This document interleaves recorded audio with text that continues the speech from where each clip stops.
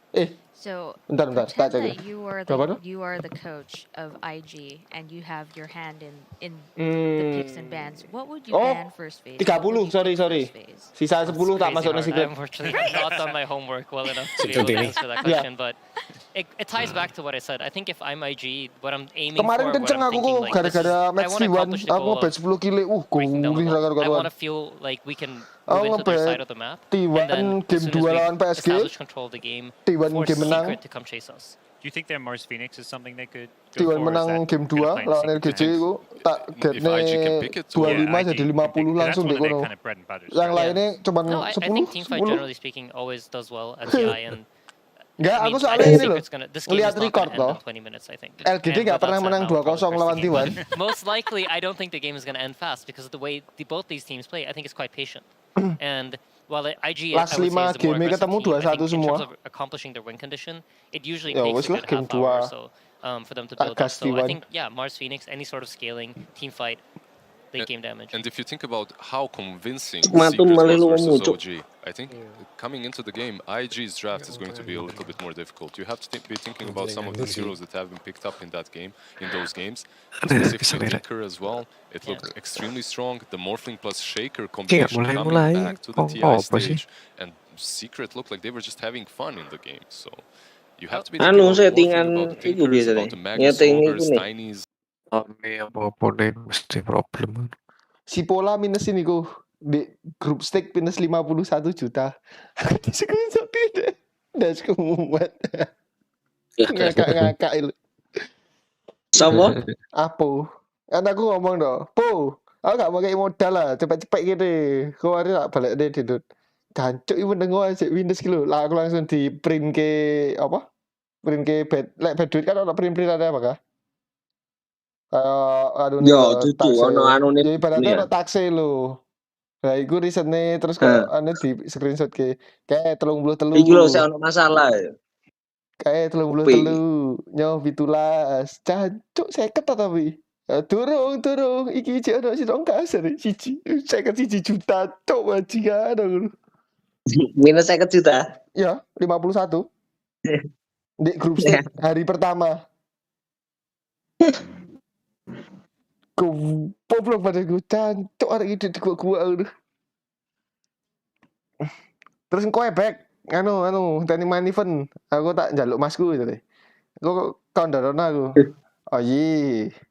Nah, dek ini aku ngomong apa ya? Yang upper pokok dia nanya aku cuman yang di game upper. Terus oleh biro kon lumayan ki wis ketutup setengah gitu. Oh iya, kira-kira ucal ke aku cepet kok tak balik ke. Ya wis, aku langsung di nei. Langsung tak balik ki pisan. I feel like because there were not that many carry heroes. From like I'm thinking the early From days. the first days when it was like 50 heroes. Yeah. By like TI2, the hero pool was pretty Goro-goro complete. I sate think itu we were ya. close to like it was like 95% of the Dota 1. Bisa hina banget cok.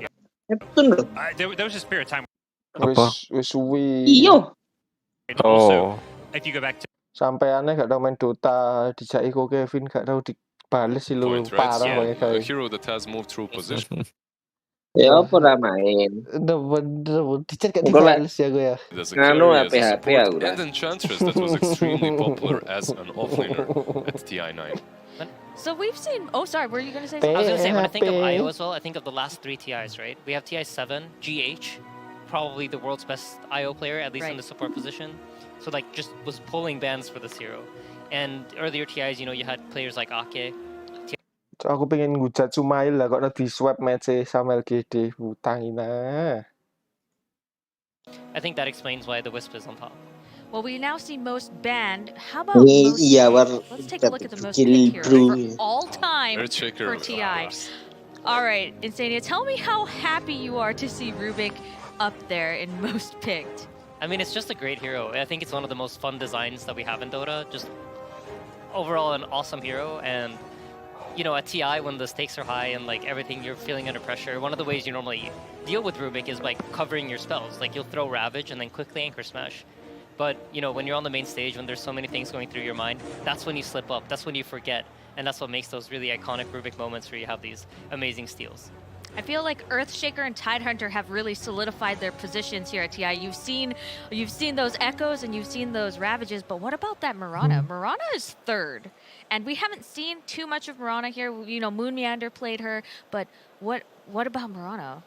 It's just not so sure. Yeah, flexible, I guess. Flexible hero has been constantly a solid roamer, has been played on mid for a couple of TIs as well, as a counter to Razor and some other heroes, but overall I am a little bit surprised by Mirana. I guess the teamfight composition that she brings, the teamfight help with going in and scouting and also having ternyata di TI ada tiket yang misalnya Koko beli tiket TI resmi gitu, terus nanti Koko nge-link Steam itu dapat item yang lebih mahal daripada harga tiketnya.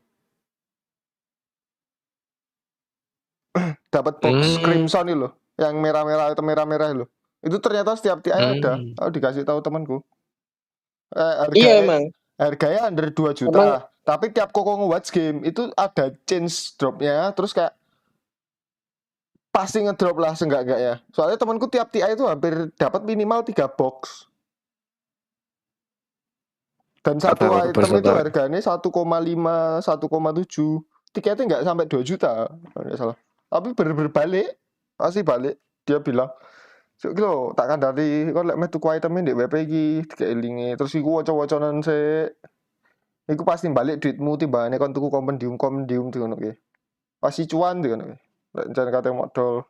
Soalnya iku item kolektor, jarang yang tahu mungkin karena jarang yang tahu juga ya bikin ini. Yeah. I'm a little surprised. Terus kemarin apa ya? Ada orang Indo yang ngepost kayak dia dapat boxnya gitu. Lek bayangke dapat ini Silte Mars yang merah 5 juta. Udah balik modal.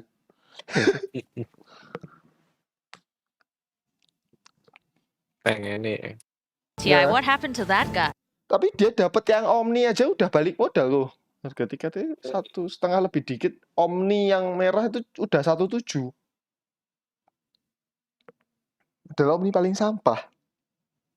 Omni Knight at TI, so he made it purgeable, which suddenly made an uncounterable skill very easily counterable by a lot of counter picks. So it kind of killed the hero. There's always a little bit of a TI meta. I feel like you do see some of the exciting, the Shakers, the Enigmas get buffed before TI, and then these Omni repelling someone. That's boring. Naga, kind of boring. Let's nerf these heroes. You know, we don't want to see them at TI. Let's make sure we get the Shakers, the Tide Hunters, the Rubiks, the fun flashy The more heroes. fun heroes. Yeah. And I'm happy for that. The meta is definitely more exciting. And so far, the games, this TI has blessed us with some good dotes. We haven't seen the snowbally 13, 14, 15-minute games. It's very competitive, and the meta is very interesting. Even if you think about the group stages, every single team brought something different. To each team its own, they had their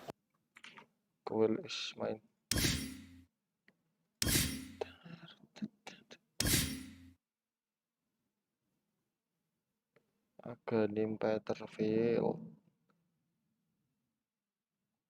Maka sampean gak dulu New World apa kah? Kan nunggu farming to iku, padha RF. Kena. Lah iya. Sama kayak RF. Sembuh RF. Goldnya bisa dijual. Ya selak mudun bangga, wong regane dari 70 per 1 goldnya sekarang udah 40 sampai 35. Per 1 gold atau per 10 gold?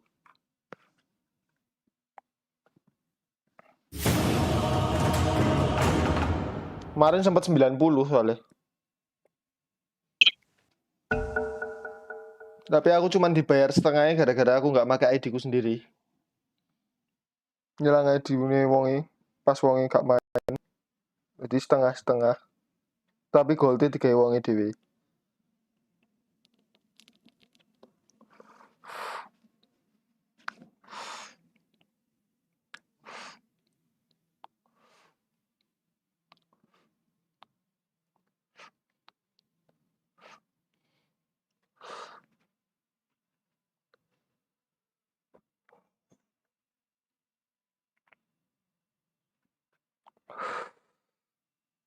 Hah? Kok ada Lord baru aku? Iya, Doom. Ngapain Lord-nya? Belum pernah. Does not cost any coin once per turn. For an ally hero. Nah, hero-ne dhewe dipangan. Iya, tapi untuk skill gak salah. Refund dadi koin. Selling, dibaliknya duit pas banget hero biasa. Terus randomly gain normal skill. Maksudnya skill hero yang dimakan atau skill Doom? Iya, skill hero sih dimakan rasanya. Untuk skill 1, 2, 3 nih, masih duduk ulti ini. Kan ultimate ya? Normal, bukan ultimate.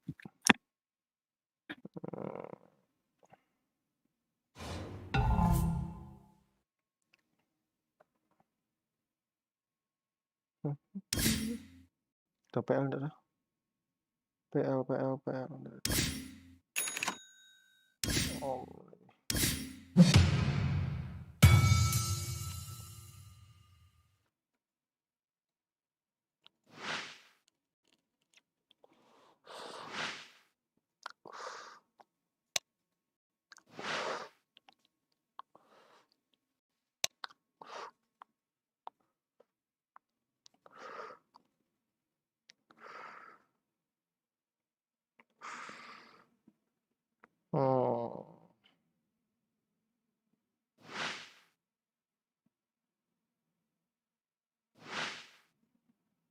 Mike room.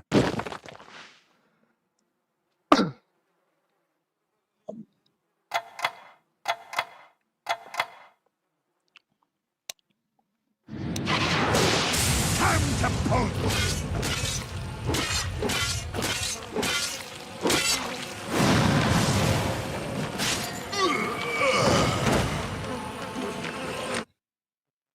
Eight. There is no team in Axe.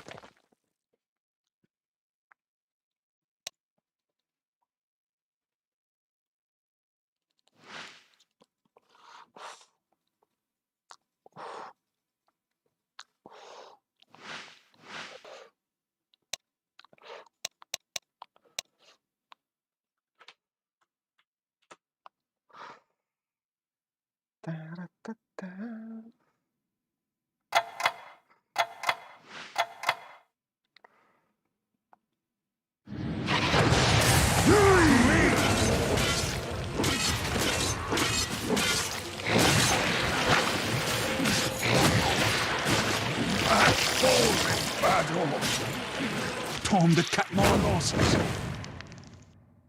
I die. So's that for me. Free.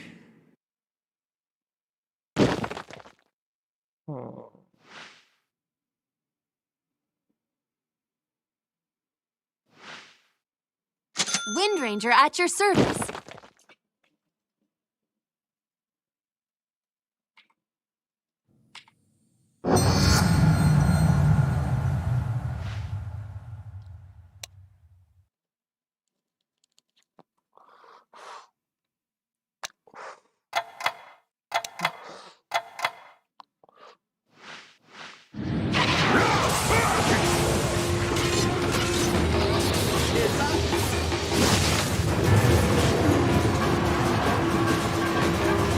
A soldier's dead.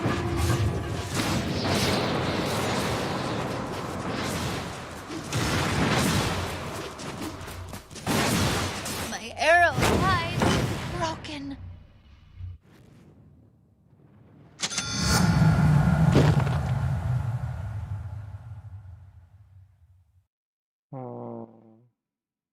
An old vessel, but more than seaworthy.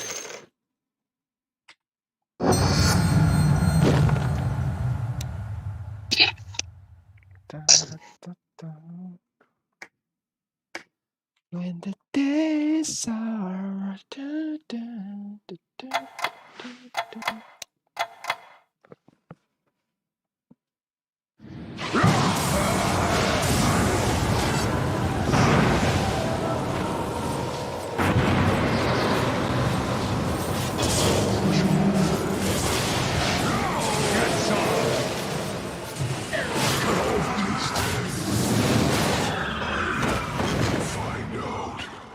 Here, a hero dies.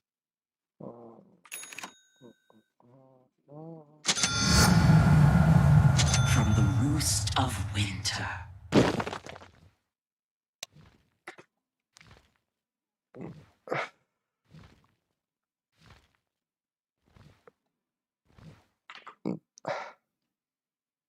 Kak mari-mari ya. Cok, kak mari-main ya tapi.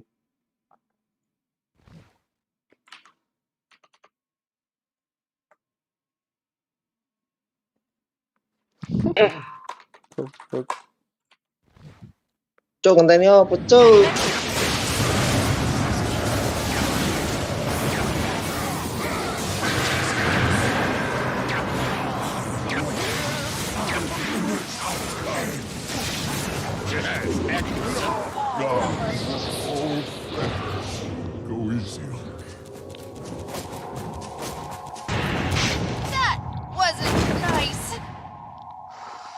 heart beats no more.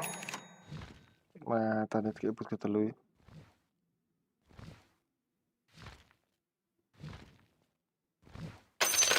Micro.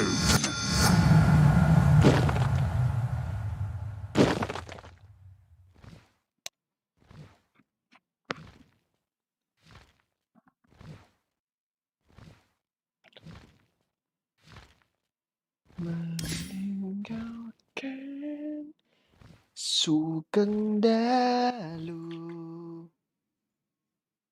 Ayana Hutus.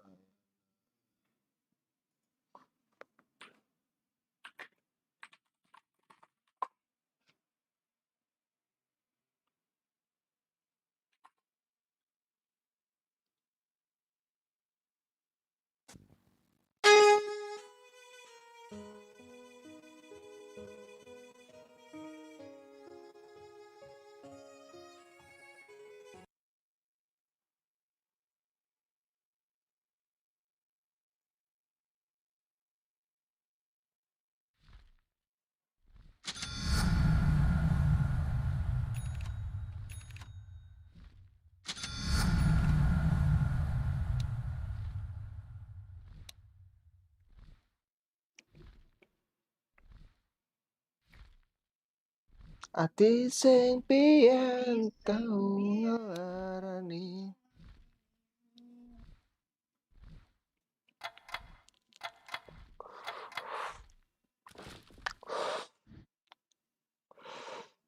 We golek liyane.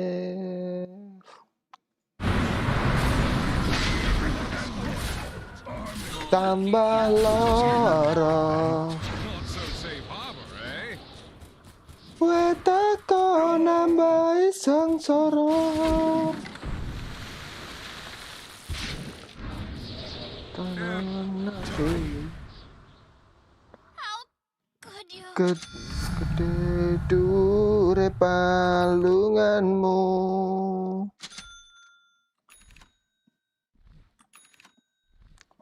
Seorang gagas kata luka.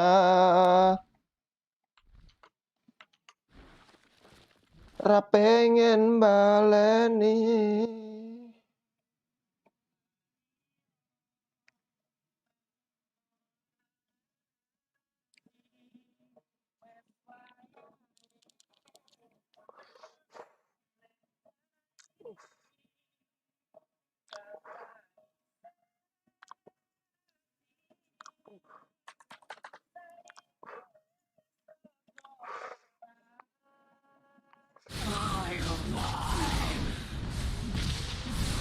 Sekadang kali.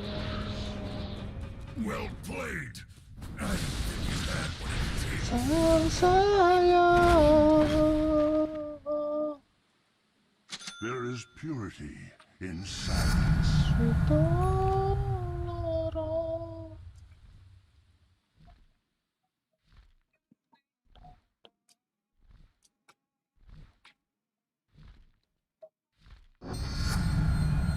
Oh taring.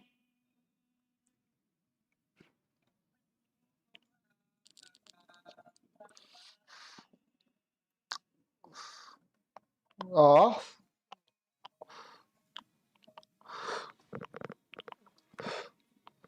Hah? Sana aktif ya aku.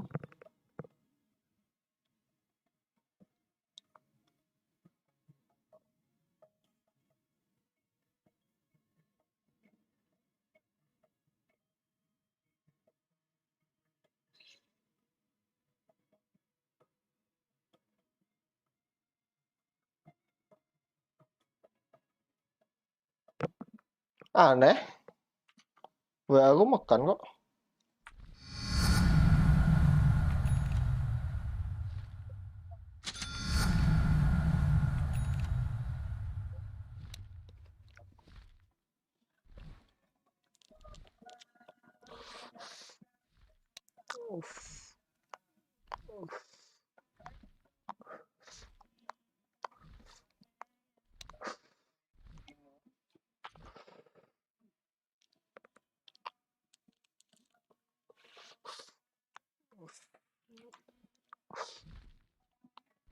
Wayahe. Tangis aku.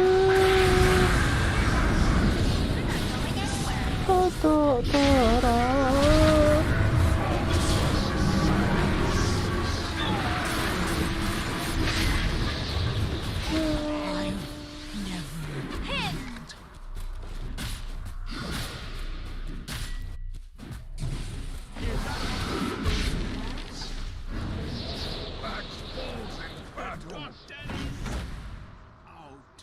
My quiver is empty.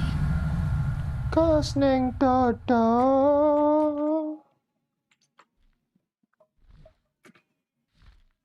Sing mbok paringi. Bakal tak baleni.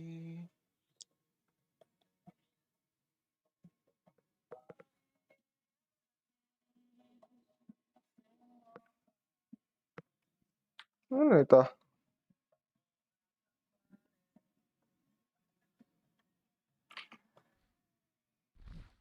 Tidur ya.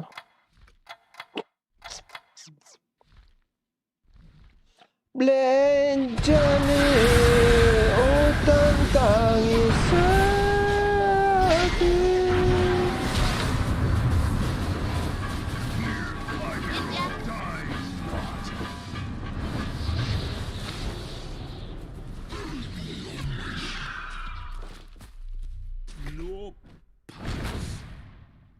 Kowe sing tak sayang.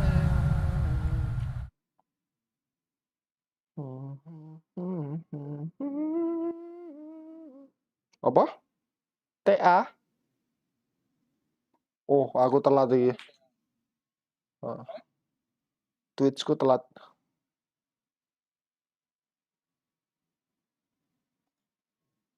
Secret wants to form a wall, hold their jungle. It's looking a little bit spooky here. Anjing Legend 11 cok lawanku.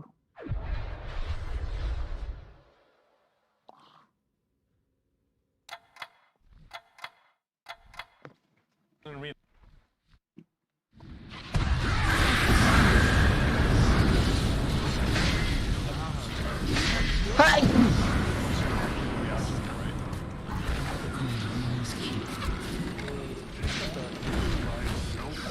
Apa enggak tahu? Obviously, this is very obvious. I know that with the attack speed and the way the lane is being played right now, the matchup doesn't seem so one-sided as it used to be. I would say Lina looks decent here. Like it can go either Oh, way. If you build pengen tiga. on Lina, I love that build. Lots of people have been doing it. You can burst through this Enchantress. You can burst through this Templar Assassin, get through her. Iku mau ono suara Discord I apa? personally think it's it can go either way as the game progresses. I do think though that Team What Secret the getting this TA, fuck? getting this Vengeance they also just picked up is gonna allow this TA to kind of snowball through this game pretty hard. It looks like a all-in to help her. So that makes Lina's game pretty hard because if Tia gets a good start, gets her dagger, and so on, jumping this Lina, she's a squishy hero for a long time, man. Yeah, So. we've been seeing travels making silverish almost every game. That's no plus armor. And IG, they've actually reacted to that lack of physical mitigation. First you have the Mars, you can then this is, I think it's a really good thing right now. Hello? She might still be rolling with the sign, which were important. I don't think you can deal with the aggression of fucking the chances, but they might be able to just pressure the lanes really hard. They do have last pick. Pengen tiga. If they pick something that puts MK-nya bisa 1, bisa 4. is a Zai Ventress Spirit, not the best laner, then I could see them like trying to hold Yapstra's Monkey King and Puppies Enchantress to the side lanes. What's the logic behind the offlane Vengeance Spirit? We theorized this pick would be maybe present at the TI, but I think it's the first time we see it. I think Venge got picked a couple times. In I the saw group position stages? 1. Yeah, someone played at position 1. I think it was Secret. I think it was Secret played at position 1 with a sniper, right? Was that Secret or Secret OG? I don't remember. Who that was. Last pick is apa? Yeah, they had a lot of the 4 mass armor heroes and sniper. Yeah. Tergantung carry atau 4. It's position 3 Venge for sure. Okay. Carry sih harusnya. The single target save is really good here because Mars and Lion. You know, Mars, you think of this big AoE arena, but honestly, he's a single target hero. You're just sparing one hero after your arena. And Lion, if you hex on, you can save them.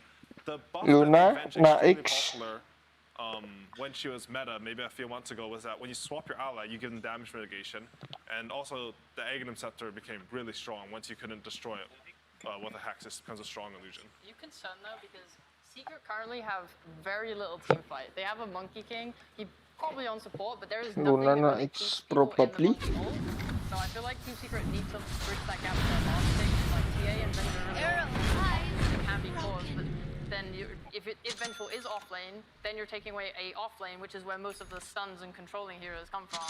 So I don't know, Secret's draft seems a little bit awkward right now. Yeah, I feel like is important. I completely agree, because usually the ways that you do a team fight are either you break down those heroes in lanes, or you sort of master team fight so you can still take engagements. The last way you can do it is you can sort of play like these like sort of more spontaneous small skirmishes, pick them off, which I think is what Team Secret is sort of going for. They're going for into a snowball lineup.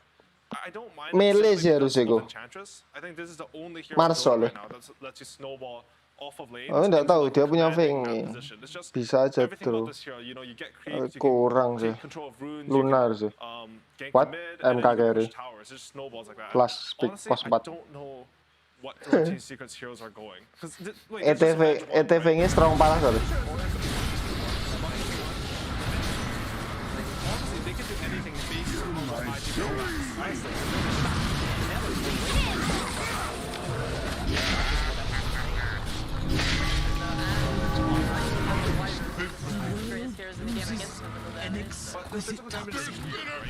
Like minus armor, which Winter's Curse doesn't really help against. I mean, the Coda base will be extremely good, but it's not like one of those physical damage lineups where any Winter's Curse feels good. Right. And I mean, I don't know. Team Secret's draft, it's not really what we've traditionally seen this tournament, but Team Secret, they're like the team that's most confident in their own ideas always. Yep. And I think if they think this is what's right, like why would I just want to see it. I don't even want to question like what its weaknesses are. I want to see how they apply its strengths. Fair enough. So then, considering its strengths, what would you expect here for IG? What is it that they need to do to mitigate this? For IG? It doesn't have to be a prediction, but what are you looking for in this next hero? Probably just a carry that can match the tempo of Secret. I think Secret's like lineup is they're gonna take Roshan. Yeah, Weaver perfect. That's a good call, because if they tried to go for a scale, they could get.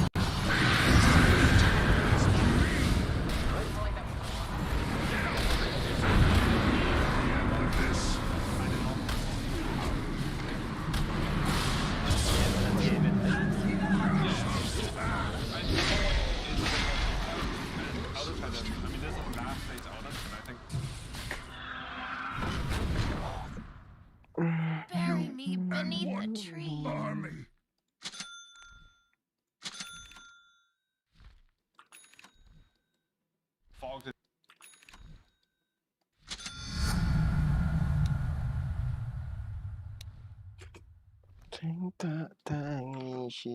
Having a little tiff right now. Weavernya nggak ada yang nangkep deh.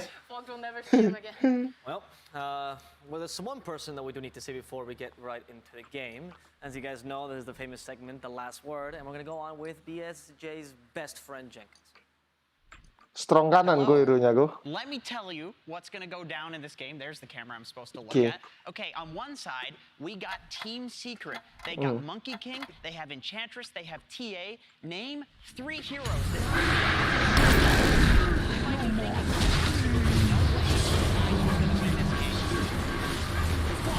That's not true. There's no way IG absolutely can't win this lane. Game, not the lane. Stars, they've got Lina, Lion. These are hip-hop heroes extraordinaire. They can absolutely win. If these guys on Team Secret are pushing up in those side lanes, they're going to pick them off. That's what's going to happen in this game. We also have a Winter Wyvern. We have Mars, like I just mentioned already. These heroes can absolutely...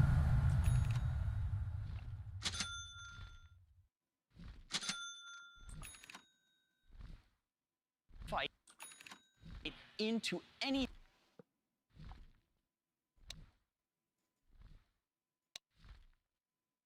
thing. Kok macet-macet ya 7. What are they waiting for?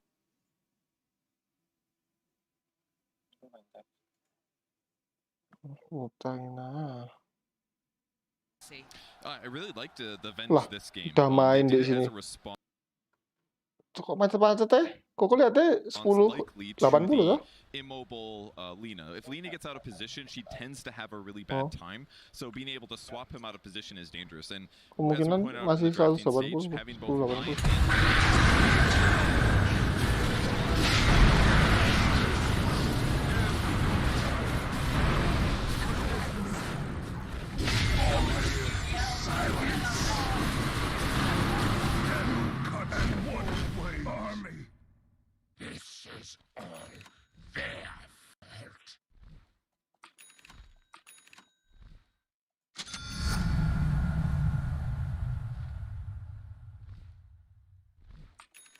Burst damage and a lot of spells to go on one guy. And if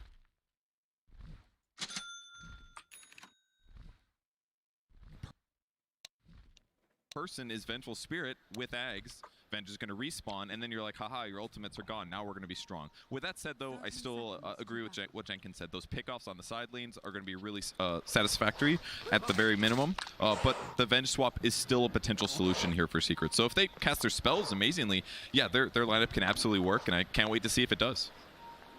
All right, well, we get the usual scuffle over here, just getting into position, trying to ensure that they get those bounty runes. You can hear everyone's very excited for this match. Love to hear that crowd. And we're going to see some fighting break out right off the bat, but Yapster will be able to take this bottom rune. All right, nothing too extreme at the moment. I'm just kidding. They're going to fight some more.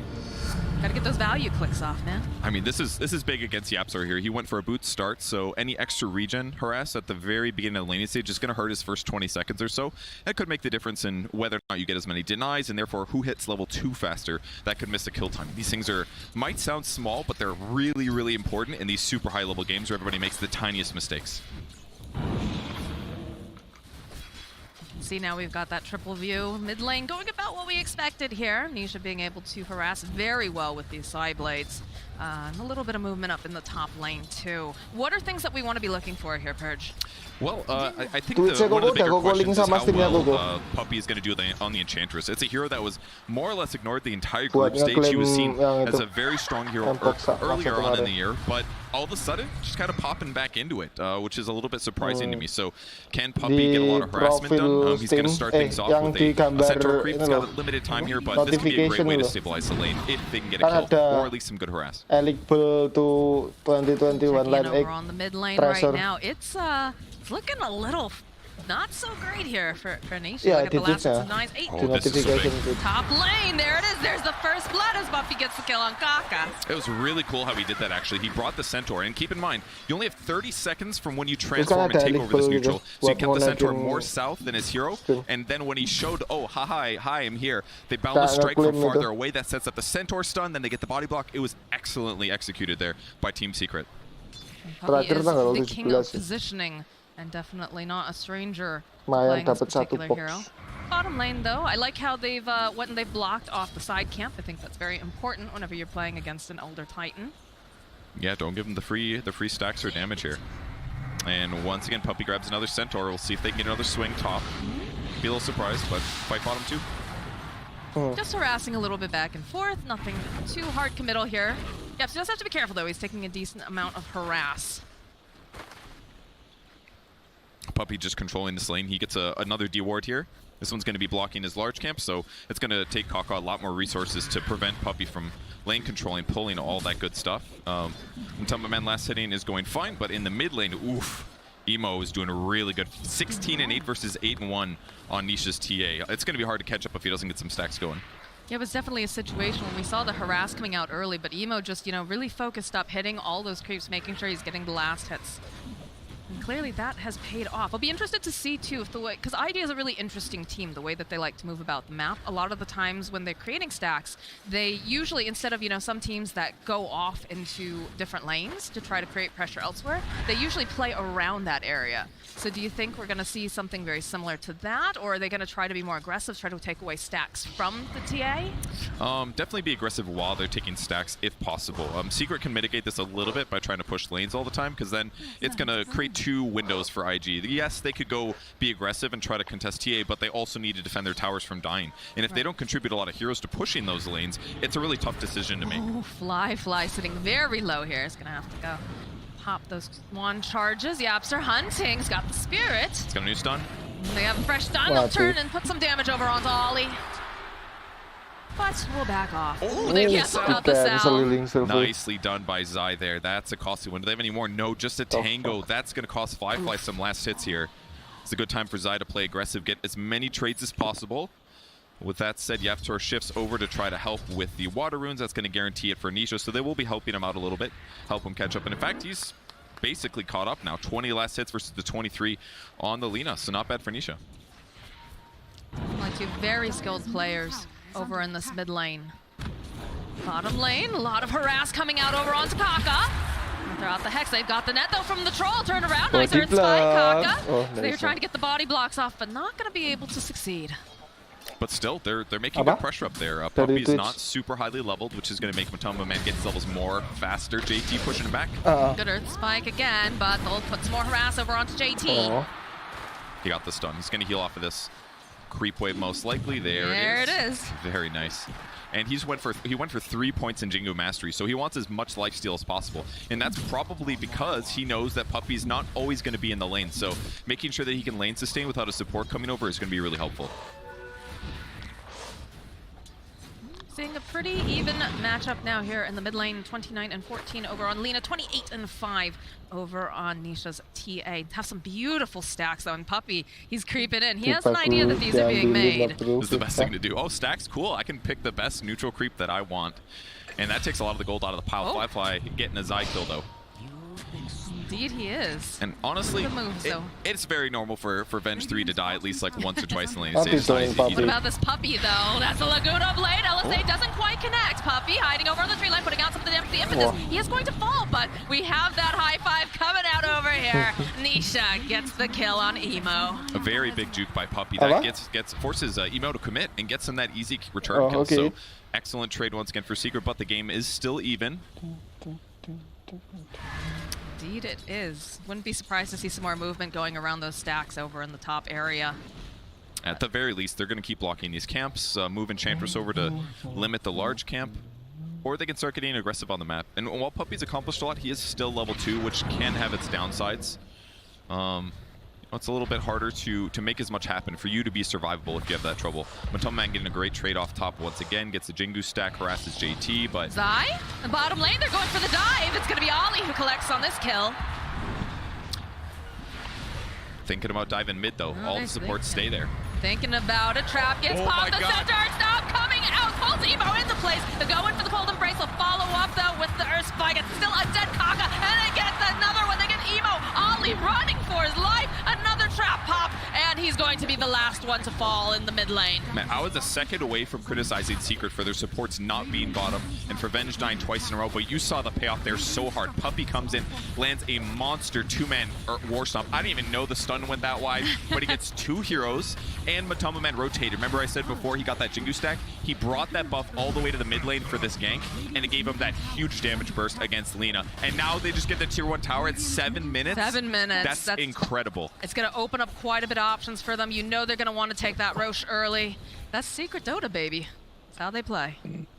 This is the dangerous thing about these successful early game heroes, is that it just creates this weird tempo and puts IG in a bad place. It does restrict Nisha's farm normally, but this guy's great at jungling and clearing stacks, so he doesn't really care that much if he sort of loses his mid lane for a while. Because now he's just going to farm really aggressively on the other side of the map, and we'll see how long it takes for Secret to take this safe lane tier tower for IG. Give me a prediction, Perch. How long do you think this is going to take? Because they're making those moves right here, right now. They've got the vision. They're poking away at Fly.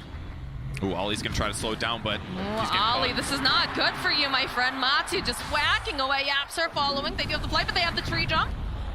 Hopping right back down again. They want this kill, and it's going to Matoma Man. Bottom lane, more pressure being placed on Fly. They want this tower, and they're pushing it hard. They're getting some damage done, but it's a little bit tough. Little skeletons are certainly going to help. But diving the Weaver is a problematic thing. Even like Vengeful Spirit has some issues because you can not land the stun if he goes invisible. You have to commit a dust, but sometimes he's going to time-lapse dodge things.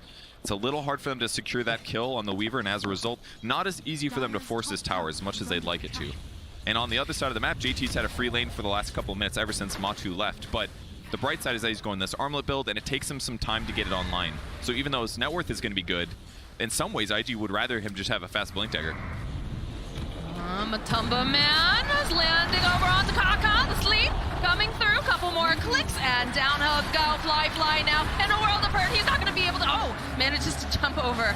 And the back line, there's the arena, they're just clicking away over onto Zai. Swap comes out though, this is looking like a squish bug as Matu gets himself a double kill. They're looking for more, they find JT over in the corner thanks to this trap, the pin over to the tree, JT, he's trying to stay alive, but there's too many heroes, there's too much damage, and eventually, Ollie saving him for just a moment, throwing out that embrace, but he will fall, and Ollie will fall as well. It is so hard for IG to defend against these fights because Secret is just collapsing together perfectly. It all started with Matumba Man stun, sets up the guaranteed Yapsor stun that buys them more time. He gets Jingu's pickups, eventually just cleans up the team. And look at that, the tower on the other side of the map is just now dying to Emo. He's died 2 times so far this game off of those early dives mid. He hasn't had as much time to just clear the mid wave and then go do other things. And the tempo is just going to accelerate now. The enemy jungle is gone. Secret's going to start playing super aggressive and not going to give IG any space.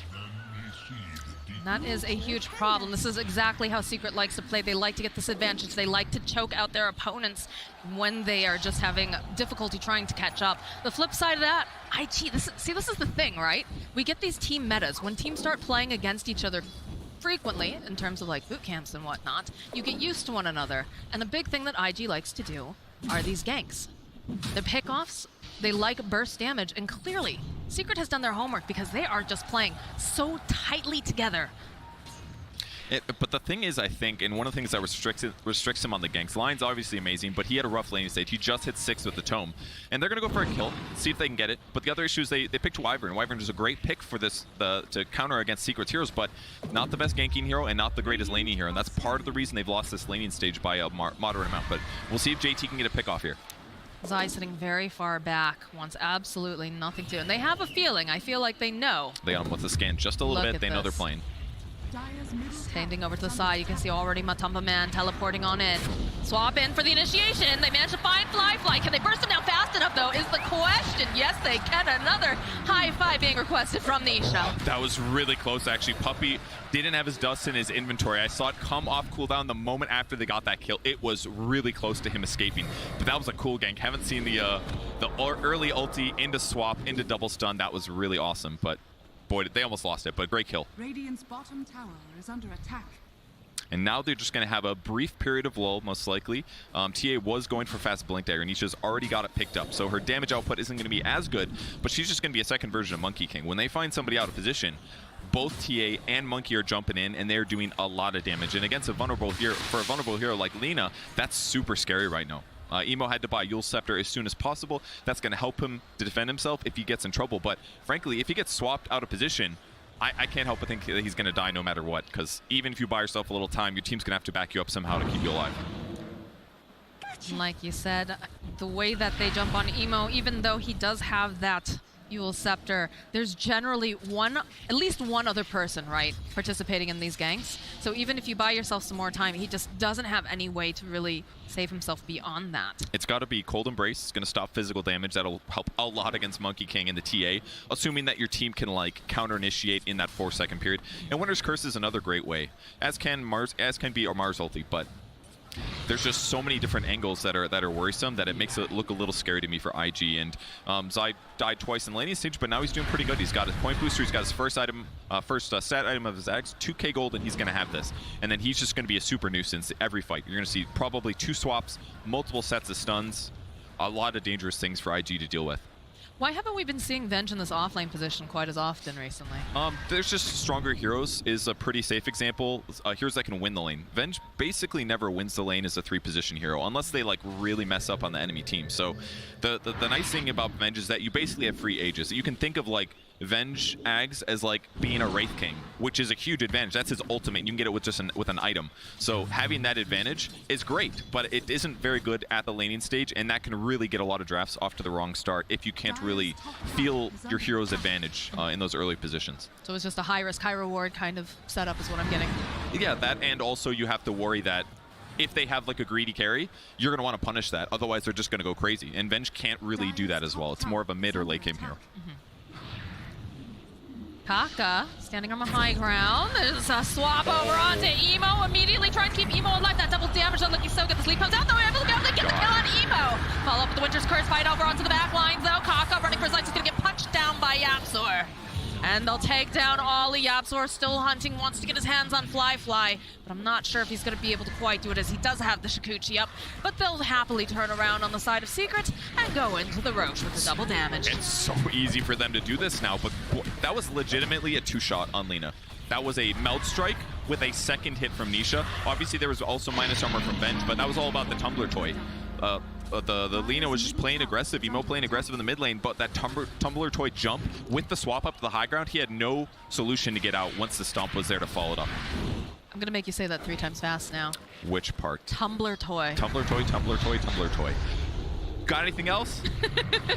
Emo running now from Yapzor and Nisha. They're hunting, they want this kill, and they will take it.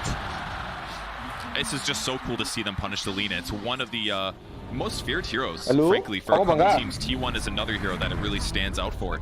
But Secret was so ready for his draft. This is not looking good for Fly. Uses the time lapse. And to defend the swap, though, again, Zai doesn't seem to care because he knows Tisha's right behind the follow-up with an arena. Will pin Zai off to the side.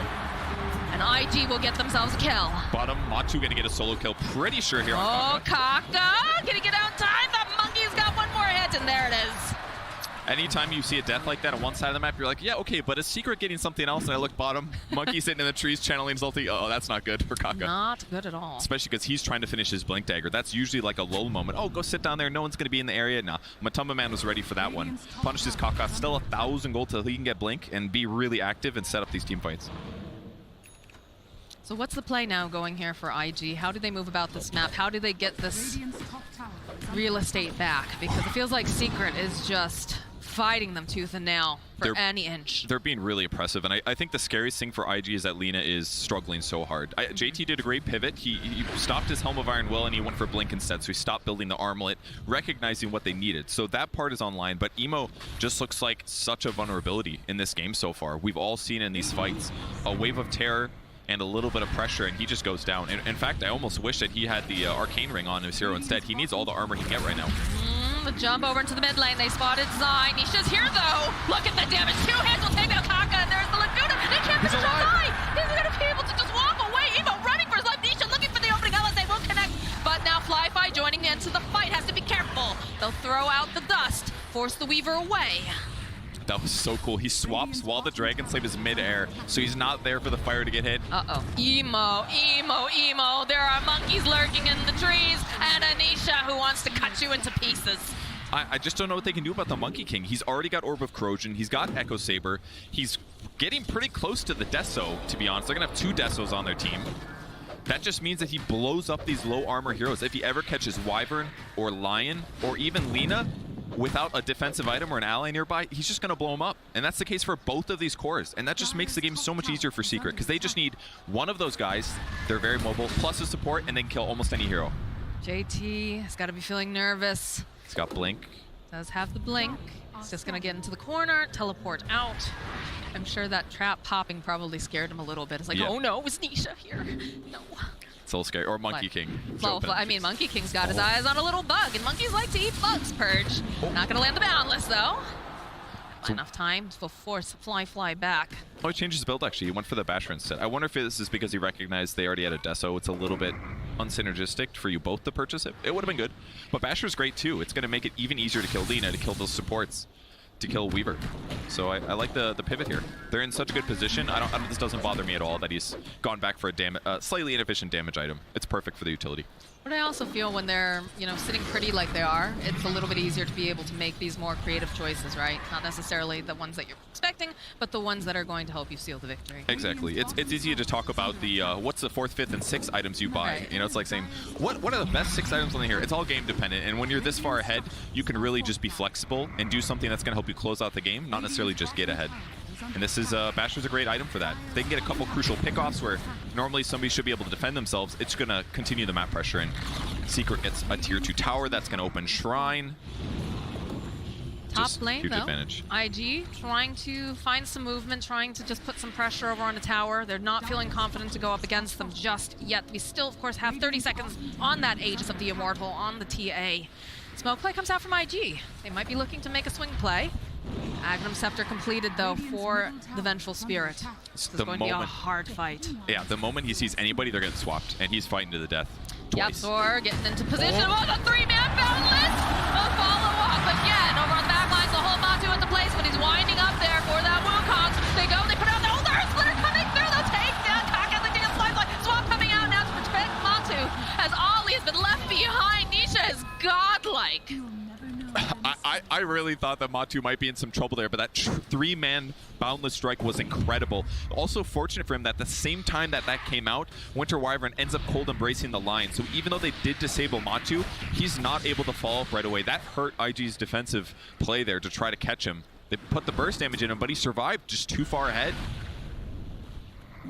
It is getting so spooky for the side of IG. Very little vision up. They still have some towers, right? You've got the top tier 1 over there. Double damage now for Nisha. What is this? His 3rd double damage?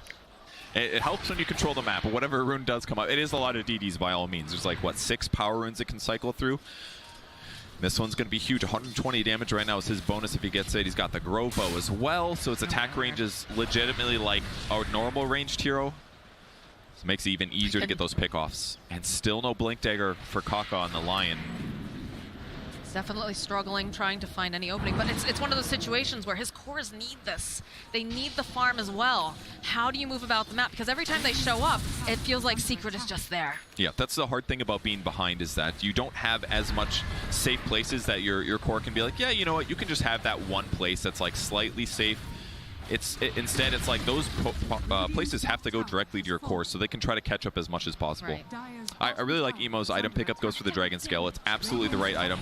He needs as much armor as he can get right now to keep him alive against these heroes, but here comes the possible swap bottom. Yeah, again, they have the dust. Couple hits immediately over onto Fly. He's going to have to time lapse away. Ollie in position, worried. He's going to try to turn this around. Does have the Winter's Curse. Should be able to take down Puppey, but is going to pay for it with his life.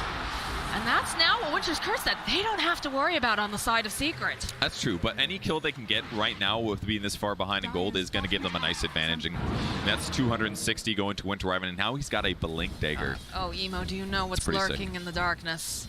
Oh, that's really scary. Look at him, he's just like, something's wrong. I don't want to be here anymore. Yeah, when TA sits like that, she's prepping a double Meld Strikes. That's minus 16 armor on top of her Desolator.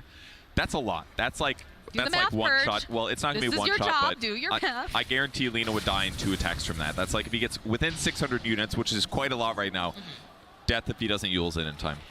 BKB picked up now for Fly. It's going to give him a little bit more survivability, but it is still very difficult, very dangerous, because he's got to make sure that he does not get stun locked before he's able to get off that BKB. And even then, it's not a game you want to buy BKB, in my opinion. Like, you can stop like Echo Stomp easier, but Vengeful Spirit Swap still goes, and yeah, you'll stop Monkey Stun, but like, if Monkey just gets on top of him, he doesn't care. He's just going to auto-attack. Slow him with Orb, slow him with Skull Basher, stun him with Skull Basher. But it's just it's an item he has to get this game. There's too much at stake, and it's too scary. I'll say, though, you know, both of the cores over on the side of IG have been not making space, but finding the farm, finding the space. If you take a look at just what the net worth's looking, obviously we've got the TA, who's just been balling out of control, 14K, but everyone else is fairly close right behind, because they are finding these openings, but looking for the pick-off, the fight, the advantage on the side of IG as they are smoked up and they're making their way over towards the Roche pit. Zai is, I don't think, the person they want, but they're gonna have to take it. So they'll open up with a stun, they'll fall off the finger. Can they do enough damage? That's the question. Zai, all right, comes right back up again. The Winter's Curse holding in place.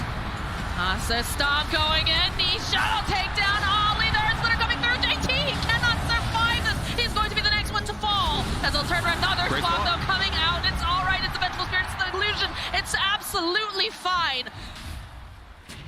As they'll go right back, try to put the pressure over onto the mid lane.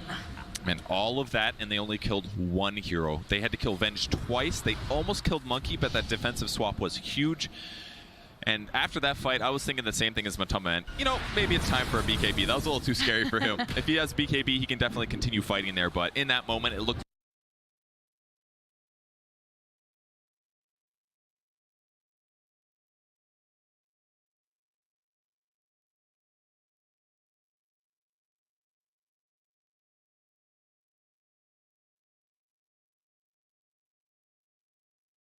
So obviously, like, Zai has just been running at them because he is the initiator. It's definitely at the point where, you know, they're not as afraid to take these fights because they do have the backup. Elder Titan, an incredible hero for this sort of thing. But for IG, it just feels like they can't quite figure out how to get around. How do you get around the defensive wall that is, of course, Zai here? It's very difficult. The best thing they would go for, obviously, is a blink disable kills on either TA or Monkey King if they can catch them. And this is part of the reason Matoma Man's playing trees right now, because he can basically kill a creep wave every boundless strike. Once he hits 20, that cooldown goes down a lot, and then it's even easier for him to do it. So he knows that he's the obvious kill right now. So until he gets BKB, he's not going to feel very comfortable being aggressive on the map. And that's why Secret's playing a little bit carefully right now. If they just keep the net worth about even, and then he gets BKB, the game's going to get... It's going to feel like very, very, very winnable. Oh, look at this. The swap immediately just going to get rid of Kaka. He's going to buy a bit more time. Nice echo stomp. Ollie into position. He wants to try to find the opening. He's not going to be able to do it. Fly with the BKB now. Buyback coming out from Lion. They'll turn their attention to get over onto the Winter Wyvern because he's going to fall next. Ollie will fall. Swap out again, though. This Axe on the bench doing so much work. Boundless comes in hot. Kaka's not looking very good right now. They get a nice arena. Do they have the damage, though? They have the BKBs. They turn it back around. Emo, he's not looking like he's going to survive this. He gets taken out. Nisha just chipping away over at JT. That's a dead Mars, and it's looking like a dead Fly. If they could just get their hands on him, and it doesn't matter. They have the spear. Zai got 2 kills in that fight with a Wave of Terror. That was pretty sick. First picks off Fly, but ultimately amazing fight. They got separated a little bit. It looked a little bit rough for Secret, but Zai just swaps out any danger. Matu gets a great ulti to set up and guarantee the Lina kill, and this is that advantage that Secret got. BKB's online. Zai's going to respawn here on his illusion, ready to go, despite everybody on IG being dead. Here's a clip once again. Swap instantly on Kaka. So important so that he can't disable those important heroes. BKB gets used on Fly so that Zai can't really grab the guy he wants necessarily, but that's okay, because he's just buying time and getting vision for his team. Ollie lived a little bit longer than I expected there, but swapping in the TA. He gets speared back, but a lot of damage reduction. There's Lion coming back again, but he gets cleaned up. JT trying to force him out of the base. Important to note, they owe the swap from Zai. Emo trying to just run away. LSA connects. They get a kill on Zai, but he's back up again. He's got that Axe. Matumba Man, Echo Stomp landing the swap again into the Boundless, into the burst damage. That's known as Nisha. Look, the follow-up with the Winter's Curse. This is not looking good for them right now. They'll be able to take down Matu. Follow up with an arena. IG, they're coming back up swinging. They're trying to get them out of their base, but they don't have the positioning. They don't have that damage. The Hex coming out again over on the side of this TA. They need to put out more. Can they do it? Fly with the BKB chasing him down. He also turns back around the punch. He's going perhaps a bit too far as he's going to get held into the trees with that spear. And Nisha and Poppy and Zai are just going to run the heck out. IG would not let Secret leave the base. The Rax was already gone, but they sensed a momentum shift there that they could pressure their opponents. But that said, some of that was Zai as well. He kept the fight going as well. Swapping offensively, ultimately maybe costing them a bit because Monkey King ended up dying there. But if we take a look at the net worth advantage, 14,000 gold advantage for Secret. And frankly, a lot of that was from buybacks. A ton of that came from the IG side. That was definitely IG very angry that they were cracking their base and simultaneously taking Roshan. It's tough for them to catch up, but they got to take those opportunities. And when the enemy team's in your base, it's one way. Little cheeky play there. No regen for you, but there's a Scotty on Templar Assassin. Oh my word. An excellent item against any ranged cores. That means Lina, that means Weaver. That's why I picked this up. Oh, they have the vision. We saw that swap coming from a mile away. Another one bites the dust. Mangga. And that means they're going to keep pressuring. They don't want to give them any time to get stuff done. So they will go high ground. Zai does not have buyback. That means he can only die twice in this fight, except for 3 times. Big disadvantage there for Zai. Wow, Zai, really? Yeah. Really, dude. Look at this damage from low ground. They can't even get anywhere near it. I mean, they have a Wyvern, right? The Wyvern at least will be able to push out these waves, but Nisha just does not care. Can't cold embrace the buildings, and they're just going to fall. Good luck fighting into this. They got 2 minutes on Aegis. JT, all right, he's like for initiation. We'll jump over onto the Tia. They follow up. Okay, they'll get the heal. It's good. Oh, the swap though coming up from Zai, buying enough time, but they do a lot of damage over onto this Monkey King. Are they actually going to take that Montu? They take that Montu. JT throwing up the arena, doesn't want to let Zai go. Zai's going to come back up again. That's life number 2 as they do manage to hold copy over into the arena. Yapzor's back though. Anisha clicking away. Fly. He's trying to get out. Oh, look at the damage! They take down Ollie. Nisha just mad fighting everyone. They get the kill on Kaka. JT on the low ground. He can't get back into his home. And they're going to take down Fly too. That looked so good for IG. They end up partially initiating, forcing Secret to group up, and that's when they hit him with the Winner's Curse, guaranteeing the Matu kill. But all of a sudden, Nisha sends blood in the water. He jumps up, gets the backline with the supports. They even briefcase down the Weaver on the low ground. And I think this is about the end of this game here. Almost everybody is dead, and Zai's going to be up in 50 seconds. I mean, they're only missing Monkey King at the moment. There is no buyback on any of these heroes. They are coming up though. The Winter Wyvern's gonna be back up. So is the Lion. They just call it. They called it. They just don't want to deal anymore with what Secret's got going for them.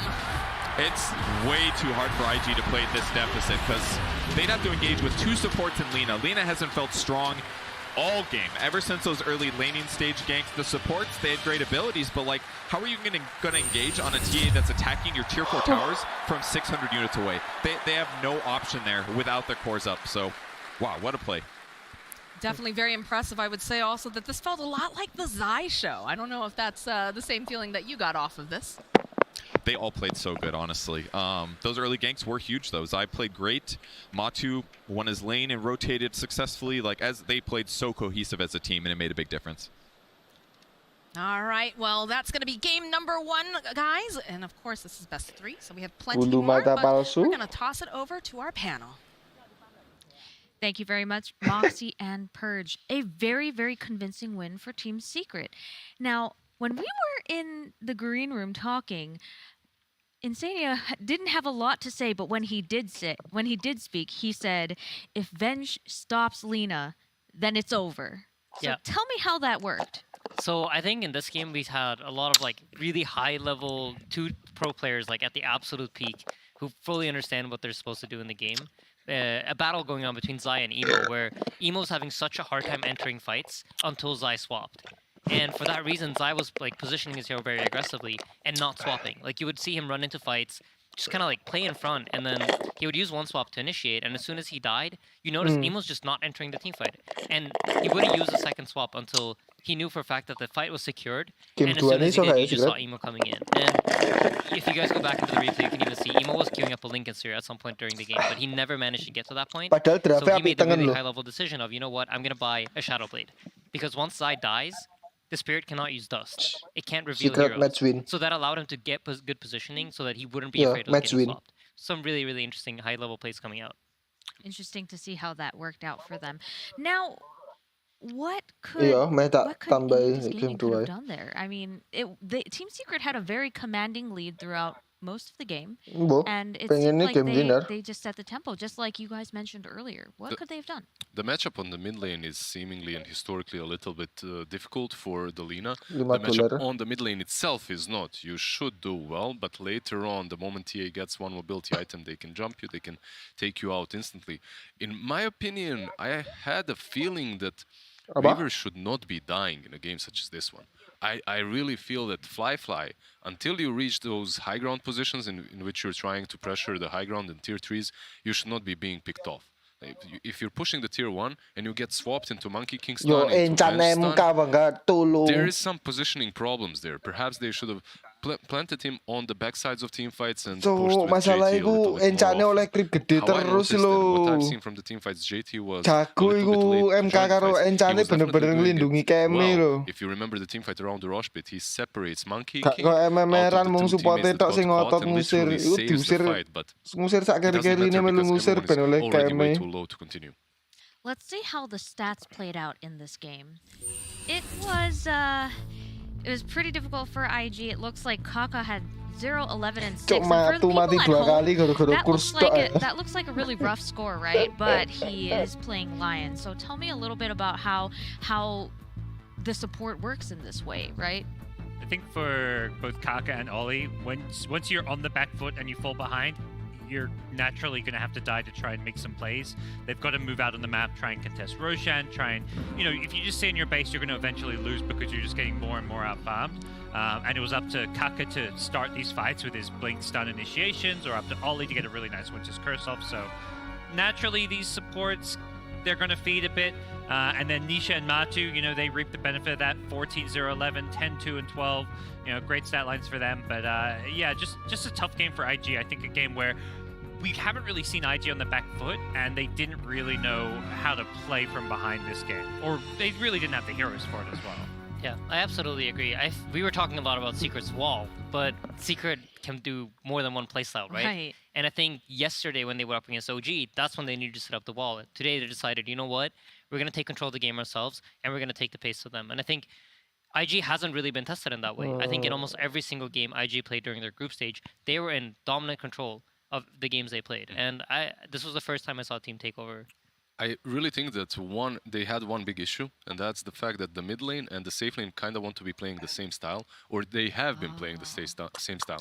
I feel Fly should have been perhaps just a tiny little bit more Aku active. pengen delok PSG bantai-bantai. Mari ini tali PSG. Okay, it was necessary, but it came a little bit too late.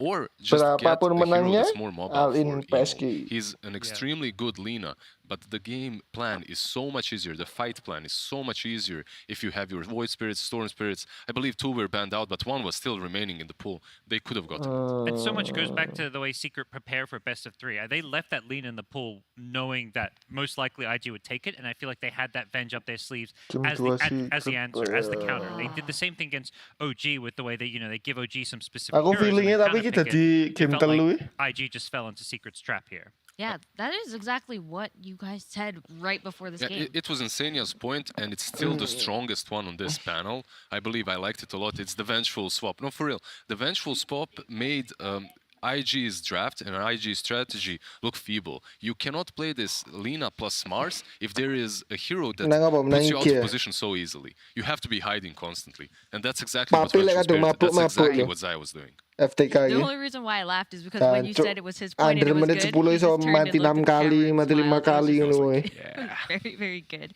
All right, so it seems that all 3 of you agree that there were issues with the draft in there on the side of Makane wega. What adjustment would you make to their draft? I think this is one of the things you have to understand about playing up against Puppy. And it's like he will give you your comfort heroes, but he will have an idea on how to beat it. And I do think this game was it was that. Puppy knew the Lina was coming out. He had an answer prepared. And I think IG just oh, this draft's going great for us. We're getting out everything we want. And I think OG was in a pretty similar position yesterday. And this Secret to me looks really scary. This is looking like a Team Secret. But what do they do then? So they can't pick their comfort heroes because Team Secret has the notes. They know what to expect. What do they do then? Do they pick something unexpected? Or what is the solution here? I feel they should be thinking that way as first. Don't think about Secret and what they're going to do, because Puppy will find a way to counter and make whatever you pick look not so strong. Just go with what you think is the best for you, and that's it. And they thought the Lina's best for them. I think the response to that game is just okay, let's put Emo in something more active. Let's go back to the Ember Spirit or something that can make plays. Aku melu $5 ya. Sampean 10. I think that has been their most successful playstyle. But I also want to add to the Puppy point. Berarti odds 0,84 lek menang oleh $8.4. I think this is the trade-off with the with the way that Team Secret drafts. It's sometimes like, you know, they're going to give you everything you want, and that's precisely what you need in order to win too. So I wouldn't be surprised if, you know, the Puppey tries the same thing, but it doesn't work out as well in game. There was that meta specifically when Lycan was truly popular, and Puppey let it go through multiple drafts and just lost with it. And it's exactly the point that he was making. So what kind of hero specifically do you think IG would want to go with? And maybe instead of Lina, they would pick something else, or... I want to see an Evo Ember Spirit if it's the right game for it. It would become another battle of the spirits, as we've seen quite a bit throughout the other series maksudnya sampean duwe top gak? Item top, bukan item VP game. I mean, it's really easy to say like, oh, it's Team Secret. It was really easy for them, but they have to be playing at top TI contender status, right? Jadi misalnya sampean betting iso $500 ngono ya. Engko pagi sampean iso narik sekana item pisan. Good game plan, and then also executing in such an aggressive way. They never gave IG any breathing room to get back. I feel like a lot of teams would be like, okay, we have these matchups that we're happy with. Let's maybe, you know, take our foot off the gas. But Secret, they just, you know, they kept pushing the entire game once they got that small lead. And it feels completely in their comfort zone, but everything does. When Secret looks good, they just look very good. They just have multiple mental models. They can pretty much play whatever strategy. They banned out Ollie, something that I thought was very interesting. And when we listened to the interview with Kakia before the series, he mentioned like one of the reasons we struggled at the Anti Major was we didn't have our position 5 player. Right. And I think this is not something that you've historically heard a lot, where like the 5 is like such a big deal to the team. It's mostly been viewed as like the least important role or something like that. So they targeted him with all the first 3 bans. We had Phoenix, Wisp, followed up by Bait. When I think of when I think of Ollie, these are heroes that for me at least immediately come to mind. So I think it was an interesting approach to Secret had to game 1, and I think maybe that caught IG a little bit off guard. Let's take a look at them entering the stage. Secret FTK jadi sampean. Looks like everyone's pretty cool, calm, and collected. No jumping for joy, but yet no like looking down at the ground either. Do you think that the mental state of the game has been changed now that they're one game up? Now that Team Secret is one game up, and IG is one game away from potentially going down to the lower bracket. PSG 0,23. Puppey and what his whole draft and strategy is about. Secretnya OC mudun 0,82. Matters that much. These guys came from being 0-2 at the grand finals. This is still upper bracket. They're in a fine state at the moment. Yeah, this is where the coach just has to kind of reassure his team, you know, like, okay, we're going to make some adjustments. We have a game plan that's going to, you know, make things look and feel very different so that we actually get to play Ya wis tak place, cuman kan tetap ganti toh OC. Kayak VP game toh. Naik turunnya tetap toh. Sampai udah start. Bukan kayak Wang. Kalau Wang kan kelok. Kalau masang di otak mana, sak mana. They show up, destroy you, and then move on. So I definitely think Secret seemed like they're a little bit relieved at least how that game up. Right when you said that, Avo turned around and looked at you and laughed too. He gave you a little smile as well. Gak kelok sampai game start. You guys have said like the way that this panel has been going. Sampai 2 hero nongol biasanya baru kelok. Secret is basically like invincible. They have the drafts. Yeah. You can get whatever you want. It doesn't matter. You can get nothing that you want, even better. OC dari 0,8 pas lagi. What can I say? It's just how it goes. I need to know. But that's what people thought. Singapore Major Grand Finals. EG's up 2-0. They get Storm again. They're up 10k gold. Everyone's just like, it's over. I'm ready to like, you know, go to sleep or whatever. IG, you know, when their backs against the wall and nobody believes them, sometimes they can pull out these miracles. So. Ya, yo piro biyen Mas kucing ras kuruan biasa. The miracle might be like a pocket hero, cheese strat maybe some. Apain kucing lu? For IG, I doubt it. Maybe the pocket Ember Spirit. I don't think that they're feeling that low to Yang lucu-lucuan di rumah gue konco MS gua. Ember Spirit or just switching up the playstyle a little bit better is what they need to do. Just they could have the same exact draft, I believe, but removing the bench, banning her out, and letting anything else be played against you would make the game so much different. Kucingnya anggere ono wong turu mesti mijeti geger lho. There aren't very many things that IG can do to really change it up. That's what I'm getting from this, but there has to be like something there. I think maybe the support hero pool. I think they're used to Ollie playing more dominant laning phase heroes that enable Fly to have a better start to the game. And this time around he was playing Winter Wyvern, which in theory had a good matchup, right? You're playing against Monkey King, you're playing against TA, you're playing against Venge. There was a lot of physical damage coming in from Secret. But I think they just weren't able to set up the game plan the way I think they're used to playing, where Ollie's like enabling Fly to get off to a good start, and then they're able to support Emo and for him to take over the game. So maybe slightly shifting their game plan and a little bit more into what we've seen them play throughout the group stages and the first round. And they do make the game easier for you, right? On one side you had this Winter Wyvern, on the other you had Enchantress plus Elder Titan. Enchantress and Elder Titan, they'll pretty much dominate on any single lane.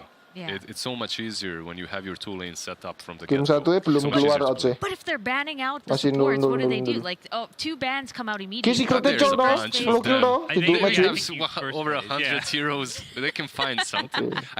We still circle back to the mid lane matchup and circle back to the spirits. Get the real playmaker on that position 1, on that position 2. Sorry, because I feel Fly should have covered that role in the first game, and it wasn't truly covered. Yeah, I think with the laner, they felt like they didn't want to go too greedy, and they picked this kind of semi-carry Weaver, where they look best. Like, I go back to their first series, is like they have this Storm with a Spectre. They need this more farm priority on the carry. Well, let's get this game started. Secret ah. Alright, pangga 0,8 save. Pangga 8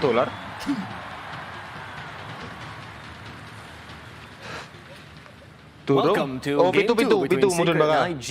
Your draft battle, Avo Plus, We 2000 and BSJ. 0,7 saiki. Cek 3 menit ngas, cek durung dilok. Cek durung dilok ra I'm feeling good. That was a good first game by Secret. It looked exactly like their first series against OG. They're just balls to the wall aggression, like 4-man wrapping on towers 7 minutes into the game, and then it just never ends. And I'm expecting to see the same thing. Now, what's IG going to do about it? You talked about when we finished the draft. I just don't know what this. 0,67 mudun. So can you explain to me a bit what they ended up doing with it? Yeah, so okay, so I'm gonna bias here. I think when Team Secret's dominating, they play my favorite style of Dota. Okay. It's a very like when you think you're stronger, you'll bring everything, but then you'll sort of reset, and there's a time in the game where you'll look for your higher percentage fight. Bisa diganti soalnya sampai 2 hero pertama deh. They spread out and formed a bit, and they formed a little bit of that secret wall we know to wait for their next timing.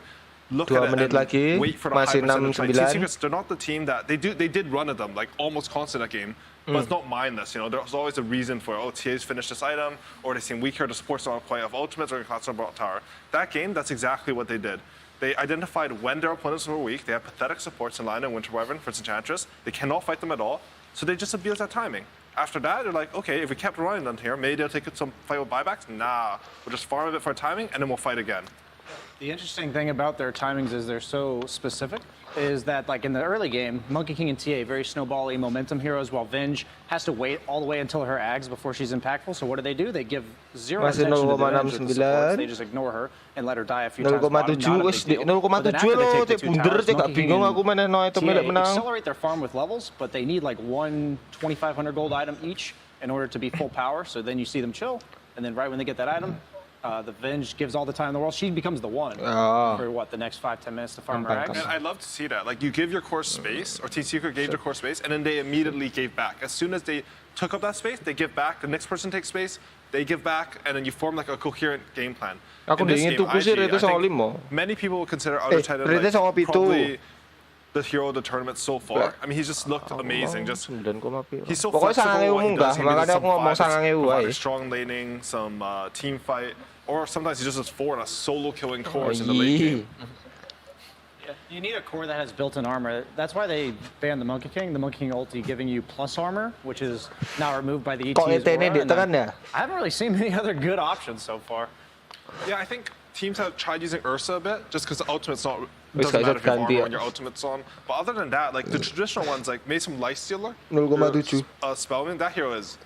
Well, I mean, you play Lifestealer. Yeah. Masih ada 1 menit lagi. Leonard sing nipan Secret. Any hero with built-in BKB is decent just because the aura doesn't go through it. So it effectively gives you armor.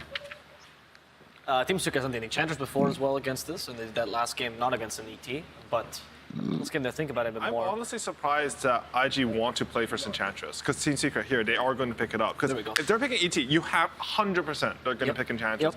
They picked it against ET, against OG, they ran them over. They picked it without ET. Like, honestly, okay, I'm going to tell you something. So, EG's right out of the tournament. So I played a bunch of Enchantress in pubs. I went to Boba. I said, Enchantress is a broken hero. And he said, it's not as good in official as in real games, you know, as in pubs. You won't get as many kills. But Secret, I think they're showing what Enchantress does. It's the only hero that allows you to snowball these things. No other hero could allow Secret to do what they did last game. Yeah, the creep just has extra armor and extra HP, so your diving towers, like, they don't even exist. And I don't, like you said, I don't think there's any other hero that enables that. Yeah, no, this hero is, it's strong when played correctly. The thing is, I feel like you have to be an Enchantress fan to play this hero. And Puppey, I think Puppey's the best Enchantress. Like the jungle heroes, you know, the Puppey Chen, Puppey Enchantress, they're on the next level.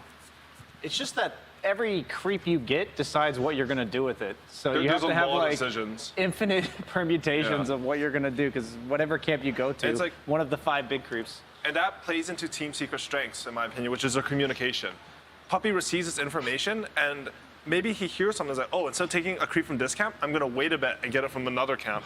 And this will allow me, because Nisha's talking about, oh, if he doesn't get the next rune, his game is really bad. Okay, I'll play Leon lawan Enchantress di baleni mana, That's exactly what they had last game, and it doesn't do really much to the early aggression of Enchantress. I feel like they're kind of setting themselves up for a similar story. So when I play Enchantress, I like playing its line. The thing about IG, which... Okay, so I like the line pick, I don't like the line pick. So if this was a pub, I wouldn't like line.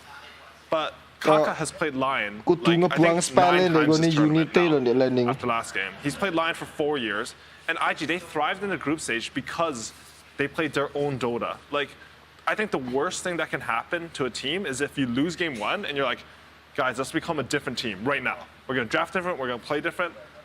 Like, Secret outplayed them last game, but I think this actually gives me confidence in this situation in particular. What are your thoughts on Lion? I think it's a hero that he gives you a lot of things that you no longer need to worry about. There's also a lot of heroes that I don't want to pick into just because of the immense amount of disable. But then he opens up basically the need to jump him with a hero like Storm Spirit, Void Spirit that have immediate stuns, immediate silences from long range. And if you get one of those coupled with early momentum, I think he looks like he did last game, because Lion's either... You can't scout him, you can't find him because they've got the vision and map control, or you just constantly have all your lanes shoved in, and then Lion is forced to reveal himself on like defensive towers, and he just doesn't look like the same hero. I'm honestly really curious that they picked Lion there, because if you look at it from a first pick perspective, usually how it's gone this tournament, you first pick what you think is a broken hero. I know the Heat pick, where they pick Lion, you know, 2 bans, 2 picks. You pick the strongest counter pick to the 2 heroes that you see. Usually that's actually a core hero. Aneh versi Europe dah. Gak tahu main solo MMR tapi I don't know if there's jago. some hidden synergy with the ET, you know, some, I don't know, spirit into finger. Maybe it's just like the vision and team fight. Just, they're good. I mean, they're a good support duo together. It's just, I don't feel like it has a oomph you need for that pick on first pick. I mean, first pick right now, you get counterpicked on a lot of picks right now compared to second pick. I mean, they have the 4th and 5th counterpicks on you. So now, what are these bans representing for IG? Because usually you'd protect this 4th pick, but you're not going to protect the Lion. So why did it ban Morphling? Yeah, when you have ET Lion, isn't that? I guess it's the Morph Shaker. They're just that terrified. It has to just be Morph Shaker. Like maybe they think even though they're countering Morphling, they'll take over the map too much with Enchantress, and you'll hit that timing with Shaker Morph. But I mean it feels wrong to me. Like if you're going to dedicate this much to Lion, and they're going to pick something bad against Lion into it, like. I feel like you should just let them have it. Yeah, you might as well just pick a support or a core that's weak versus Morphling. Yeah. You're trying to ban it. Yeah. It's... I mean, we don't have the same information that they have. Maybe this is something that they've played in scrims, but it just... Like, I can't describe exactly why. It just feels off. Like, and that's how I feel usually in drafts. So they did go for the Ursa ban, which I think is for the Outer Titan. I think... I can't remember who played it, but it was at this tournament. I'm not making it up. It was an Ursa versus Outer Titan, and it looked very nice. It might have been Secret themselves, actually. Multiple teams have played it. Multiple teams. Just versus Outer Titan? It's just the enraged damage reduction. One of the few heroes that can run at you early enough that... The thing ET doesn't want is a core just running at him and not being afraid of just instantly dying. Yeah, that's a good... Also, when he gets attacked, like usually in this tournament, I seen like ET versus, I don't know, like Limp Sniper. I saw ET solo 100-0. If you have an Ursa carry, he just waits for ET. It doesn't matter if he's magic command. You just go on him, you bash him, you kill him. Now they've gotten out the Vengeful Spirit, so what is the purpose of this build? Hen. Probably a save from the Lion. A lot of times the best way to deal with heroes like Lion is just a simple Force Staff. Same with ET Stomp. They have pretty predictable, like they're going to put one hero in front on the side of Secret against these type of heroes like Lion and ET. And since it's a very obvious time when you're going to use your spells. And when it's like ease of execution, you also just lost to it. Maybe you're going to pick another hero like Lina in the mid lane. That's positional based. Venge, surprisingly, before TI, for people who haven't been like playing a lot of pubs, it was very popular. It's received several nerfs, but the Ags itself, when you're basically a reincarnation Wraith King from the off lane that purposely dies because you get all your spells again. So when you have Lion, you never really want to deal with a hero that you can't comfortably burst down. Sure. They pick up the Wind Ranger Secret themselves. We have seen it on Yabzor earlier this tournament. We did theorize it could have gone mid, but they ended up putting us a 4. So this could move the Earthshake. A little bit of flexibility, right? This is for first pick. IG now have sort of 2 counterpicks-ish. I mean, not really, but you do see 3 heroes. I think picking Wind Ranger, as you mentioned, like, you don't quite know what Secret's doing. I do think this is most likely a Wind Ranger 4 and Earthshaker 3. But honestly, like, it couldn't be anything. I want to add on one more thing about the Venge pick, is that when you play Enchantress as 5, because I played a lot of Enchantress, one of the things you want most is simple stuns. Venge is a hero that, you just have that simple stun. It's why, like, when you play Chen Enchantress, it's nice to have, like, a carry Sven. The other thing is, when you play Enchantress lineups, your teamfight damage is weird. Like, Enchantress, she does a lot of damage, but it's slow single target damage. Venge is actually a 3 that, if she has a good game, she provides more damage than you think, just because of minus armor and aura. Just, stun, you die, you stun again with eggs. You're also going to get the long fight. Yeah, because if they try to go on your teammate, that saves them. If they go on the Venge, you've got 2 lives. The duration of the fight, I think, will come into play pretty heavily here. IG can either choose to build like sustained damage, so once they burst one target, like they could have a Medusa type carry, or they can go all in on the first 5 seconds of the fight when they pick an offlane team fight like Mars. That does seem like what it is, though, right? Like, if IG don't get a good Arena Spear Finger, some ET Spear on it, like, I feel like Secret's lineup is set up to kite them. It doesn't mean that IG can't win the fights, it just means that a lot of this game from the first 6 picks looks like it's going to be around that initial initiation. And Spectre, I mean, you know Spectre better than me, Brown. What do you think about this pick here? I considered Spectre in regards to the fact that it's good against the 3 heroes that Secret has, like individually in team fights later on in the game. But laning stage-wise, I'm imagining it's going to be a core shaker since they picked a melee carry, and Spectre one of the weakest melee carries early, and then potentially just a 4 Wind Ranger, which Spectre's good against Wind Ranger because her Desolate procs can't miss, and oftentimes Wind Ranger, when she focus fires you, will just kill herself.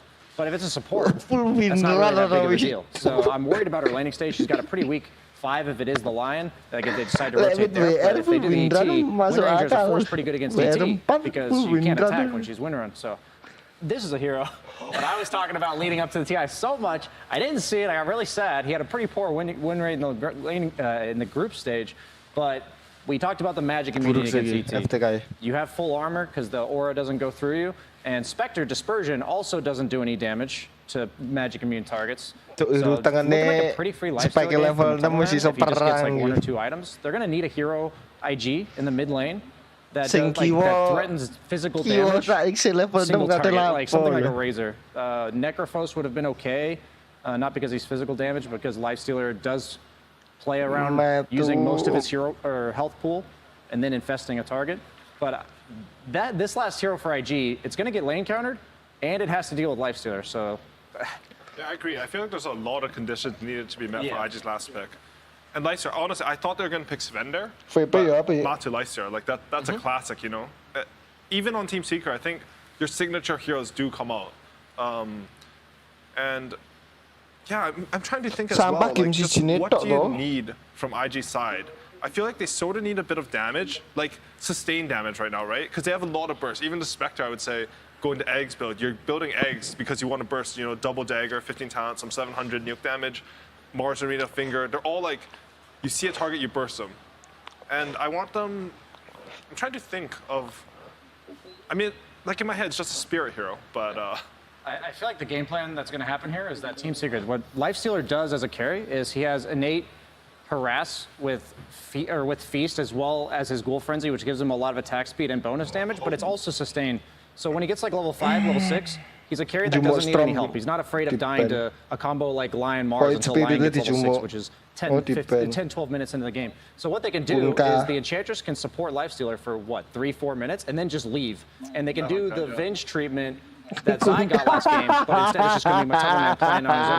And they do go for the Kunkka. That's because teams here, they banned out all the Spirit Girls. I feel like this was a plan in the making, even from the second phase ban.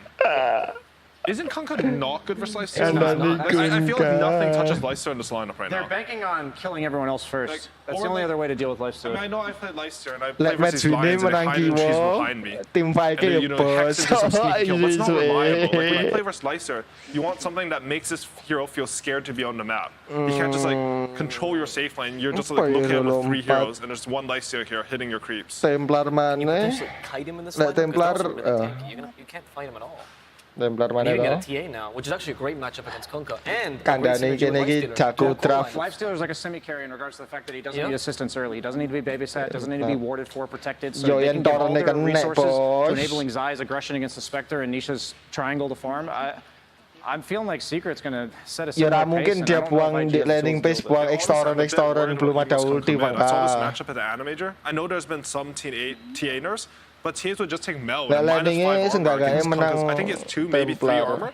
Like, it's not an easy matchup. Kunkka used to counter TA really hard before, but it's not the same anymore, I feel like. Well, we're going to have to hear from our expert here, though, as we go down to Jenkins with his last word.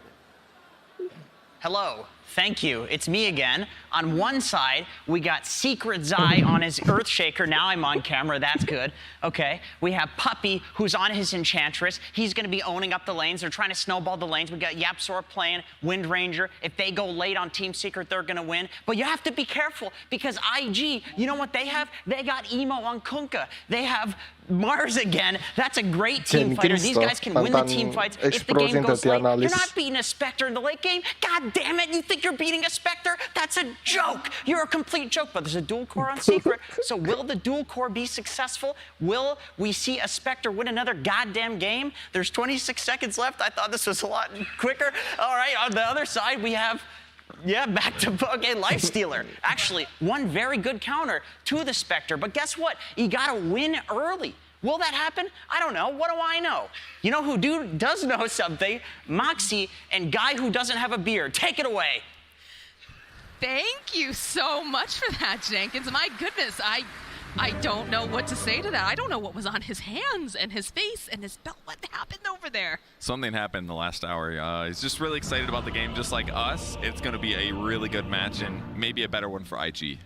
How do you feel about this Kunkka, though? Because everyone seems to have a bit of a differing opinion, not super keen on the idea, but it is good team fight, right? It's good positioning. It is. It has great lockdown and control. It like sets up that kill for you. It's great. Going to be great against Wind Ranger support typically to lock her down and guarantee her death. It's going to be good against Earthshaker, good against Enchantress, but really bad against Lifestealer typically. And you might not always have the opportunity to kill TA either, especially once BKB timings come out. So if you can have a good laning stage, maybe get an early kill, maybe transition well, yeah, it can look really effective and they could do something good with it, but we might not see the same thing that we saw from Team Spirit when they played earlier today.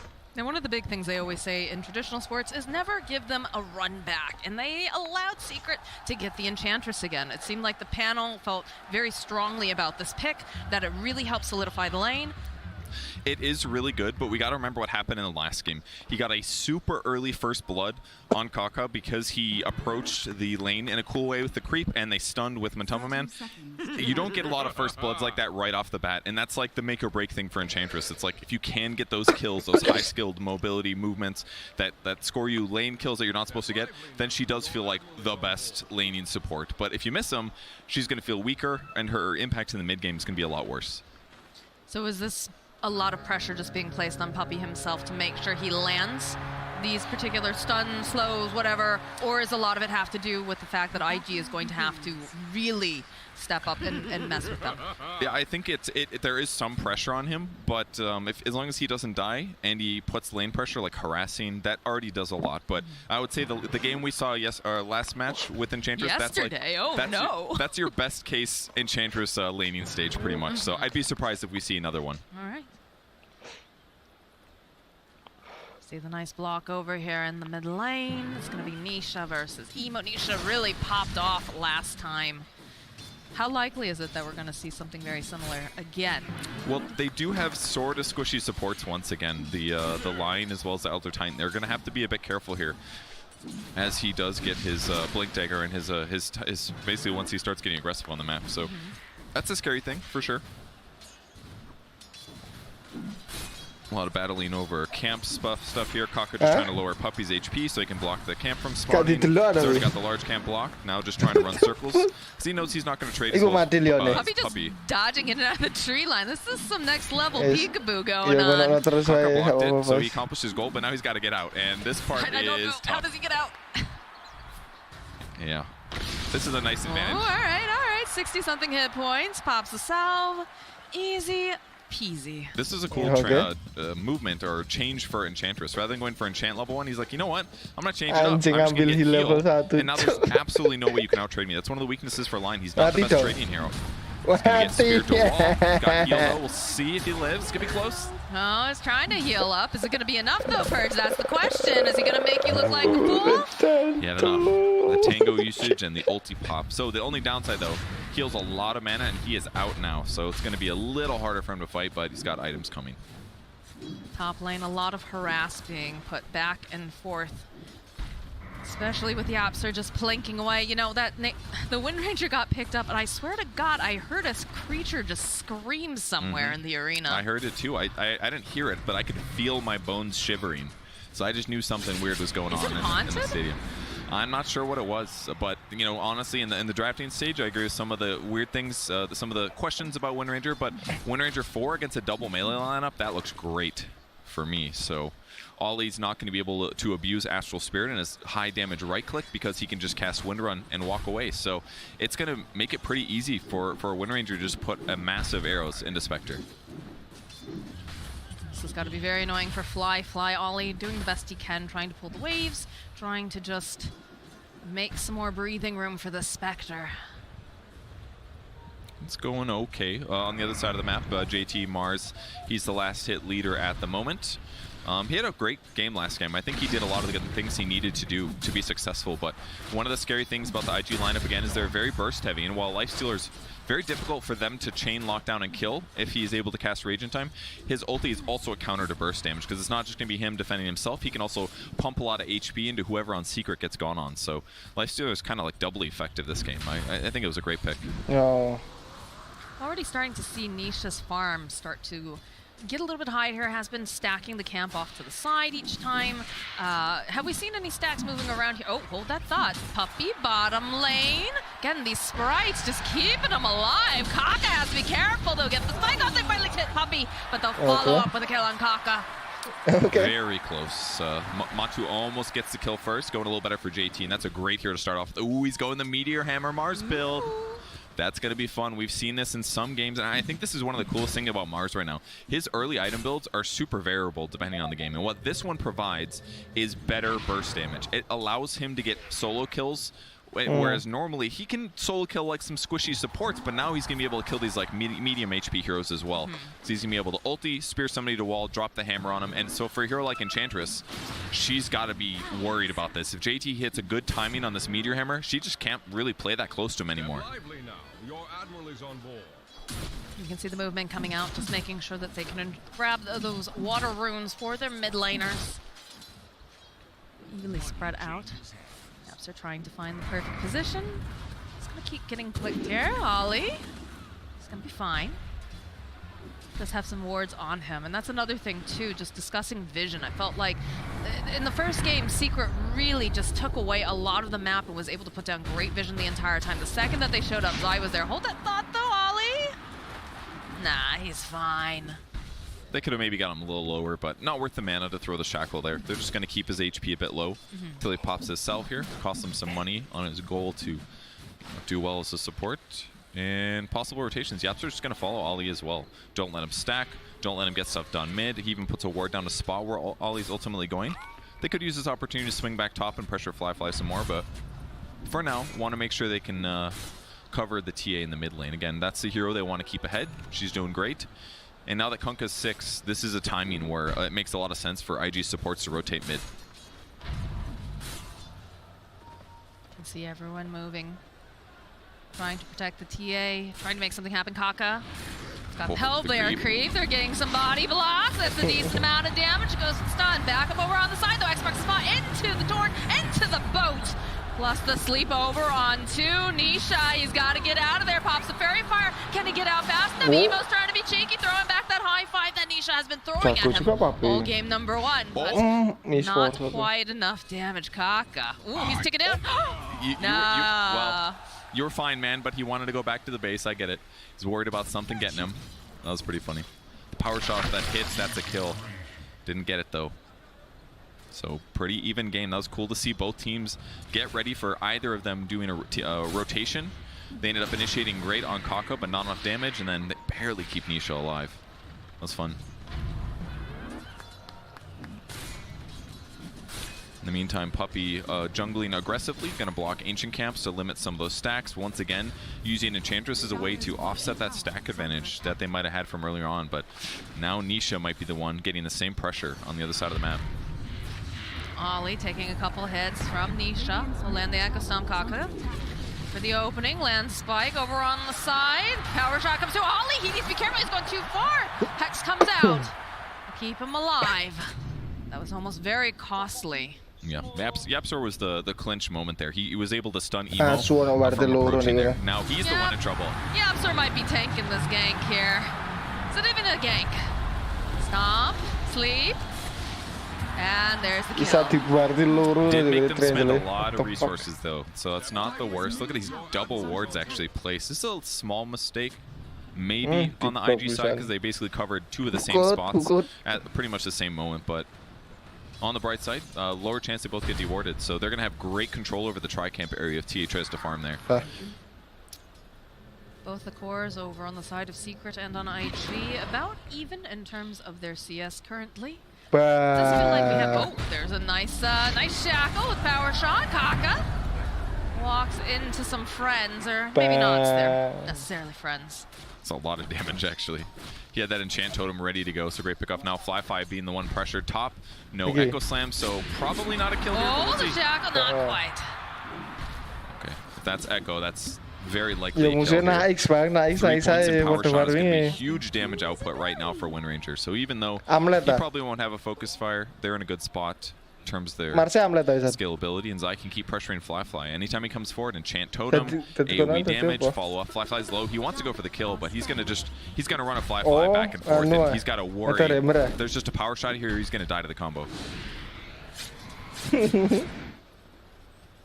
Meanwhile, haven't seen much of Matumba Man here. Just kind of a gentleman's agreement between him and JT. We're going to hit creeps. We're going to, harass a little bit. But JT, important to note, has that Meteor Hammer online. Yeah, but the downside is that his ability to, spear into hammer it's not going to happen, basically. The spear stun duration 2.8, you need at least 3 seconds of stun to chain stun them. So that means that Matumba Man's always going to be able to get rage off if he goes for this kill. So as long as Matumba doesn't have to worry about, Lion Hex for chain stun, then there's no way he dies. They can both farm pretty equally, and this is fine for Secret, as long as they're getting other stuff done on the map. But at some point, they will need to start crushing and getting kills.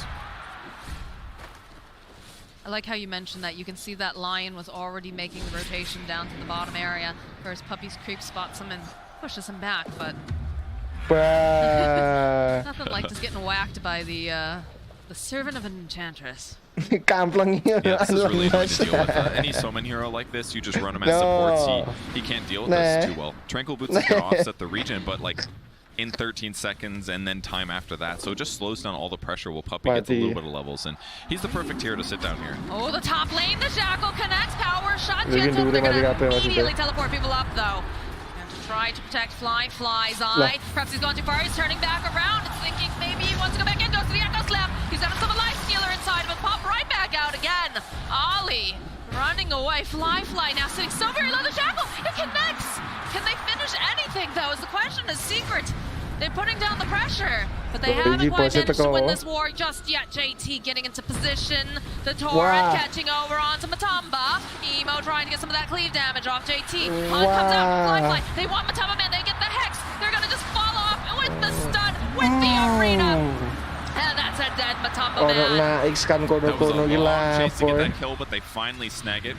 Only a 1k advantage, and TA's been hitting creeps the whole time. But I think the nice thing for Secret in that is that they got JT to TP to the top lane, and that fight ended up finishing about by the tier 1, which is kind of the direction he's going anyway, so it's not the worst for him, but Secret really made them work for that fight, and they did a great job covering each other as they were escaping. And that's going to mean that that gold advantage that they just got from killing Lifestealer is not going to feel nearly as strong. But ultimately, Secret's damage is just not quite high enough yet. It looked okay, they almost killed Spectre, but until Lifestealer gets his first item, his damage just doesn't feel that big.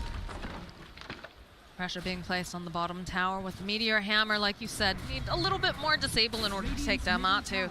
But those towers are free game. Yeah, and that's the other nice thing that Meteor Hammer provides to you.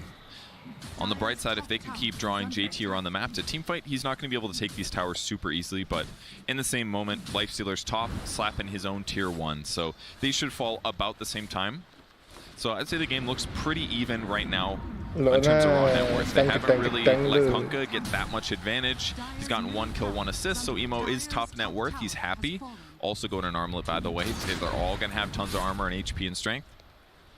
This is just like the item of the patch right now, or at least this tournament. And I think a lot of it comes down to like ET, maybe trending it a little bit. This super high armor, lots of HP, fighting early. It's a perfect item for that. So maybe part of the reason it's so popular. I mean, this is just a patch in general where I think we're just seeing way more skirmishing way early. It's not one of those patches where people are sitting back and farming. And if you do, it's usually just the one. So perhaps that's it. But also, when you consider the way that both of these teams play, right, it's definitely a lineup where you're going to see, you know, a lot of action fairly early. Yeah. And they're going to notice the camp being blocked now. Let's see if they end up getting the sentry, or Clifford as well. They're actually not. I don't know if they would have checked the cliff anyways, but okay. The main goal was to deward the Ancients, and that's going to be accomplished here, so it'll be easier for TA to accelerate. But there's some pretty good separation between the Kunkka and the enemy team right now. He's pressuring. JT going to hammer cheese this one out as well. Throughout the fort. That was helpful. Yeah, it saves hundreds of HP on the tower. It's going to delay this by a lot. The hammer cooldown is pretty long, 24 seconds. And they're smoking on the Secret side, looking for a possible setup here. Teleport Tumba Man in. Just to see if he's going to hitch a ride. That's cool. IG reads that one really good. On the bright side for Secret, though, they still didn't reveal their smokes. They don't know for sure that they were playing there. And now IG smoking towards bottom. Likely looking for TA, Earthshaker, something like that if they can. There's no one home though. Kurung Taker sembuk-sembuk lah, boy. Farbing on the side of Secret. Double damage. And wandering around the pit. Oh my word! How many double damage runes has Nisha had today? In his defense, he saved this one. Maybe part of the reason they wanted to fight. Grabbed the DD, bottled it. They would have used in that previous fight. Here's the scout, but it's going to be late, I think. JT shackled to the tree. This is not looking good. The stop, though, coming out. Pop out again. Are they going to be able to blow them out? There's the Echo Slam. They get the kill on JT. Secret going right in the haunt forward. The 5 line. He wants to get in. They have the finger. Can they finish him off? Can they kill the top of it? They will. And then he gets the Aegis of the Aurora. The fly. Nisha. He does so much damage, but he's going to be denied immortality this time around. Zai trying to get them off of that spearhead. And they'll go right in again. Emo, that's a big melt strike. Kaka went down. It's going to be Nisha who falls. As IG striking back hard. Fly-Fi, though. There's a trap. There's a stun. There's plenty of damage. The spooky ghost will get taken down the first time. JT joining back. Oh, Zai, though, with the quick fingers. He doesn't care about your arena.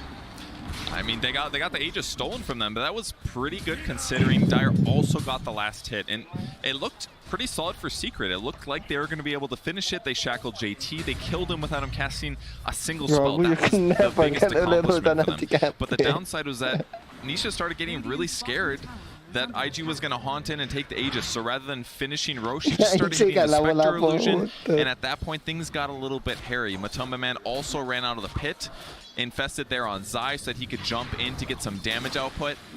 So then when he ends up running towards the Roche pit in trouble after using a rage set, he's not able to infest an ally. He ends up getting gone on, he's just trying to buy some time so he doesn't get hit by the boat, and that just opened up IG a great opportunity to take this. But with that said, they cleaned up those supports very effectively. That line kill right there was huge. Otherwise, he repositions, he lands more disables. Instead, Secret's able to eke out a bunch of kills and actually make that feel about even. So not terrible for them, but I'm sure they would have preferred to have the Aegis for free.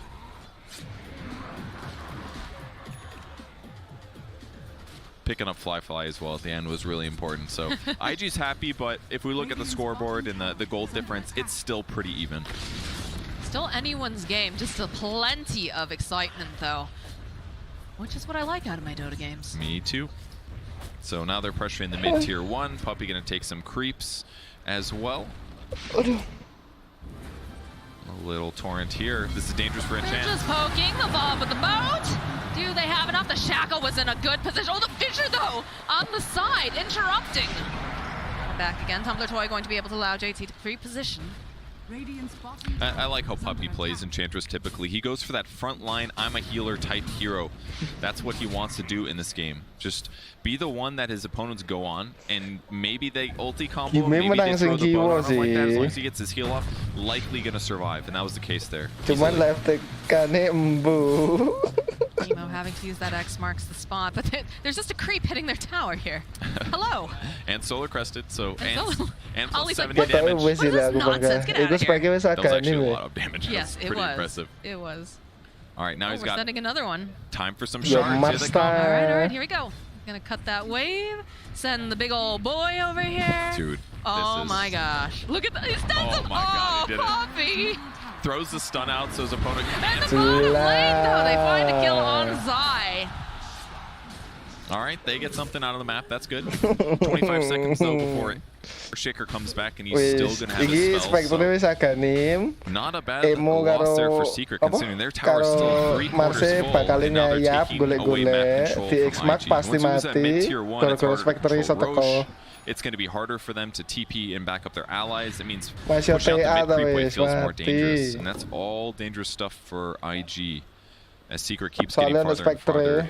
Well, they're not that far ahead, but still, Deso and Blink on TA is a scary thing for these supports at the least. Ganking Lifestealer is really hard. So the fights, although their team fight's very good, IG's got to be a bit worried about pickoffs for a while here. Which is funny, because that's usually how they like to fight over on the side of IG. They don't want to get and as I say that, they found themselves Kaka. Di-cancel, cok, degree saya, cok, bajingan Spectre. Can hear a Shackle on the back line. Ollie is going to be the sacrificial lamb.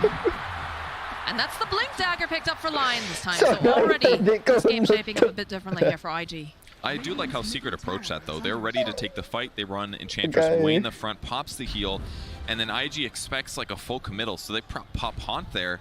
But the reality was like, the Haunt just ends up being kind of wasted. So they still get their pick-off kill. Their heroes are pretty happy. Everything's going fine. Now Secret finally getting a gold advantage. TA surprisingly just going even with Kunkka at this point in the game because Emo's been farming so fast. And it's a beautiful Heaven's Halberd game. That was his item choice. Amazing item against the TA. Pretty good against Lifestealer as well if you can cast it at the right time. And their teamfight's only going to get better. I assume he's going to go for the old water park build with Ags and Shard. I do love a good water bender. Yeah, Absor throws out the Shackle, warning off. That was good. Nearby. He would have gone next otherwise, and his chances of surviving that combo were low. So slow down the rotation. There's also an Ags up on Spectre though, so he's ready to also join these fights. This is where things get scary. JT actually gonna go TP. Looks like they want to fight somewhere else. Killing Puppy seemed a little too hard for him. And even though he's got that Meteor Hammer build, we just haven't really seen it used outside of killing so far. Ooh, an Infest Bomb popping now. They're gonna try to lock him into place, and they'll get the kill on Fly. Smoke over on the side of IG. They were hoping to make something happen. Like you said, they had that Aghanim Scepter completed. But jump forward, JT is over to the wall. They get the stun. The sleep. The boat's coming out. The Earth Splitter is well. They 2 made it 3. Over the side. The coming out for Zai, but it's already too late for Puppy. Somehow Nisha's still alive. Ollie, though, is in a world of hurt. Cuk saya As JT is bajingan forced sih. to throw the spear out against the tree. Wis kalah iku mau bakal saya gak TW Put bakal. a lot of resources into that, and most importantly, Modal what it was is that hero, Refraction was pretty much hero, almost hero. off cooldown by the time they won on him. So they got Nisha low. He pops the Essence Ring. He knows he's the guy to kill in these fights. Between Essence Ring and the new Refraction charge, after that boat hits, he's able to reset and his team backs him up. So they get a lot out of that. A lot of big spells were used on the IG side. They'd killed Spectre earlier, and they pick off the Elder Titan, all exchanged for an Enchantress. Not a huge loss here. And Enchantress is only going to get harder to kill. He hasn't bought Locky yet. He's got a Solar Crest. He just picked up Untouchable at level 9 because he just knew it wasn't that important earlier. So he's just going to be even harder to kill when he frontlines. Push mid se. Net worth still fairly farming even between the two mid players here. 11K on lapo-lapo. 10K over on the Stellar Assassin, and they're making moves on the side of IG. No echo. JT is going to be making his way over, letting Kaka lead. They know that Nisha probably is in this area. Kaka not going to go quick enough. It's going to disrupt the vision though. Follow up with the Hex. They have the Shadow Step. Fly joining on in. Tor comes out. Can they finish him off the sleeve? Nah, Nisha. Goes down. They're looking for someone else. They found themselves a puppy. Come back, puppy, says Fly. We're not done just yet. And there's the negative. If they can catch your heroes one by one and separate you, that's where IG can run you down so easily. Alhamdulillah. Especially with the Ags on Spectre. You can haunt one fight. Use Shadow Step for the other one. The dagger is such a good vision tool. You can just stay on top of the TA and get JT to follow up. These blink daggers are really powerful for IG right now. Karena masih bisa itu dua orang. Finish up the Silver Edge. Zai just right outside. They go for the Shadow Step though. They want to get rid of this Earthshaker. Follow up the Meteor Hammer. Not going to be able to quite connect as they do clean up over onto Ollie. Zai does eventually fall. Got the Gale going. Kaka. Looking like we should probably be able to see the escape, but 10 kilo hilang. Run out of stuns there. Earthshaker is like 85% of their stuns. He dies on the top set there. I like how Matumba did that. He goes for the Silver Edge after the armlet. He's just running around looking for these easy support kills. If he catches either Lion or the Elder Titan, it's a pretty easy kill if he starts on melee range. And that's what the case was there. Just a bit unfortunate they didn't have another disable to stop or kill Kunkka. That would have been a great pickup. Radiant's bottom tower is under attack. Well, I'm sure Emo is feeling very lucky and very happy that they weren't able to get their hands on him. Yeah, he's pretty survivable. Picks up a plate mail, so not going to go the water park build, unfortunately. All about keeping his hero survivable. And there's a lot of physical damage that's perfect for him. Some pressure placed on Emo. They send the Hellbear Smasher after him. Jancuk wis 2 SP ini gak gelem farming malah. Rejoin with the team. Yeah, I was about to say, I bet we're gonna see another smoke. Smoke deh, bos. We saw the Gale Force for the first time in that last fight. It was pretty fun. And it's so good when your opponents are trying to retreat. It basically like stuns them for a second or two if you can Gale in the correct direction. Lands those easy, it gives you those easy shackle shots. And now Puppy and Secret going to do the same thing. IG's position, they know Roche is up soon. This is going to be the shard one. There is a This could be Matumba Man at triple top. Tumba Man, he's baiting in. They'll follow it up, but no way. Gale Force coming in hot. This is looking bad for all. He's going to get power shot in. JT too, he just gets obliterated as a follow-up. Emo, he's tanky. We talked about this. He's going to just try to crawl away, but there's so many people holding him into place. Kaka does fall offside the screen. He's forced to just teleport out. Oh, he can't. He's going to be stuck here. They throw on the high five. Come on, give us the high five. Let's go, Emo. You're going all the way back to your base in the body bag.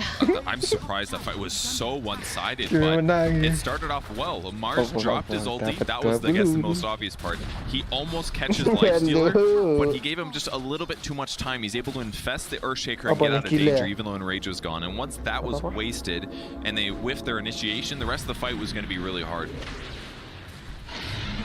There it is. There's the first Roche of the game, going over to Nisha. And that's going to give net worth separation. 1,400 free gold for TA for the silence traps. That's going to be really dangerous for Lion. If he ever plays in the area of TA and he walks over a trap, he's just dead. He's going to get silenced and TA is going to 3-shot him. No difficulty until he gets the Ghost Scepter. Perch, I'm pretty sure it's already scary to be a Lion in this game. It really is. But for these top pro players, they're going to be quick to react most of the time. Matoma Man gets spotted here from the sentry, and Ollie's running for the hills. Maybe they can turn this around to get a kill, though. They have to be very careful in the way that they position. Look at this, the way that Secret, they immediately sweep to the side. IG lurking over in the shadows, looking for the perfect initiation. Zai, though, he's going to get initiated upon. There's no JT. With that infest bomb, the Gale Force. Oh, the shackle is dragging the Sea Captain back. Mars, he's going to buy back, follow up with the Earth Spy, and go to follow up with the Arena. They're doing so much damage, they're going to be able to take down Matu. Kaka now running for his life. Nisha's just got too much damage. The buyback are coming out. The echo from Zai buys him just enough time. But then the turnaround again. Poppy just getting caught by the rest of the side of IG. They strike back furiously. That was pretty solid for IG for what they wanted, but it did cost them 2 buybacks, one on Mars and one on Kaka, but they were able to kill Matoma Man. He committed Infest earlier just to initiate so he could jump in with the Earthshaker, and at this point in the game, I'm beginning to doubt that a little bit in terms of effectiveness. I mean, he's already got a Silver Edge. Obviously, they're playing the Sentry Wards a lot, but I can't help but think I would prefer he initiates that way instead.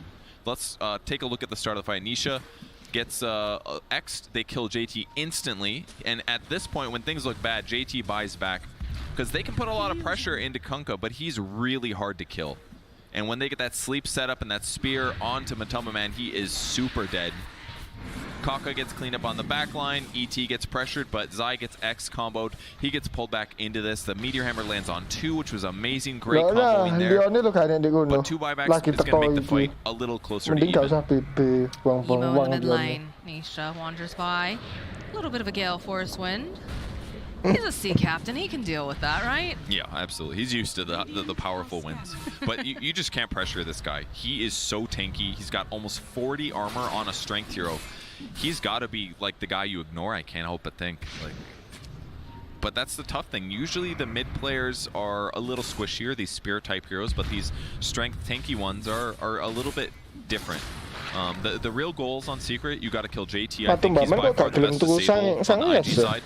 And obviously the supports as well are great pickoffs. So once you get those guys dealt with, the supports and ideally JT, the other 2 are easy to work down if you have a hero advantage. Look at the dedication that IG is putting on the map to make sure that they're rid of just any vision, like those TA traps. They're just playing Minesweeper at this point, and also just trying to protect themselves from this Lifestealer. Right on top of a trap here.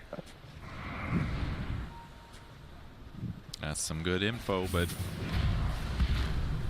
JT is not necessarily the guy they want right away. The silence there ends up stopping Kunkka's X combo. But here they go. The back line, the Echo Slam comes out. Ollie, he just immediately then follows up with the Arena. The Gale Force blowing everybody away, though. Kaka tries to run out. They'll be able to get the kill over on Zai, but he's already done what he needs to get done. Yapsor X'd back. Emo, he's a tanky person. Looking for the stomp. Fly, he's gonna try to create some kills. He's trying to just get away as fast as he can, but Kaka not gonna be as lucky. They'll turn around again. Yaps are falling. They're going right after Matu. Matu's not looking too great. Is he gonna be able to hide? They have so much vision everywhere. That was the problem. Looks like he is going to survive. He is so fast there when he rages. So they sort of win another team fight. 6k gold for them, and the TA's Aegis is just not something that IG ever wanted to put effort into. And it's kind of interesting, but hey, it's allowing Nisha to basically do what he wants in the fights, hit those supports, prevent Kaka from getting a Ghost Scepter. Because if he had this in the last 2 fights, the fights do not go well for Secret. So the fact that they're continuing to keep him down is a big advantage.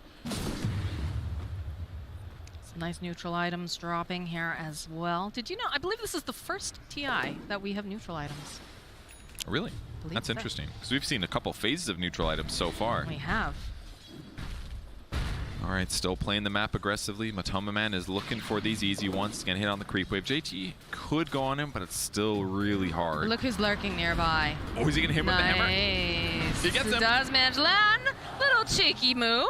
Just teleport on out. Just saying hello. If he had one other support there, that they can actually get a kill with that. That would have been really cool. Either way, what better BM than landing a Meteor Hammer on the enemy hero when they don't know you're there? That was pretty cool. Surprised we didn't see the high 5 coming out. That's really dangerous. A great way to reveal exactly where you're standing. There's times for it. That was not one of them. Important to note, another big item coming out for the side of Secret. We have the BKB picked up now for the Earthshaker. Yeah, that one's big. I love always using Fade Grenade. It's one of the best items for Earthshaker neutral. You just use Enchant Totem, you throw the Fade Grenade out, so you get basically 2 Enchant Totems. The first one, the Fade Grenade one, doesn't count. It's a huge amount of damage, especially against the supports. And that's very spooky for IG. But now that he has the BKB, he can continue being as aggressive as he wants, but he's going to be able to retreat afterwards. Run out of any X worries, or the Mars ulti, or the Stomp. Zai's going to get multiple rounds of spells this fight, almost for sure. Look at this, though. Look at the win probability. It is still anyone's game, even though there's a 6k net worth lead going over to the side of Secret. And the later that this game goes, the scarier it's going to become for Team Secret. Yeah, that's true. Spectre as a late game carry is just so strong, because any damage you take is going to get reflected in almost all circumstances. And now it's time for the Ags on Kunkka.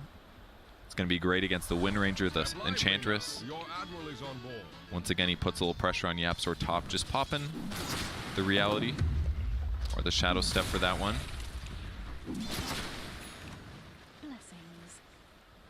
You can feel the way that IG are just holding together very tightly. They know that their Spectre can join them in any sort of fight that breaks out. So, Man, Puppey's quite far in this game. This is one of those matches where he's just hitting creeps constantly. He bought the Shard.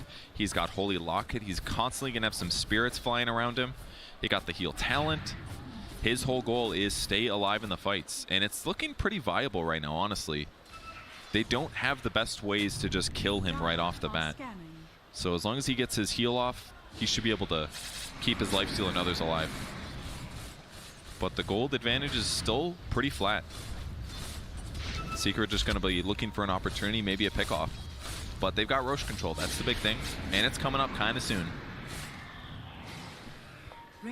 They have the Roche control, but they also just picked up some more items over on the side of IG here. We now have the Aghanim Scepter completed. We're going to have the Torrent Storm, the Water Bending, and it's going to be a bit more dangerous for them to fight around the pit if they get the initiation off in time. Granted, they do have BKBs. The jump forward, though, they found themselves a Nisha. With the Torrent, going to push them over. They use the finger, and they have the damage to take him down. And this is looking like a dead puppy, too. The sleep comes out, all the water up. Again, the high five being thrown into the air. Very close. The Fissure might have bought him some time there to survive. He could have gotten the BKB off potentially and escaped on the TA, but unfortunately he was just a little bit off. Wasn't able to catch JT from throwing the spear, so 2 big pickoffs, and that's a big gap close in terms of net worth now. Those IG pickoffs everybody's been talking about paying off hugely there. That's how they like to play. They're allowed to play it, but this is not looking great here for Fly. That Gale Force wins. He's trapped. Birds in the wind's not his friends. And YapzOr paying off, right? He's been spending constant time top, pressuring with Power Shot from a safe distance, and he's still contributing with the Gale Force there, keeping them separated. So Matoma Man got an item coming out. It's going to be the Basher now. Going to make it even easier for him to kill those supports. Might be able to catch them before they go Scepter, for example. But for people with high net worth, it's all those cores, the carries and the mids, all sitting about equal. The game's still up for anybody. But that pickoff was huge. That's going to make it so IG can't take Roche right now. They should probably take advantage of it because the Templar Assassin is about to respawn. They're going to try to play the vision game, though. They've got a gem online. Matu walking into the pit, and they have to be careful. This Elder Titan. I said Earth Elemental. Good lord. He's an Earth dude. It's okay. He's an Earth Elemental, isn't he? Yes, he is. He like created Earth. Torrent landing on 2. They're going to try to finish it off quickly. The risky, the shackle, the pushback. They just go. They get it. Gale Force win, hitting on 4. It is so breezy today as they follow it with an arena. The silence landing over on the 3's eye is just chasing them down one by one. The push over again. Follow up the boat. Poppy side step, easy peasy. Do manage to go, and they'll try to put out some more damage with that illusion with the Spectre chasing after Poppy, but it is too late. I looked away for a second. All of a sudden, Roche was dead, but it kind of makes sense. Lifestealer does huge amount of damage. Tia has insane minus armor right now. But I think my favorite thing about that fight is after the Gale Force clumped up IG so much, Zai blinks to the high ground with the Fissure, and I was like, oh, he's running into Echo. He didn't actually have it, but I love that he moved in to make it seem like he was going to. Purge, what's the weather like today? It's cold, very windy, been rained on many times today, and Kaka is not liking it. That's what I gotta say. But no, indeed, it's a little too windy for the liking of IG. This Ward's doing a great job spotting out Secret, making them feel scared going high ground, but not Puppy. Turns the heal on, and he runs at his opponents. Go ahead, guys. You could hold those sprites, oh my word. I mean, his heal's incredible right now. I've done the math before on this Nature's Attendance skill, and it's insane how much heal it puts out. If it's not like 4 heroes hitting him, he's not dying. I don't think 4 heroes want to hit him. I think they have much more important heroes to hit. Mid tier 2 just being pressured by Nisha alone with that Aegis. They did get an Egg Shard Blessing, by the way. That went on Lifestealer. It's going to be very helpful. You know, I used to be a hater of the Sags, but I played with it recently. It feels great because you've got a 20-second cooldown and being able to jump at an opponent. Normally it has to be an ally. Now it's like whoever's killing you. The initiation going into the Echo Slender coming up from the side, but they all get hit with the torch. That's going to be the Aegis that's immediately goes high. It's taken down. There's less control now.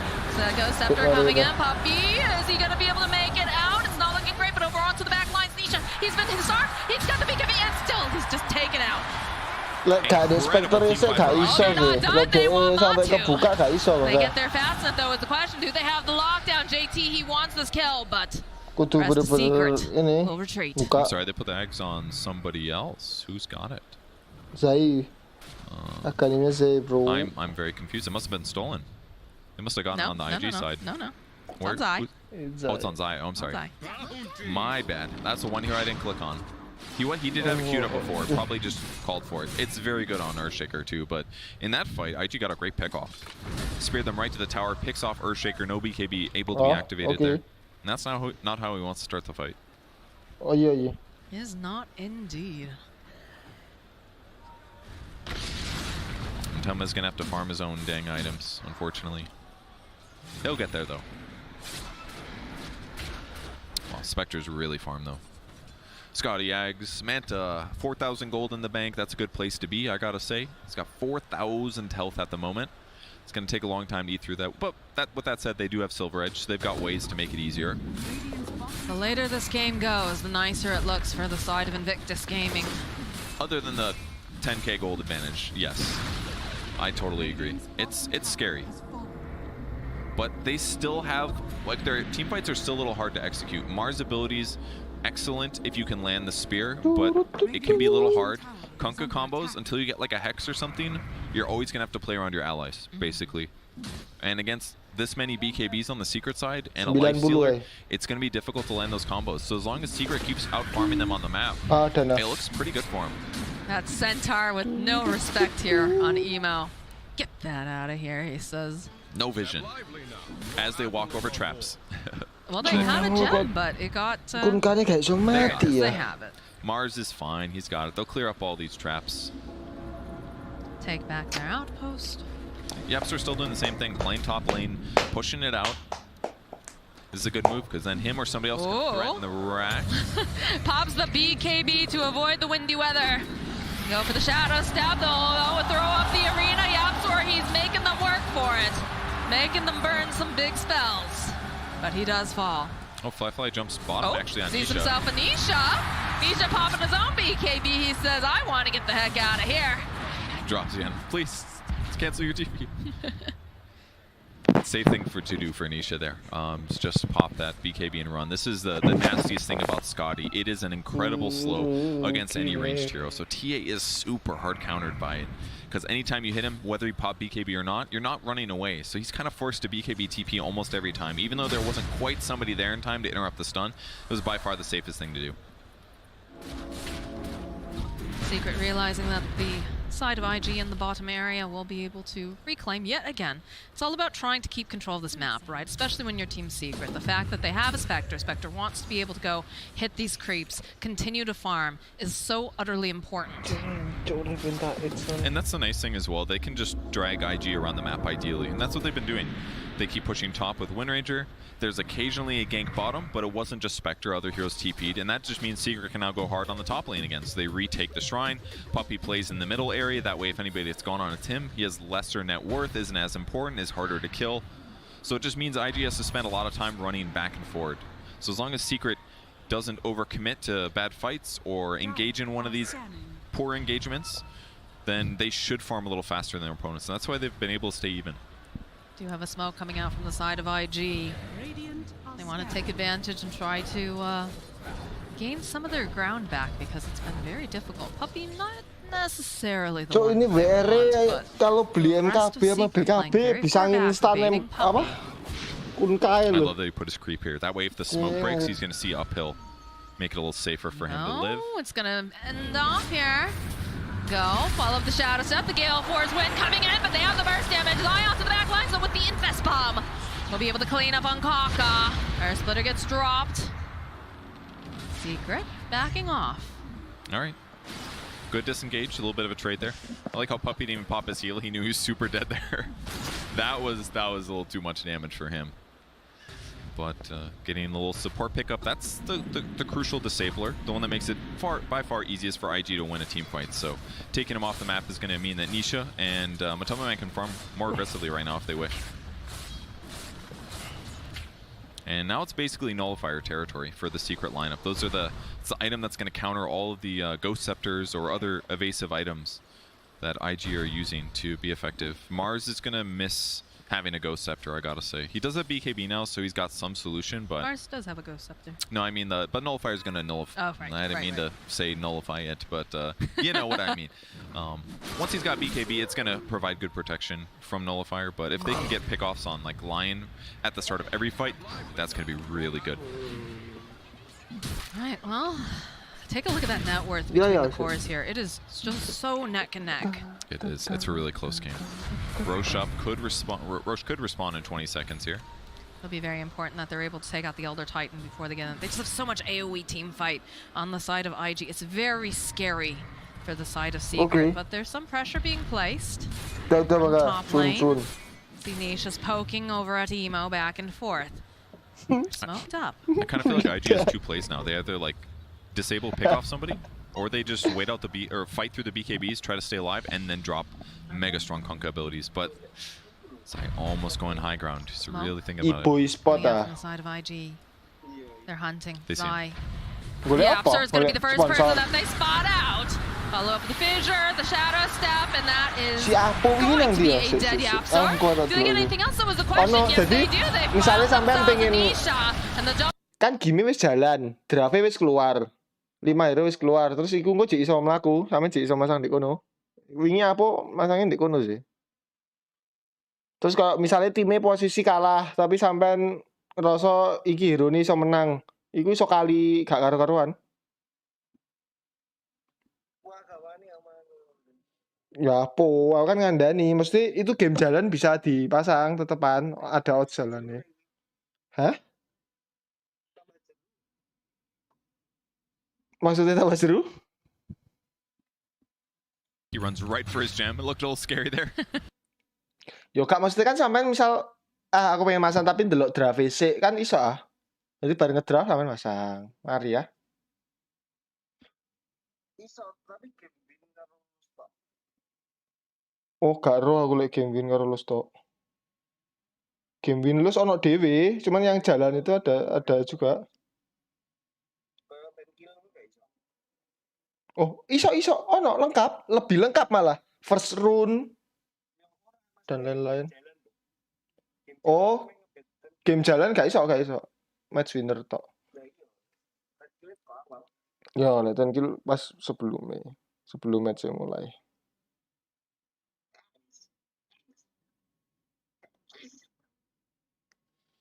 Tapi paling seru encen 10 kill sih. Ket biyen gak ono sing ngalahi 10 kill karo first blood. Lek pingin toss koin ya first blood iku.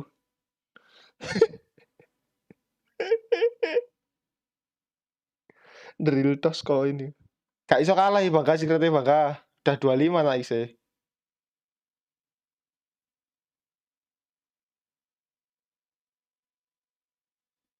Cuk, ngerik sepisan durasine ra karu-karuan, cuk.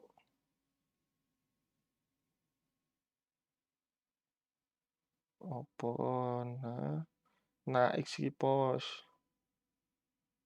Opo Spectre muter.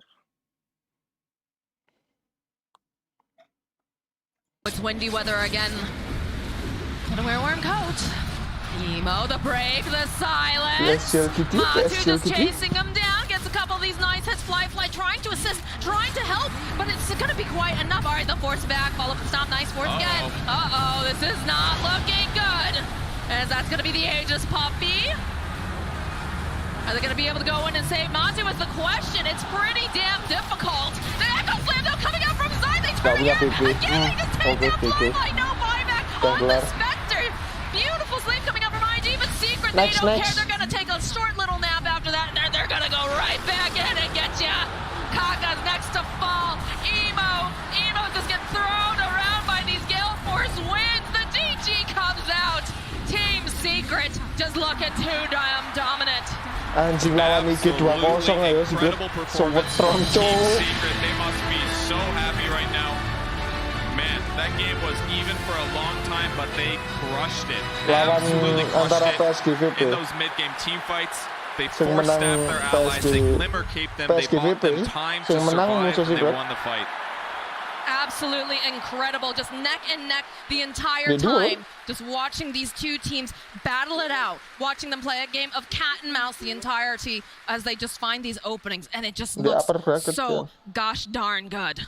They made IG's heavy gank heroes look kind of mediocre based on the way they played. They made them chase them around the map. They were constantly pushing in the top lane.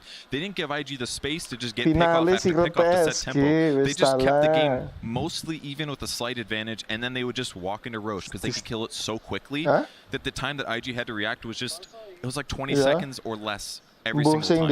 It was just so impressive the way that IG again was sticking in there the entire time. They were trying to be very patient, trying to find those pickoffs. But like you said, Secret, they're just an incredible team. They realized, okay, they've got this little bit of a, I don't want to even say an advantage, but you know, they're staying in there. This is exactly what we need to do, what items we need, and we're just going to be able to run them over if we're patient. Can't wait to see what happens with Secret in the rest of the tournament, but they are absolutely on fire. I'm really surprised, but hey, good for them. Yeah, they're looking hot, and they're going to be continuing, and they will take this series 2-0. Baga, VP menang 2-0, masang $1 oleh $100.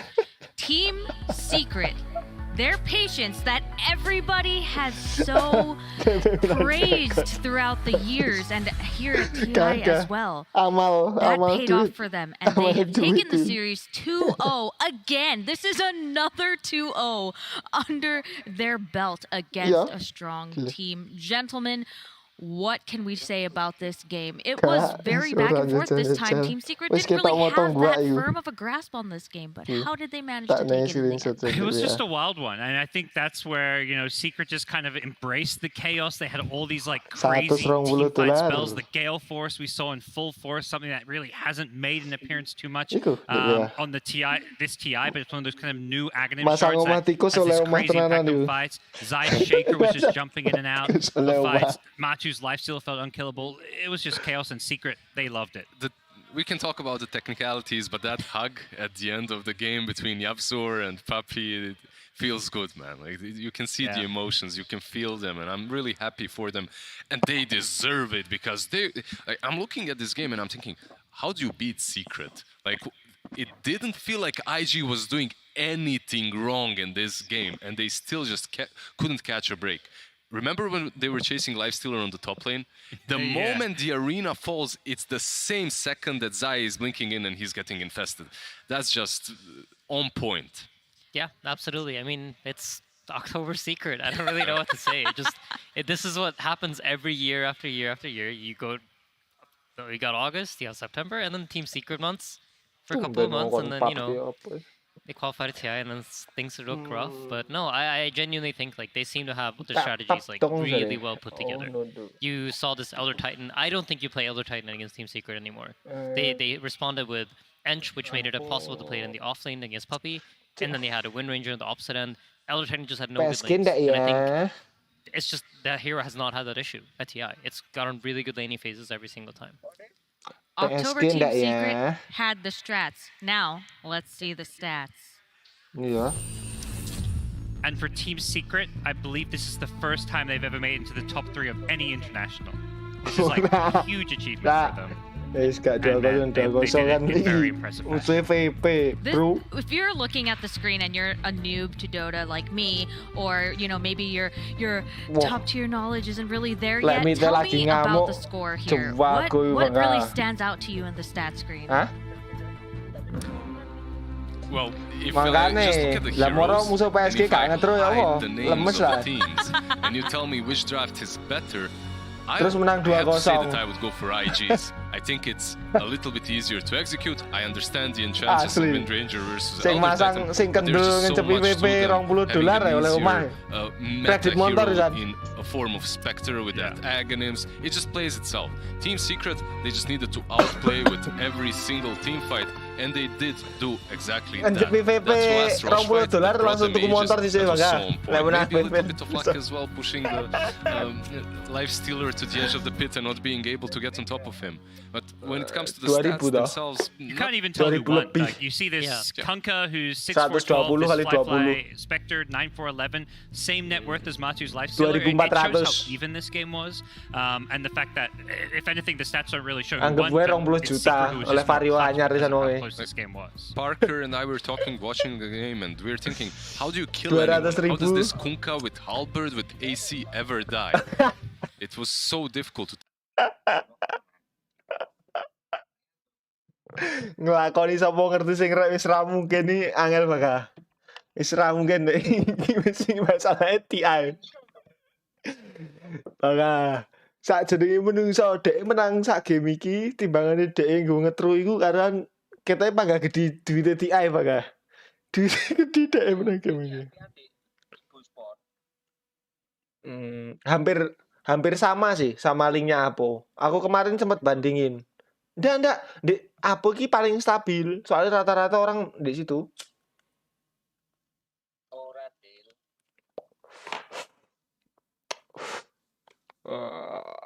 Ya marah sih.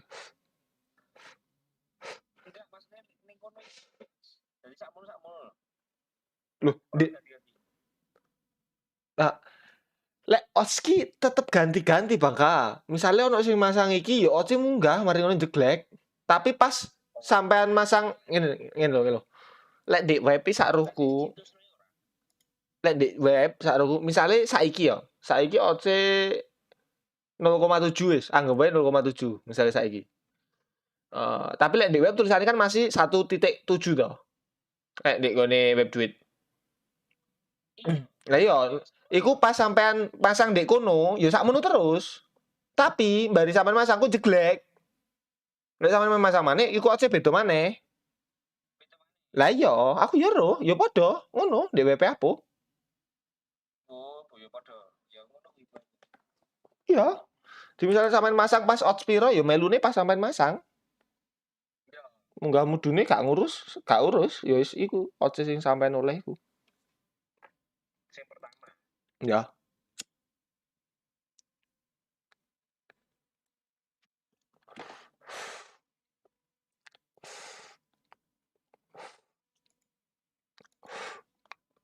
Or lower division DPC teams, you see these crazy spells and these fissures. Beda sama item bisa ganti-ganti sampai ditulis live. Perfectly calculated. There's like a fissure that slightly messes up one of his teammates. The 4 staffs are always used perfectly around it too. So it just feels like Secret fully understand how to use these crazy like mobility spells.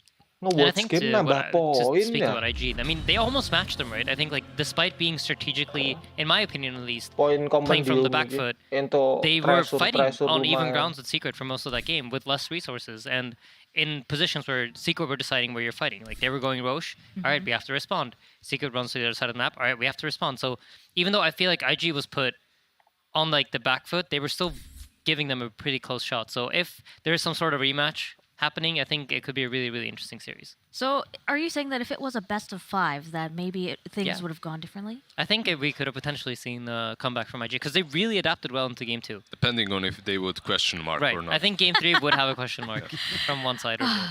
Well, it was a 2-0. Let's take a look at this bracket here. So, Team Secret will be moving on in the upper bracket. IG will be moving down, facing the winner of T1 versus Vici Gaming. Now, as IG, how do you prepare for that upcoming matchup? what would you do? I mean, they're just going to study their opponents. I mean, they're going to be watching that Vici Gaming T1 series like a hawk and, study exactly what they're picking, how they're playing. I think for IG, you still got to feel at least like you're going to be going into your next series with like an information advantage. You can kind of see what happens in those drafts. They get a bit more time to prepare for their opponents. So I don't think for IG it's time to panic or anything just yet. You have information advantage, and in the last 6 months, you were pretty much always the favorite against these two teams. So I think that they have what it takes to take that series. Okay, well, let's see what our winners thought as we go to an interview with Frankie and Zai. Thanks, guys. Zai, how does it feel to quite literally echo slam your way into a guaranteed third place here at TI? Extremely good. My pulse is still running very high after that game, but we're calming down. But yeah, just super happy, super excited. You must have had your patience tested quite a lot, though, towards the second half of that match, because you seem to have the advantage, and yet it looked like IG were just not going to move. They were not letting you anywhere near their base. Yeah, no, IG is very good, and they play fights in a way. Like Kaka is an incredible player, and it's literally as simple as if we kill him, everything is good. If we don't manage to kill him, we're probably losing the fight. Yeah. So it was pretty much that we're dealing with that in the game, and the fights that we did kill him worked out. The ones that we didn't, disaster. Now let's talk about the game 1 draft. Were you anticipating the Mars Lina pick with the Venge pick of your own? Yeah, and so I mean we know for sure that they like Mars Lion, and Kaka loves his lion. We have a nickname for him. We call him Impaler. So we know he's playing his lion. So it wasn't that hard to see it coming. Yeah. And can you see yourself in the finals of TI? Is that easy to see coming?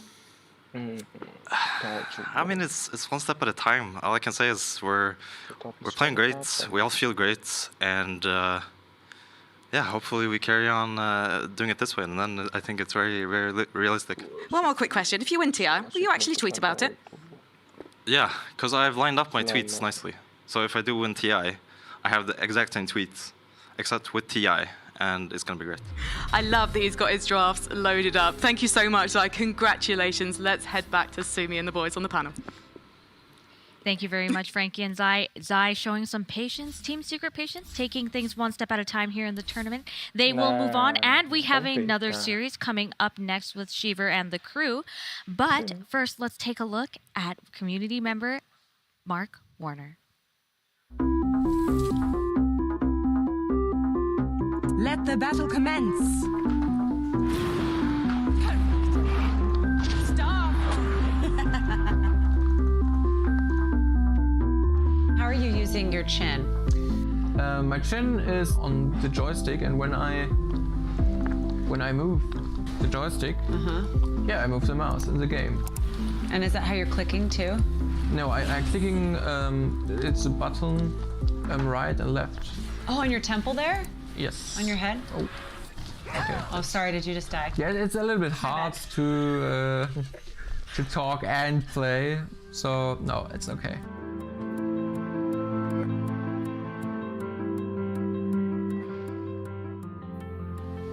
What were you like as a kid? I was a very active kid. I was very much outside and done a lot of sports. Do you think that you're all pretty competitive as a family? Yeah, I think my brother and me, we are very competitive. Ich hatte den Vorteil, ich war nochmal der ältere Bruder, hatte immer ein bisschen mehr Kraft in dem Sinne schon. Aber mein Bruder hat mich nie unterkriegen lassen. Es gab auch Sachen, wo er dann wirklich besser war als ich. Das musste ich dann auch irgendwann akzeptieren. Which one is Mark? Nothing to say. Oh, there he is. Yeah. Kan ono level ku. Iku koncoan mbak aku suwe. Jin main iku lho Bang. Dota chess lho bareng ya. This is 2007. Ya, kenalku sekarang Dota chess. Pikirku, duh jancuk kok wong iki dolen Dota chess. Pas dek blackjack tapi jian time. Time dulu kan blackjack toh. Terus kan sering ketemu MMR. Ya tak chat, what the fuck you playing this game? Can you just add me? I cannot add you. Tak kotoke. Terus aku ngomong jadinya, we can play this stupid game together. Terus aku di-add temen dan tiba-tiba, what? Dia nothing to say bro. Masih rank 7. Iya, masih rank 17 tapi itu. Aku kan wis kenal karo konco nih, si Mercury. Makanya dia gelem nge-add. Ya, aku kenal Mercury nih, ben kan sak tim karo Mercury. Terus di-add, tak accept. Jancuk saiki dadi top 1, Bro. Iya, Mercury carry nothing to say mid. Biyen cek cupu, range 17. Yeah, Smash against. Gak sejago saiki, moro-moro. Ya tapi moro-moro saiki bangga, best mid. Dota. Padahal di home mainnya kok tai loh. He flew against this building. Oh, that's the building. Sing di home kan mainnya kok tai toh. This was a trauma helicopter. And then he was for 6 months. Dia sempet di home. Terus aku sempet takon nggak. J, you still in China? Oh, sering ngobrol. Nggak etis toh. Can you talk about what it was like to have to be the one to tell him? Terus wingi tak takon nih, you don't have new member set, you want it? Dia ngomong, ya give me sure. I want it. Tak kei tapi gak dibuka. Terus tak takon nih, why you didn't open it? After TI maybe. Okay. Good luck in TI, bro. Monster sih lagi, pacinya anjir. Ya, after TI lagi dibuka box wakil sing nge-give. It was very scary, but your family members are. Saya sih jago rata-rata malah ya. About you and your situation, and you want to change that because you are the reason for it, and so I try to. Pinoy, bro. Yeah, be strong for them. Filipin, coy. Normally I could cry every day because of Apet Filipin. And he was running and jumping, but I see the Musia, today. cai pung. For me, it's sort of tragedy. It was a kind of challenge, I would say. SSS. That we stand it as a family. SSS. Now everything is. SSS Singapura. Musi Malay. Ya, Ciwan. Bujun Eli. Many chances to be competitive to someone because of my handicap, and after 2 years or something like that, my best friends came to me and Ciwan. Yeah, he wanted to play Dota. I played with him before my accident, and he said, "Yeah." Ciwan, nothing to say. Mercury. How often would you guys play together? Musi. Lumayan banyak player dari Malay yang jago. Every day. Yes. The first game since 2 years was. Baka, next TI ono in your dream gak baka? And I think we lose within 10 minutes. Kok iso? Ya, PPT langsung kak. The thing already before the accident. This was a really good game to play against people and play with my best friend. Kan Nikma jadi satu toh, dia bakal kepilih nggak jadi carry? Kan bakalnya Merge.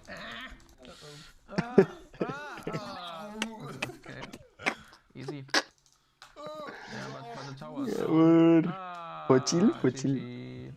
Who's the better Dota player right now? He. Of course, he's really good. I don't know how he can do it. Just so that people understand, how many Dota games have you played? Around 3,000 or 4,000 games, something like that. Okay. What's your MMR?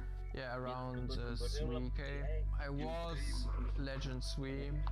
Now I'm Archon. Wetmon Cyber. But I hope that I rise again. Erlebt das Spiel. Wetmon Attitude. Das hat ihn auch vom Kopf her nochmal ein Stück nach vorne gebracht. I think Dota was the first time where he saw, okay, I can do something alone. And that was the first time to say, okay, maybe he can do some other things. Did you go back to school? Tapi Cen, dua orang ini kayak ini loh, nggak pernah ngeblame, nggak pernah ngebar, kecuali emang keterlaluan ini loh. Ada coba kak? Kayak DE masih respect sama player alien, terus masih diajakin ngobrol gitu masih oke. It's good to live with my parents, but there is a time you need to move out and live for your own. Also Marc an sich ist wirklich auch ein Vorbild, auch für mich. Also er hat mir eigentlich beigebracht, dass es für jedes Problem eigentlich eine Lösung gibt. Man muss nur immer mal ein bisschen um die Ecke denken und I think he's the living example for. Iki sih, sing iso mlebu TI siji maneh ono Bangga. I appreciate that I can be a part Mikoto. of his story, I would say. For me, Ya, Mikoto iso mlebu TI. Ono tapi nih. Ono tapi nih. Lek mandek dolin game gak jelas. good for me because I can accept my situation, my handicap. Asli iso wong iku. Attitude ono, manner ono, jago iya. Kari ngenteni tim sing pas e. When you play bad, Jagone gak ono obat soalnya. Mikoto. it's okay. So this handicap wasn't really a thing, and now it's not really a thing in my life. Gak gampang ketil. Ya, jago. Jagone jago, cuman gak gampang ketil satu. Wis jago gak gampang ketil ya iku sih. Poin plusnya akeh. Incredibly inspiring. I did not expect to be hit in the fields like this, to be fair. But credit to Mark, and I also think that this is a wise lesson to everybody at home, because Mark is 3K MMR, and I think that for a lot of people it's like, oh shoot, you know, there's no excuses anymore. There's no excuses anymore at that point. But glad to see Mark doing well.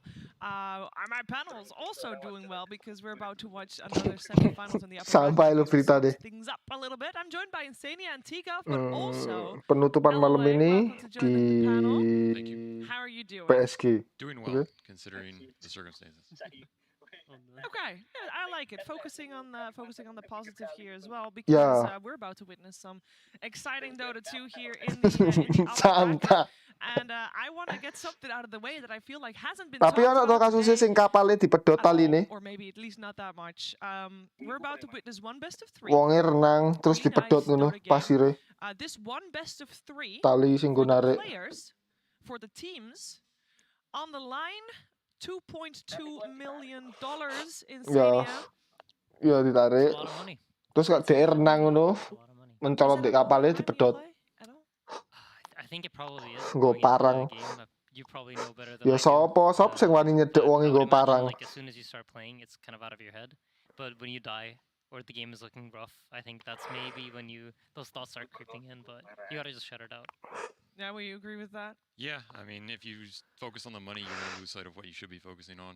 Okay. Otherwise, you know, the $1 million dream coil can turn into the $2 million feed at the roast pit. No one's going to enjoy that. Apart from the opposing team, that would then get 2.2 extra million. By the way, you should feel sorry for whoever loses because they already guaranteed a 1.4 million T. It's a big pot. There's enough for everyone.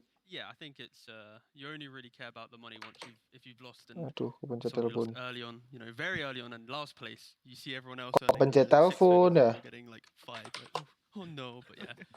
Millions are enough, you know. These players, I feel like this is the best thing, right? You play for the love of the game, right? Yeah. And then the money's the nice incentive at the end. Yep, and we're gonna find out what these teams are playing Discord ke, jangan sambung kali ku tengok-tengok awur.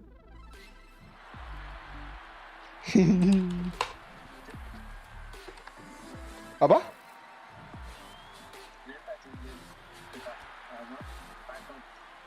Dota.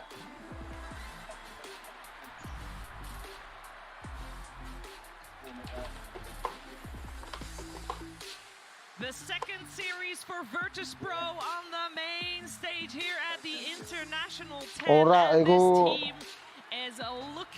sampai ngajari wong iku lu angel sekarang ngajari aku sih Bangga. Iku emosine lu hah? Bukan emosine rada anu ya. Like, okay, you know, this team, if they lose one game, they could be shaky, they could be losing confidence, and it could all go downhill from there. But instead, the opposite was true. They lost one game, and then the fire kicked in, and now they're ready to go up against their opponents, PSG, LGD. Tak invite lho wonge. Wonge lali Discord iki jebule. Makane gak tau mlebu rene. Discord-e kakean jare. Kayak wonge kae.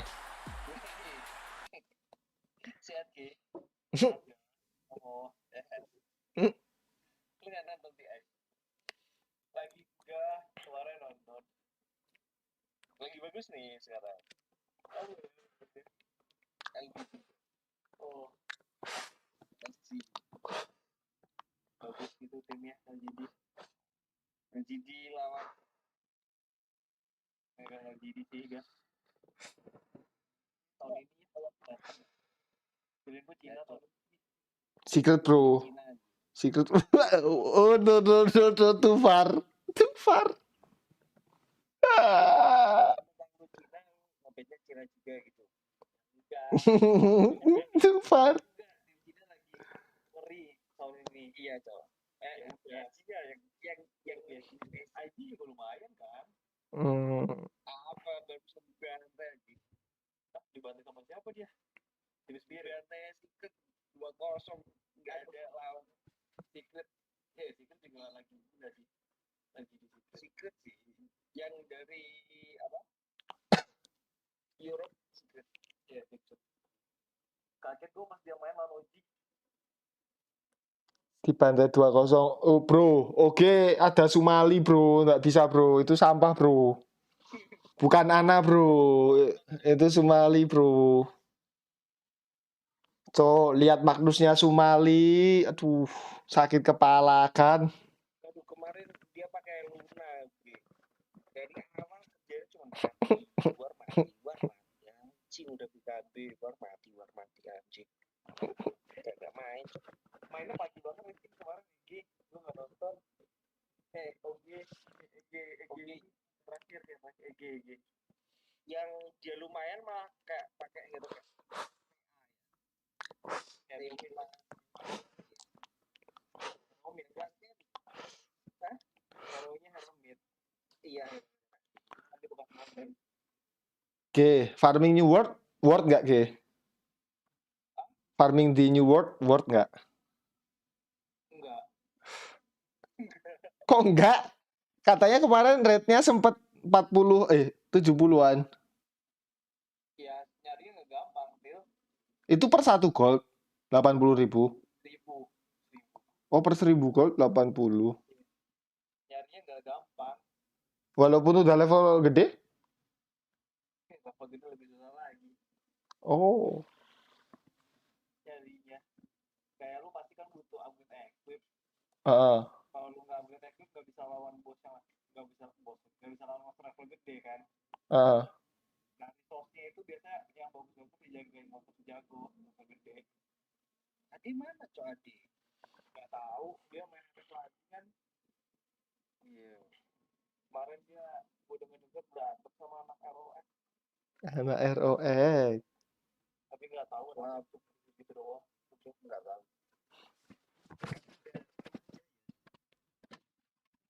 Apa? Nggak satu server. Oh lu sama Adi nggak sama bagus. Iya. Gila juga tapi punya ya. Isi game HP top up nggak bagus lewatan ya. Tahu sendiri lah game HP memang harus. Ya semua game handphone. Semua. Dan hampir tiap hari pasti ada event handphone. Iya. Dan kalau emang pengen ini harus top up tiap hari. Orangnya. Lu meskipun kalau game HP kayak ROX ya, lu sendiri main masa top up terus tiap hari kan enggak lah. Ya. Maksudnya berasa gak kalau misalkan top up game HP itu ada kelihatan gitu? Iya emang lebih kerasa. Iya. Soalnya dia top upnya langsung ke itu ya. Terus lebih ini hasilnya lebih enak nih langsung GG satu server. Gapnya kejauhan sama yang gak top up. Jauh banget.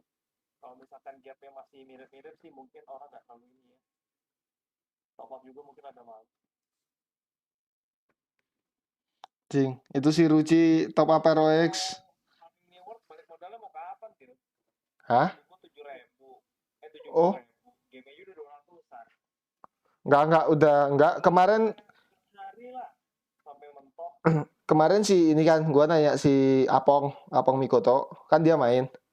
Gua chat, "Pong, itu levelingnya lama nggak?" Dia bilang, "Sehari level 10 sampai 12 atau level 20 bisa lah," katanya. Kalau lu full grinding katanya. Wah anjing, buang waktu banyak banget ya.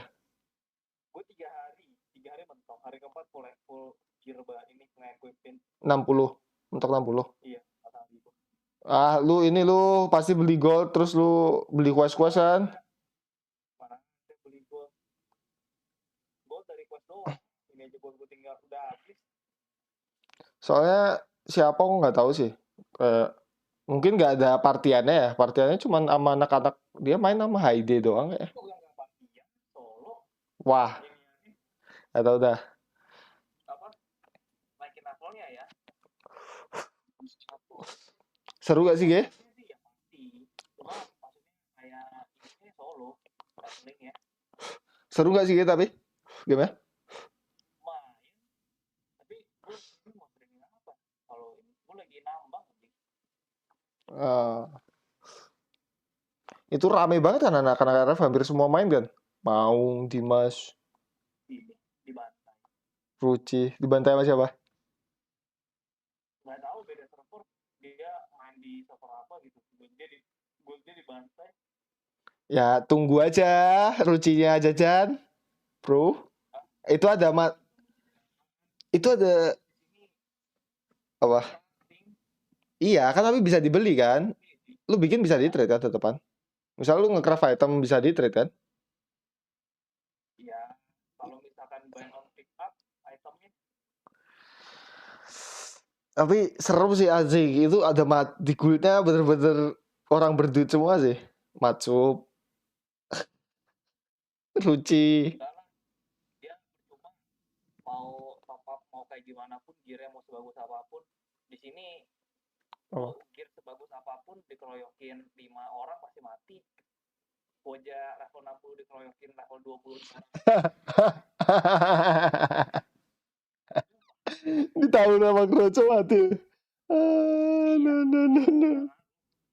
Maksudnya nggak ngaruh parah gitu ya? Kayak job lu apa, terus lawan counter job lu walaupun equipnya dia di bawah lu tetap mati gitu? Oh gimana? Yang penting kalau lo dikeroyokin pasti mati karena lu nge-plane nggak bisa jalan. Oh. Kepalanya kode-kode doang gitu kanan. Stun ya nge-plane.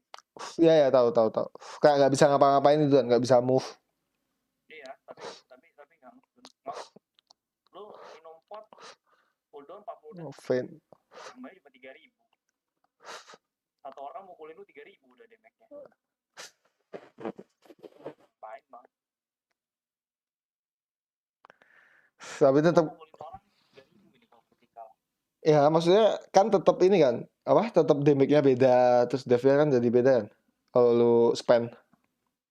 Enggak sih, nggak akan banyak. Tetap. Paling beda 200. Serunya di situ. Di Discord mana lu? Gua sama anak-anak SMA gua kah? Pada main. Oh. New World. Main itu New World. Iya. Lu 4 hari full grinding, Ge? Iya, full grinding. Ntar dah, nunggu TI kelar. Kalau ada item sisa, gue beliin. Maksudnya gue beli New World. Buat main.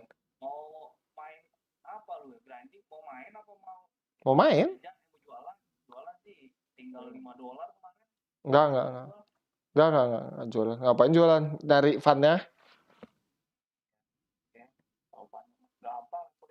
Apalagi lu udah telat begitu masuknya. Udah pada murah barang-barang ini ya quest-nya. Lu nggak spend sama sekali, Ge? Lu nggak spend sama sekali tuh? Mau di game doang. Buat spend juga nggak guna. Ya, gue tuh. Ya juga sih. Kayak barang dibeli bisa lu cari sendiri dengan mudah gitu loh. Yang lu butuh lu cari. Ini aja gue lagi gathering nih. Kalau lu ngeliat. Gathering tuh ngapain? Kalau gue lagi macul, lagi nambang. Oh. Iya, lagi nambang, lagi mining lah. Nyari bahan buat nge-craft. Iya. Oke. Mau ini apa? Gacha equip. Job lu apaan? Job nggak buka di sini nggak ada ada job biasa. Tapi kan bisa statusnya dimaksin kayak max TB gitu-gitu. Ya gua apa ya bilangnya? Dibilang DPS bukan, dibilang tanker bukan, lebih kayak ke sisi sih. Kayak kalau misalkan gua nggak dibunuh, rusuh. Oh. Dibunuh tapi amok gitu. Lu balancein statnya, nggak lu overin salah satu. Nggak dibunuh, gua bisa ngelakuin orang. Kalau dibunuh ya stop. Ada bisa nge-stun. Ada skill yang nggak bisa mati. Ultinya mereka gitu. Ultinya apa sih? Mereka. Kak pengen main New World apa enggak? Enggak. Nothing to say. Banyak jalannya, sumpah. Yang bikin capek itu doang ya, banyak jalannya. Iya. Dari kota jauh banget bang, dari kota ke kota. 15 menit kali lu jalan doang dari satu kota ke kota lain. Tele yang mahal. Telenya mah. Yang buat doang mentok di tas lu, nggak bisa lebih. Oh. Fuck that game. Banyak bug lagi. Ada bugnya juga.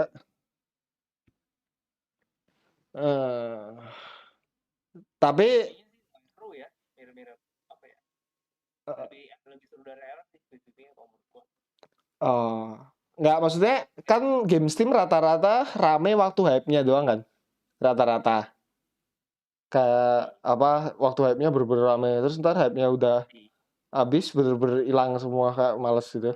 Karena ya udah gitu-gitu aja, mau ngapain lagi gitu. Gue sih kalau selagi masih ada lawan ya main terus ya, hardcore-nya. Mesti ketemu gue hardcore-nya. Ketemu gue hardcore-nya yang main terus ini. Kalau udah nggak ada lawan ya mau ngapain lagi anjir. Ya, bosen juga. Iya. Ini kan perang ini. PvP lah kan game-nya.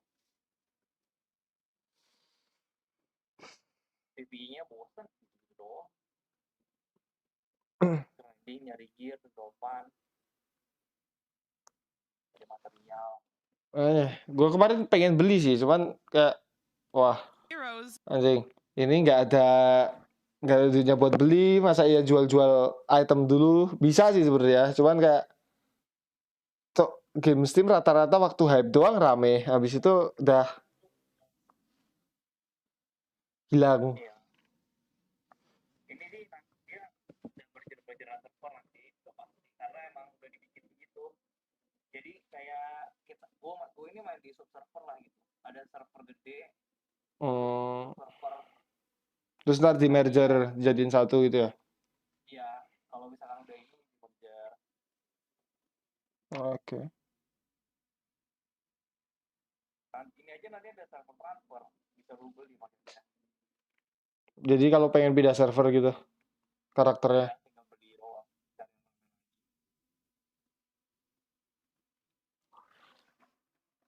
Oh, ya sih. Terus misal lu main di 2 server dengan karakter beda gitu juga bisa? Nah, 2 server karakter beda bisa. Tapi ini ya, kalau misalkan lu mau main di sub-server yang beda tapi satu server nggak bisa. Harus beda server, bener-bener beda server. Maksudnya? Nggak bisa satu server. Oh. Lo mau punya satu char di heroes if you go into a scary area of the map, and then you have heroes like Storm or Io can relocate that additional 2 bodies in, or Storm just zips in. So it's very classic, but it's the idea of Bane is great at setting up engagements, a little bit less clunky than maybe, let's say, an Ogre. Yeah, let's take a look at PSG LGD's most picked heroes, see if it is very different. It is actually very different in Sania. Yeah, I mean, I think LGD, they play more teamfight. Just straight up, it's the first thing that you'll notice when you look at these heroes. And I think LGD is more, in my opinion, more of a team. They play more together, grouped up in a way that I think. Whereas I think VP rely more on winning their lanes. They rely more on having that edge from the start and then using the advantage they get from the laning phase to then dominate the map. So, $5 buat dapetin 1000 gold. Lu sehari farming 1000 gold dapat nggak kira-kira? Lebih. where they're always trying to bully. You know, so Legion Sky, some Kalau hoki Snaptide, lebih just Snapfire in general. To be honest, like he was there in the top 4. Like this, the fact that you're able just to annoy this carry in 5, maybe you felt this at some lelang kan? point if you practice scrims. Iya lelang kan? Like it's that off lane momentum they bring, having to have like in the T1 series, they're bringing 4 heroes top. Walaupun lu jual murah gitu. Now free farming the entire jungle, and that one TP you do to top lane, you feel so bad because even if you kill them, you're now looking at this carry free farming. You don't have any resources to then get back into that jungle. So. I mean, LGD is extremely good at getting to their timing in the mid game. They are not a team you're going to run over in lanes very often, and if you fall behind versus them, they're extremely good at controlling the map, and they very rarely give it back. So this matchup is a test of, can VP, if they go with that snowball style, can they control it well enough into that mid game where they don't give LGD that footing on the map? All right, let me ask a question that I haven't asked yet for this series. Do you guys all have PSG LGD winning this one?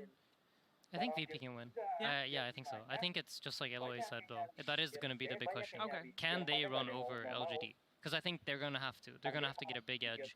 And then can they keep the map control? Because I think the way that LGD drafts, you're going to be running into Ame, but he's going to be playing with these Elder Titan Aura or the Magnus Empower.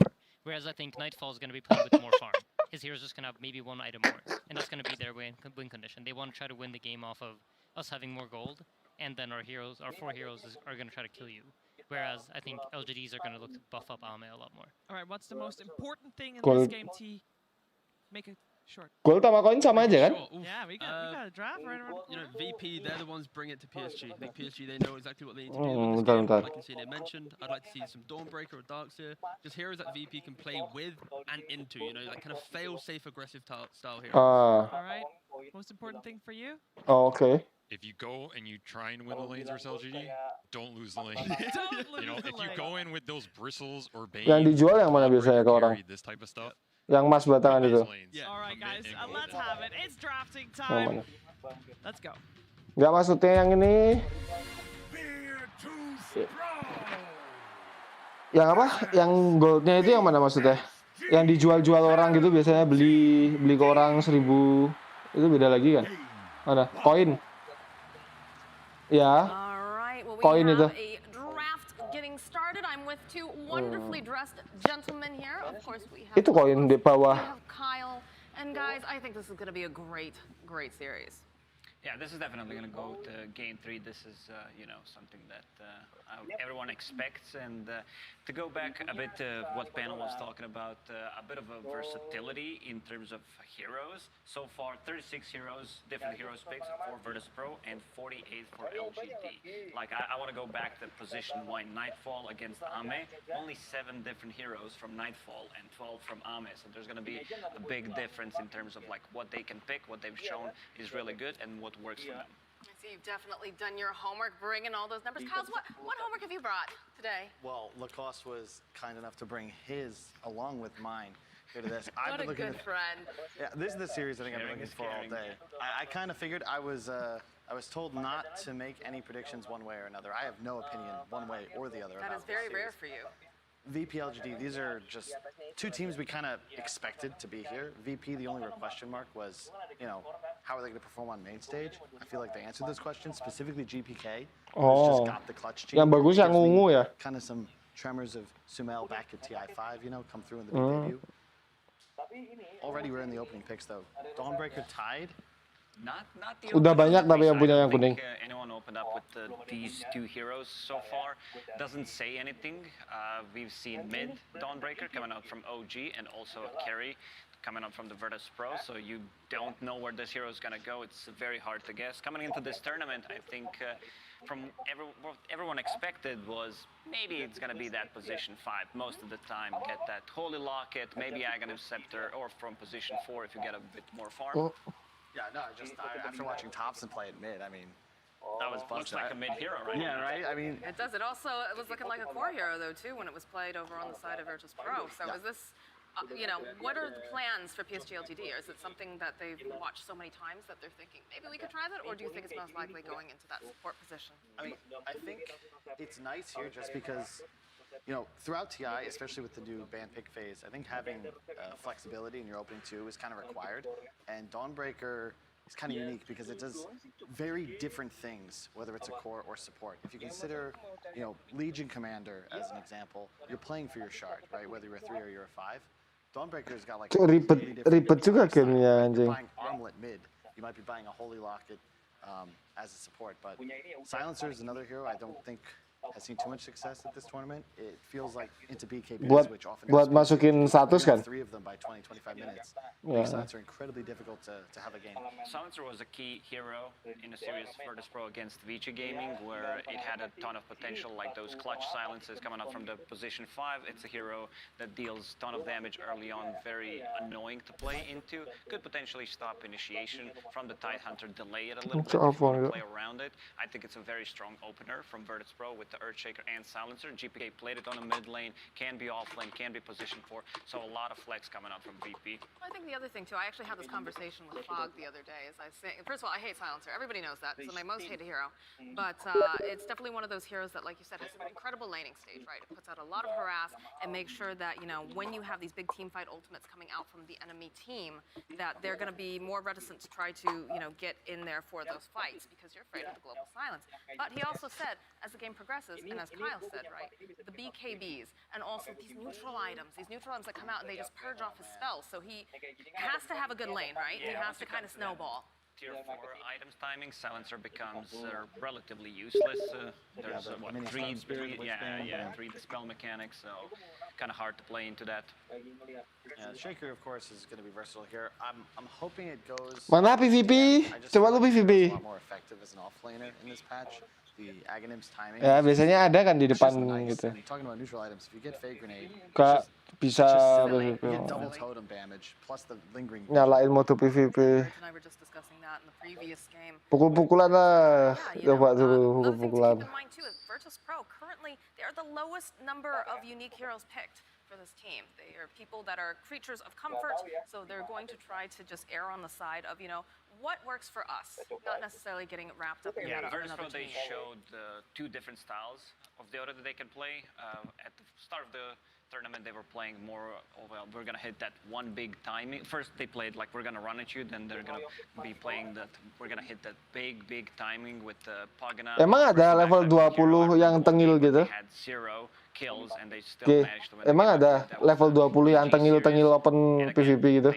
Virtus Pro with this hero just Anjing. it allows them to go onto high ground, or allows them to move around PSG. constantly and make the plays. PSG. This is just so much more difficult. I got LOA and Insania just Talin, ya. judging everything that I say, but You're professional. You can handle this. Yeah, I taught Aiden everything that he knows. Yeah, so. you perform Emangnya bisa kalau lu nggak open PvP? He's not even looking at them.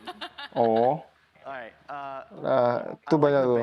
I thought Tiga brought up a great point though, where your typical pairings are with heroes that can capitalize on both the vision Bane Pukul. face checking high grounds. We're gonna get to that visage in a moment, but also the global just catch. Orang tengil-tengil nggak ada kerjaan nih, yang open PvP ini. Nggak dapat apa-apa kan soalnya. Makanya. Oh, nggak ada kawian nih. It is incredible against these 2 supports, and you can't flex. Itu merah-merah lawan semua, toh? Silencer core against Visage is miserable, and you just eat them alive. You Grave Chill, send birds at them, and they're 100% dead. It's also really great interrupt for the birds. Excellent against the Shaker too. These are all incredibly low armor heroes. Sakit gitu, ge? Anjing, bilang nggak sakit. What the fuck? One big timing. Tidehunter is really not afraid of any of these heroes. Maybe a bit against the global silence. Dipukulin 2 orang. You can play into that. There's way to play around. Ditawur sama nukean maka. Absorb eventually. I don't like to see this big team fight from Luna, Visage, and Tidehunter, also having a bit of a global presence from the Dawnbreaker. Virtus Pro, I need to see something like a relatively decent Slark game, because there are Lu kalau mati nggak, ini nggak minus apa-apa. Kayak nggak ada yang ngurang. Terus benerin durability-nya? What happens if you pick something up like a Slark? Like you're saying, the lockdown's a little bit light on the side of PSG LGD, but if the Slark starts to fall behind, how do you manage those expectations then? That is the $1 million question, literally, because you actually can't really play Dota into Tidehunter at the moment. So any sort of Lu pakai VGA apaan sih, ge? This is similar to a Slark in a sense where 20, 60. It's excellent. looks like you guys are giving one another. I love it. Anjing berat banget gamenya berarti, cowok. PC gua meledak dong. Anjing. You also get a bunch of stacks. Continue. Thank you. Very good against Luna Visage as well. Visage, theoretically, if you buy Vanguard into a Crimson, the birds start doing 0 damage, which is very effective and helps keep your squishy supports alive. I think it's a great pick if there were ever a game for Bristleback. Itu lu fullin high ke kanan apa gimana? Lu rata kananin? Anjing. Well, that's something that Virtus Pro has typically really enjoyed Tuh, doing. FPS 60 dapatnya ngentot. But you are on an international stage. You are up against one of the best teams in the world. One that a lot of people are saying, you know, they're thinking they're going to win this whole gosh darn thing. So I would not be surprised if PSG LGD was Tengah dipukul gitu banyak orang anjing. Oh, for sure. This is a team that has probably the hardest working players this whole year, I would say. They need some kind of asli. Because their damage output. Iku sing nganggo RTX wae kok ngono. Right now, especially for the early stages. Lu yang pakai ini kan RTX kan, Gi? What I've seen, Nightfall 2 or 3 times in a row went for Vanguard. Oh, 2060 belum RTX. Just to be more annoying in their own face, a bit of more Tapi di atasnya 1660 toh. Pretty nasty. Like that is the timing for Bristleback. The earlier you get it, the faster you can start running at enemy heroes. Seri. Udah RTX belum?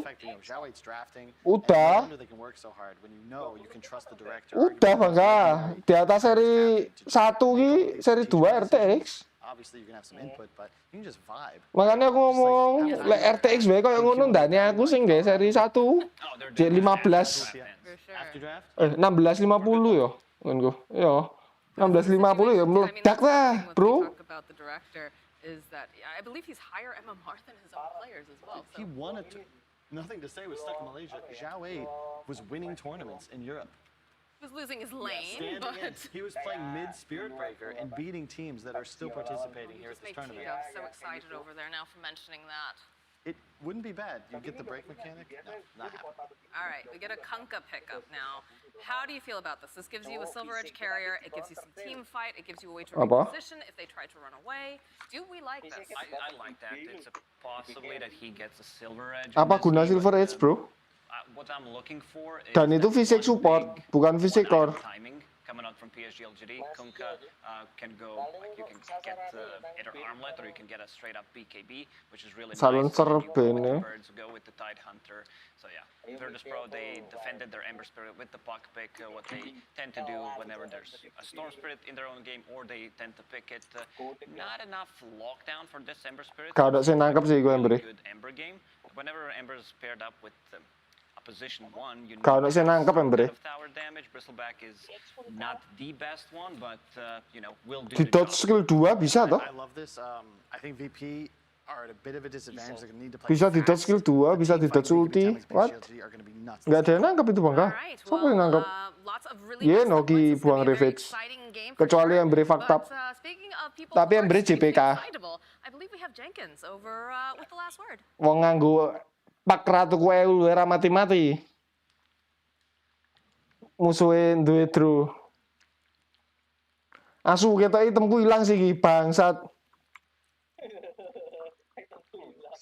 Ya cowok, aku alin di ini PSG.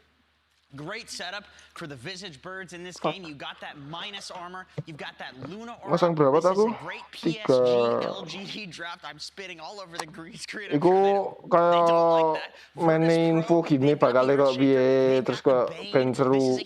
Anjing, gua masang $35 cuman dapat $10. Terus kalah masa anjing, odds 0,2. Pusing gue nonton lu aja. Gua beli kayaknya muntah-muntah. Bristleback, he can pop off this game. Kyle was kind of right. He, you know, he can get a Vanguard, but the game is starting. How long do I have left? Let me see. 2 seconds, yes. Okay, sending it off to Canadian guy and American guy with the cast. Yo pen seru banget TI soalnya hype. That was something else. My goodness gracious, Trent. I've never had an intro like that before. Yeah, people sometimes get a little nervous. Fake crowd-nya kan. Teams and everything, so that can really break you out of any sort of nervousness when there's just jank. Cuman Apa dikit udah dinyalain, apa dikit dinyalain sampah tuh. Bikin hype-nya hilang.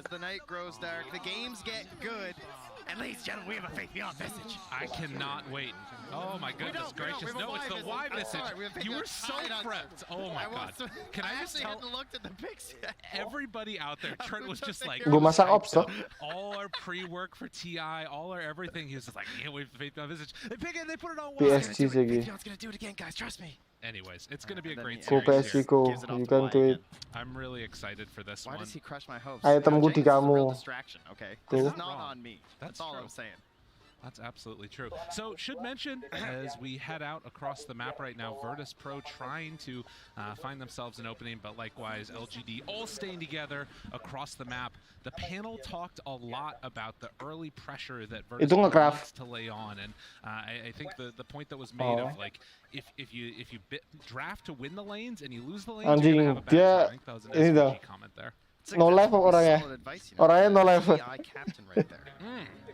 You gotta make sure your game plan goes all according to plan here. And for now, the plan is a bit of passivity. Tapi itu game buang waktu banget kan? Grinding terus, farming, kayak nggak ada nganggurnya. Ya, nggak ada nganggurnya. See that like super heavy damage dealing visage that you might have been expecting, right? Like someone just like gets right in there, but of course throws them off a little bit during the draft. You have it for the flex pick there.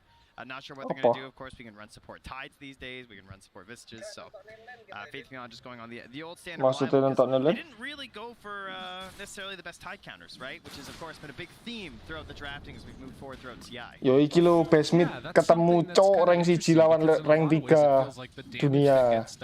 Mantap. Embre top 1. Punkane top 3. Over to the other side there. And opting to try and beat him out in that phase of the game instead. So Kingslayer and DM, because they sent the Earthshaker up top. Amennya nang di bos. Kok melaku? Cancok. He's making his way down in that bottom lane. Now we'll show up here. So nothing wrong with getting a little bit of extra gold and XP on a Visage, that's for sure. But Luna wants to get in there right about now. So gives the ferocious roar and gets Y out of the way.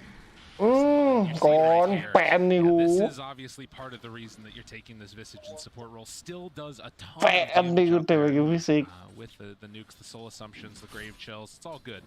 Yes, to use a Suns fan line of, you know, the old man. Where am I? Visage, of course, renowned for. Sampai sengaja sih nggak teli sih strate. Sampai ngorban ke carry. Used to do this quite a bit, and you're gaining all this damage for your soul assumption to put it back in the enemy supports. Won't save your courier though. Not even a little bit. I think we'd be gebuk Beni katanya ngidoni di BB ini loh. Bangsat. 3 on the Kunkka versus the 4-1. Nothing to say, having a really good time here against GPK. You know, we watched a lot of the pubs in the lead up to TI as well, and these guys were battling out for that top spot in MMR, and GPK put on a really good performance, but you know, it should be noted that this is a little bit of a rough one at the early goings, at least, getting doubled up. Well, considering how we did just yesterday, you know, he also knows that things can be rough for an Ember, but they can also recover. Absolutely. So no panic quite yet. And some voice lines being thrown out here from Save. Save again on this Bane, something that also was mentioned by the panelists, is a way that Virtus Pro play the hero that's pretty unique to them. Thank you. Earlier farm and hoping to get into that Aghanims at some point, which is how ridiculously strong it can be. Can be incredibly impactful as the rundown again. You take a look at this Bristleback, hasn't really been able to get any free time for his Bane to run up there and get some Ancient stacks yet. That's something that might happen a little bit later on, but that's something to watch for sure. Something that can accelerate that Bristles farm quite quickly once we get to the later stages. Yeah, meanwhile, of course, we didn't even discuss ZQ here on the big old Dawn Breaker. Popped out really fast in the draft, something that Virtus Pro was, you know, kind of dabbling with a little. People were questioning that being there, and so LGD coming out with a little bit of a statement here to just grab it right away. And position 4 roll has the Orb of Venom stick, and you can kind of see how it would mesh with the Tidehunter much like an offensive 4 to follow up on the Gush. Couple pulls going out, back slow sides, back towards mid. Again, Ember catching a little bit. Getting a good amount of pressure there with that Tidehunter cleave, nothing to say. can maybe get the bounty rune. Up top lane, DM has also been getting a little bit of the better end of it by Faith Beyond. He's right now sitting 21-6 on this Tidehunter. One-ish matchup. Both the supports are kind of which ways. Yeah, certainly an interesting one, right? You don't really see this all too often anymore, but it comes back to what you mentioned before in terms of like the Bristle being on that side of the map. When you're playing Dire, you sort of want to be near the Ancients, and you can control this area. You can contest the Luna a little bit, and well, speaking of trial, sneaky TP coming out here, not spotted, I believe, by the Vision. Lek sampai IG LGD menang, Secret LGD seru sih. They don't want to scare him off quite yet on Nightfall. Yeah, and I mean, save is nearby, but again, if you're able to get that jump, there's a potential you could try and find some extra pressure. But Kingslayer also wah, di trile nih, bos. He's back. Tri-lane versus Tri-lane Visage. The crowd goes wild. They love it. Well, they might need to be able to do some Mati dong. There as Nightfall slowed down for the moment. Seeing if they can get a couple more hits the second round, but no! In fact, it's Y who falls, and also in the mid lane. Don't look Boss, mite di solo kill, boss. It ends up being a nothing to say solo kill on to GPK, and they're still looking for more. ZingQ in some trouble as well, Kingslayer might have gone a bit too far there. Gets punished by ZingQ. Edan lagi ya, nabrak di tower ini. Bangsat, bangsat. Nightfall trying to get ZingQ. Quite connect. He's good. Yeah, dodges away through the other side and has a salve going. Could maybe make another run at it. Sumpah, ZingQ ini juago sih asu. You're in a little bit of trouble now. Gets up there with the Starbreaker, but they both end up falling at the last second. Just made him down bottom. Gatel. Two teams starting to get a bit of a feel for each other. There is a truce up top, of course, between Earthshaker and Ty. They're just hanging out, but that mid Masalahnya kok beda 2 level gini, bro, midnya. Got the punish on the getting 6 first, use the ulti for the kill. Ember unable Terus to iki escape. Taete lawan ES. Taete lawan ES yo penak Taete, bos. Setengah gede, bos. Save there. That should be enough to stop the pressure. But yeah, normally you can like go for either a remnant away with the X combo or what have you. Mati sih. Not the case when you don't get 6 in time. As ZingQ turned upon by GPK, Kingslayer there gets in range for a little bit of minus intelligence as well. A hot start. Yo, not bene baka iso. Nothing to say anymore, kan di isor soalnya. With Faith Beyond obviously getting off this great start on the Tidehunter, leading in the CS, moving towards this tower. What's the answer from Virtus Pro? Like, do you try and stop the side? Because he's just going to keep going, and DM doesn't really have a lot to do. If you try and mess them too much, you already see the rotation coming in from Y. You have Mati dong Ember, ini ya, sih. he wants to try and get some punches when he can, but he's a little busy catching up. He's hitting neutrals right now. I feel like DM's just going to get sent to the wolves here. They are bringing everyone on LGD. Yeah, DM, you're the sacrificial one here as they move in and finish them off. They know that there's not a counter move here from Virtus Pro right now. Cuk, langsung ambil tower ya, menit 7. He's going to grab a little bit of creeps on the wave here. Maybe they can get this kill, but there is a ward that's spotting this move from safe. Soalnya ono katapult teh. Right, yeah, respecting the vision. Yeah, he's good. Jancuk mite beda 1000 cuk network He knows exactly where save is sitting. So, of course, the best case scenario for a Tidehunter player, take that top tower, TP bottom, and hold the wave. I mean, I think that this is one of those situations too. Well, maybe they've been able to find him. I don't know if they can really do all that much. Boat goes out first, and in fact, if VP aren't careful, they might end up losing another one themselves. Y moves himself through the river. GPK gonna throw out the remnant back behind, but the rundown won't be enough to kill off that Ember there. Yeah, X was coming back pretty soon there too, so. Played it safe, he knew the limits. He's got that timer, the internal clock that all Dota players have. Got to get that field going, and well, with Ty taking the bottom lane, Ame freer to farm up here, moving in towards these neutrals. And you love the team playing nearby, so he's stealing some of this farm that was lying in wait for GPK. Perasaan teko ndek lane carry ya. It's an invis that spawns bottom as everybody was stacking around that top rune spot, maybe looking for an opening there. But as you can see, another rotation up towards top to protect the Luna. But are they going to be able to get her out of there? The fissure block actually comes through. Obviously no 6 yet on save, and with that, they're not going to be able to connect for any type of a punish with these supports. They're kind of weird support duo, right? Like the Bane Silencer. It feels like they're both good individually, but kind of cover each other. Mati sih, Luna. Like the Visage Dawnbreaker. Exactly, now you're reading me. Yeah, I gotcha. I see what you're up to. GPK. They get a little aggro there in the jungle. Luna turned upon. They move in again. Safe trying to get in range. Does have enough for one. Remnant's out and looking for more. Another sleight of fist. Does GPK have it? Force stacks. Graves keep it. Yeah, it's really good. Keeping you up here. So 2-1-1 build even at level 4 will keep him up. They'll be just fine. GPK still wants to hang around, see if he gets a little bit greedy coming back here, or will at least grab the next wave. Respect my positioning here on the map, but unfortunately, go grab some of the runes from him. Sneak one right out from underneath that Bristle, who is heading towards a pretty healthy ancient stack here with the Vanguard. This is a free to farm situation. You know, it's really interesting. Like, you're looking at the way that the map is laid out right now. They're wrapping around up on top a little bit on Ame, seeing if they can go for the punish. But it's super interesting how aggressive Virtus.pro can play, and they're still down 1,000 gold with that lead remaining about constant. And look at this TP from Nothing to Say, trying to get aggressive here and get a catch. TP's just from the bottom outpost, hoping to find someone in their area. They have this ward, but he knows that an X play, pretty unlikely to work on GVK at this point. Sees there's a Remnant down. Gonna have to force something out from him to try and get the catch. And I mean, you're talking about, again, that like weird combo that they've got. Like, there's nothing to punish GPK right now. This is a completely free Ember game once you get through that laning phase. And like, who's gonna try and control this guy? You got a Starbreaker or something out there? There's nothing. Now I know what happens to Ember players. See, they see this kind of game and they go, oh, there's no stuns. So they keep playing and they keep pushing and they go to that a cleave you don't spot from a Tidebringer and a Soul Assumption and you're dead. That's true. We'll see if it ends up happening here. Obviously, a lot of nerves potential on the big stage. There is one really big stun if they want to use it as Faith Beyond heads on in, but the Remnant away.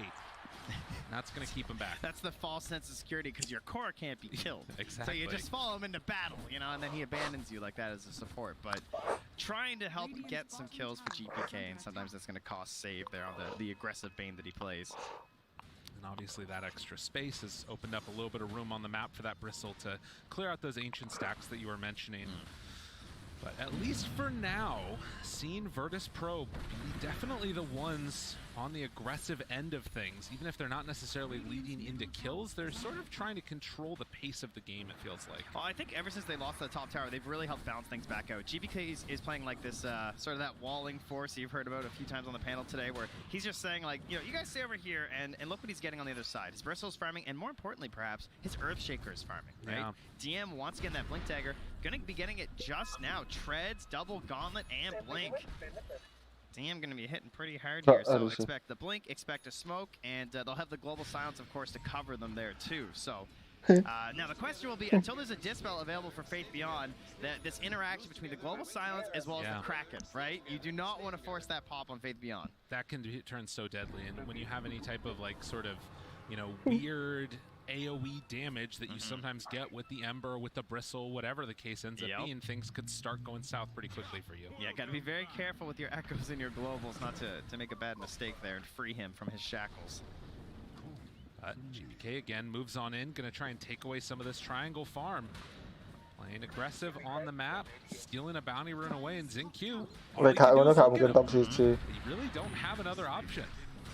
Actually, if he's not careful, XinQ's dropping down to about half HP. He's got 9 armor though. The birds are up. Pretty tanky Dawnbreaker. It's true. Only at level 6, 1200.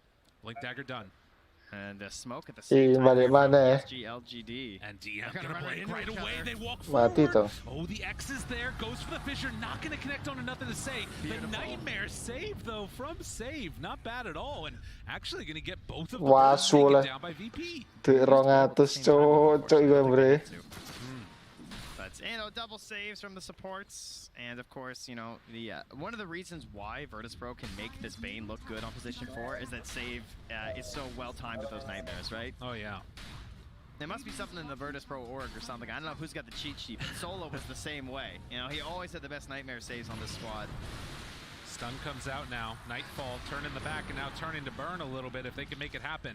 At the very least, killing off that Helm of the Dominator creep.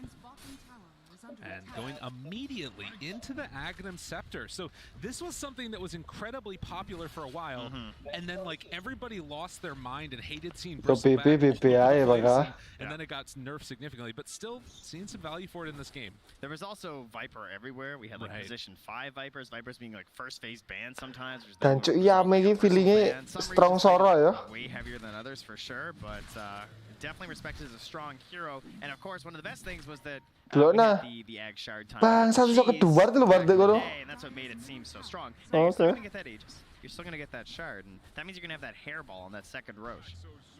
Something that can be absolutely devastating if done in the proper way.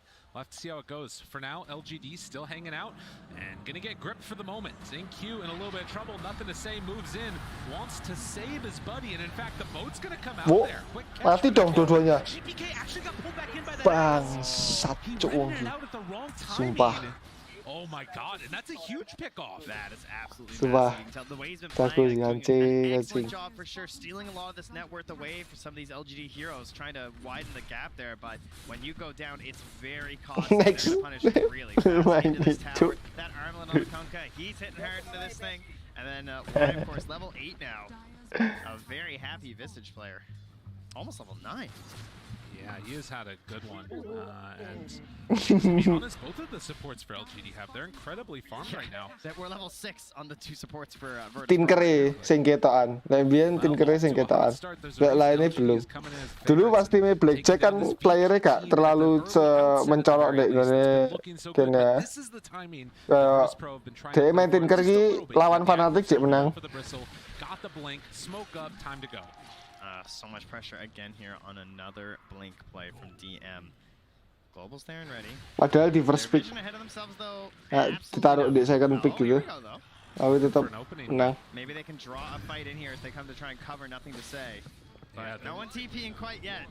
There's a lot of heroes here. This is gonna most likely be a dead nothing to say unless there's a lot of rotations and actually bringing in one.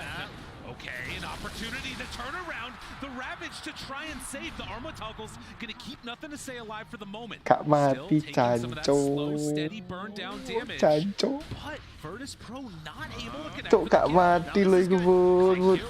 Can they go for any more afterwards? They're gonna lose that Dawnbreaker. Lek balik mati no bakal. Damage gold kapal sih melaku ya. Waduh aja gedein dulu.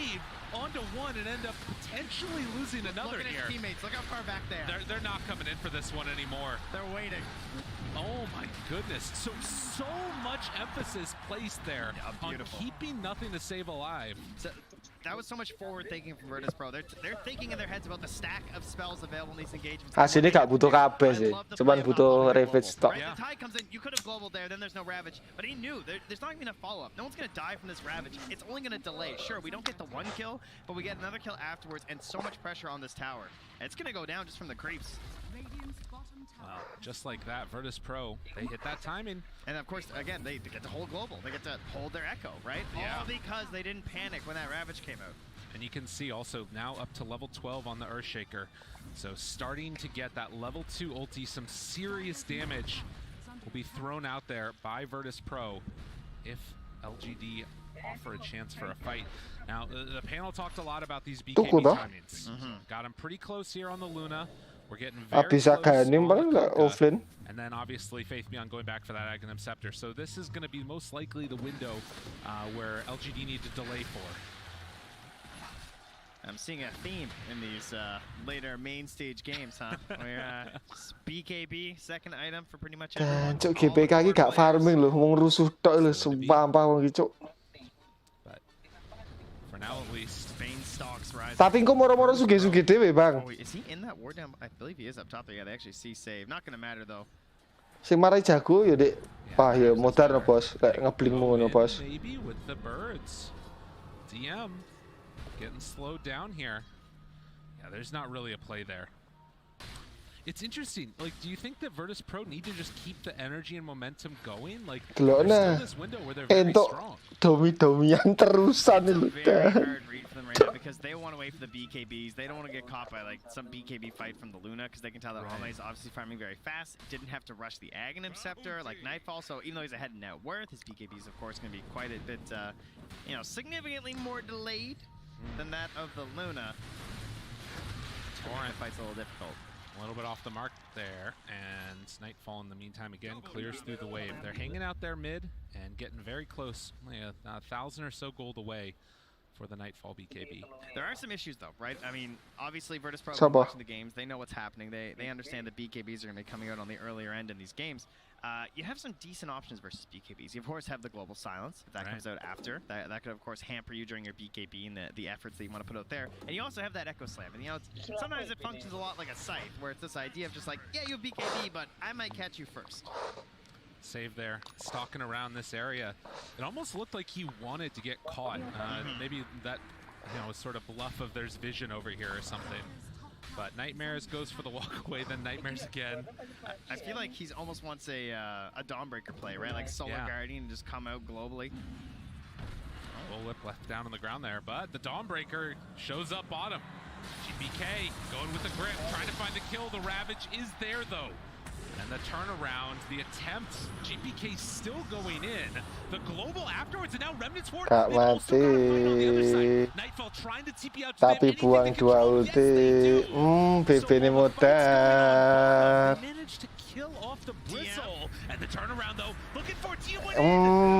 Iki melu bisa. Those are some good BKBs. That's what that was. Wow. That was painful. You see Echo Slam on the fight recap, and then you look at the damage, and you're just like, oh, I guess that wasn't a very Tower mid sih bos, lagi Rosan. Man. Oh, tower mid tau. You know, just a little bit of discombobulation across the map there. Some teams zigging when they should have zagged. Now a 5,000 gold lead for LGD.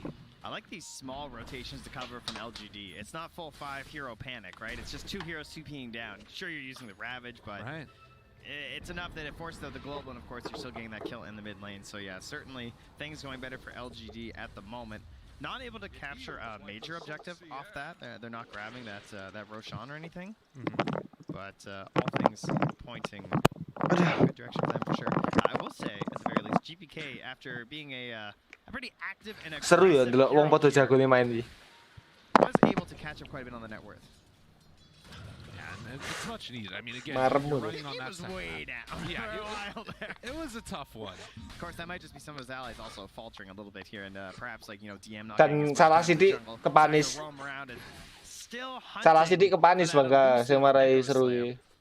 I mean, he had one earlier, to be fair, but yeah, it's a tough one right now. You see. Lah iya, maksudnya tapi lek dek salah sidik wae iso kepanis. Maybe a moment where they can find LGD group together, but it's just not happening. LGD are delaying the game, trying to slow it down and consolidate. Kelakuannya GPK ki asu perasaan gak farming, tapi kok net worth-nya dur ya.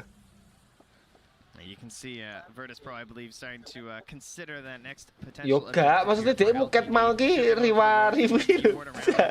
But it's hard to win the vision game versus a Visage. Oh, that's a sneaky one. Love that ward there.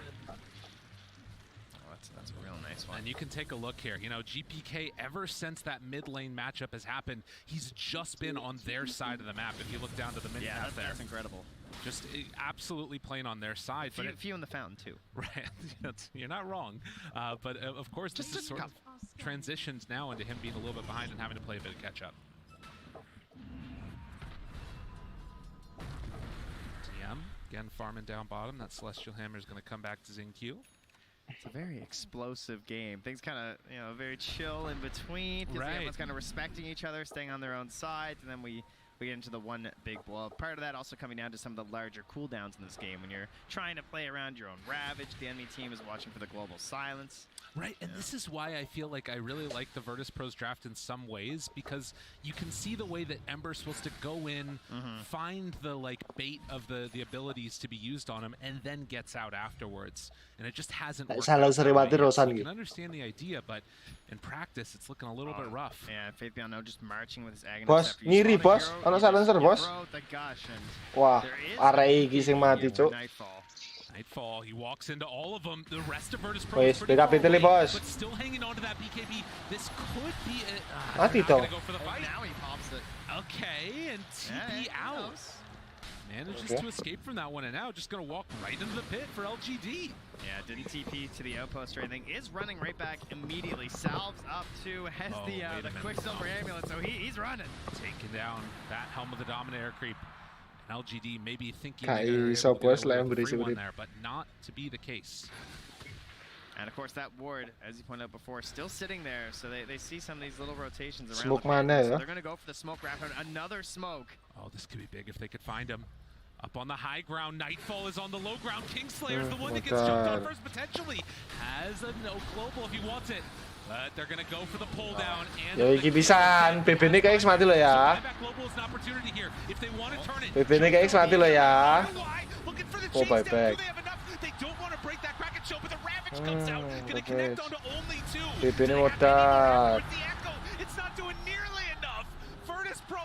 In fear as LGD just won't let him go.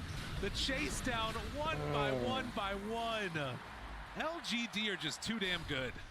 Things are looking so good. Ember nggak ada yang nangkep, ya udah nggak usah ditangkap. And now the BKB's even there from TM. I thought this was his chance. But the whole team not able to connect. I mean, still holding on to the Fiend's grip. Save couldn't really find the right moment. All that a punishing play here from LGD, and they got 5 minutes of freedom with that Aegis. I mean, sometimes you just fight as Luna in the pit with nobody nearby. There's a billion Eclipse beams. It's such a slow way the fight starts, right? It's just an Ag. Like, you have so much time to react from this Ag's gush, and they just kind of waddle at you. Faithion's just walking in up top. They try and punish onto wide. Ini kunkannya turun Silver Edge lo ya. And TM just, I mean, he's looking at this, sees two heroes, but BKB timing on the Ravage was good. The Eclipse comes out, but the BKBs, again, by the time he gets on course, they're just getting the BKBs out. But back in the game there. Wrap around there, finding Apa themselves one, but GPK able to get out the last second. Save. Well done. You can save a word there. It's good. You know, nice save. They're at a why he premium. plays the Bane.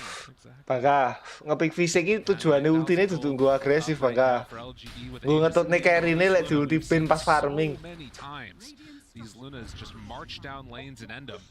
But constellation kill here. Oh no. That guy's pretty good. There's a little four-step action.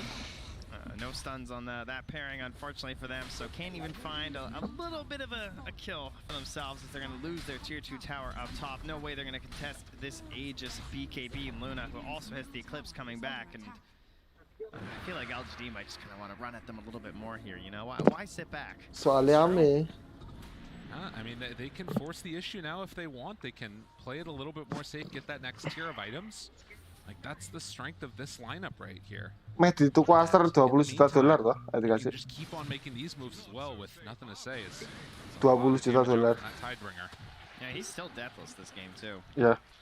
Same with Ame. Terus ditawar lagi $50 juta juga nggak dikasih. Couple of feeders. Apparently. As far as I can tell. Lah iya, wis podo karo pemain bal-balan kan lho. Transfer. As the Scotty is now going to be completed. And GPK diunggahne regane ndek gone 50 juta ya gak dikekno. This is what he's got to do. Put the team on his back. But will it work? And will it even be given an opening to make it work? He's on possibly one of the most powerful heroes in the entire tournament in the Ember Spirit, I would say. Gives you a ton of potential. He's gone for one of the more playmaking builds with the Aghanims. Oh, Nightfall. Yo lek LGD ini yo lek PSG ini yo. At least they're probably going to have that for a while. That's true. Pangga gede PSG ini tuh timbangan LGD ini. Gede PSG ini coy. It certainly doesn't feel great to have to use it in that. Lek gede LGD ini gak mungkin PSG ini di ngarep. Chance, a hope, an opportunity. Lots of TPs coming in though. The boat's going to be there afterwards. GPK finds one kill, but it's going to come at the cost of save. Falls down. Meanwhile, wait, Luna left alone. BKB cok ditangekno. Roleono ESC di kono. That'll keep Ame alive. So a trade of 1 for 1. I think you're happy with that if you're VP. Checks up top. Dua vision ada. Yeah, okay. Gak, tapi dia ono vision aja mau kun kai. Kok bisa buka BKB? Pas ditangekno. Kan ada. Kun. Hah? ESC? ESC di banyu-banyu lho bangga. For Ame and draw you deeper into the engagement. Padang ibarat abang lo. Apa? Visionnya Moso itu. That's really the problem. I mean, that's where the Ember really shines, and why I feel like if you can get GPK maybe a couple more items here, start to boost up that damage somewhat, you can find an opportunity to blow up those supports. Going in for the Shiva's guard. Saat durungnya Visor buka BKB mau. They're gonna give him a tip there, save, wanting to rally his team as well. But GBK really wants to waste as much time as possible. He has the remnant out. Gateli mau gancok lawannya. No, up top team trying to capitalize on that chaos there by hopping onto Xingqiu. Xingqiu just right back up here. You know, no fear. Hold on to that tier 1. Nothing to say. Tempting a little bit of fate there. Cok aku ngerasa sing gawe fisik ki wong embah cok bangsat nang di bene ono anak-anakane ndek kono cok.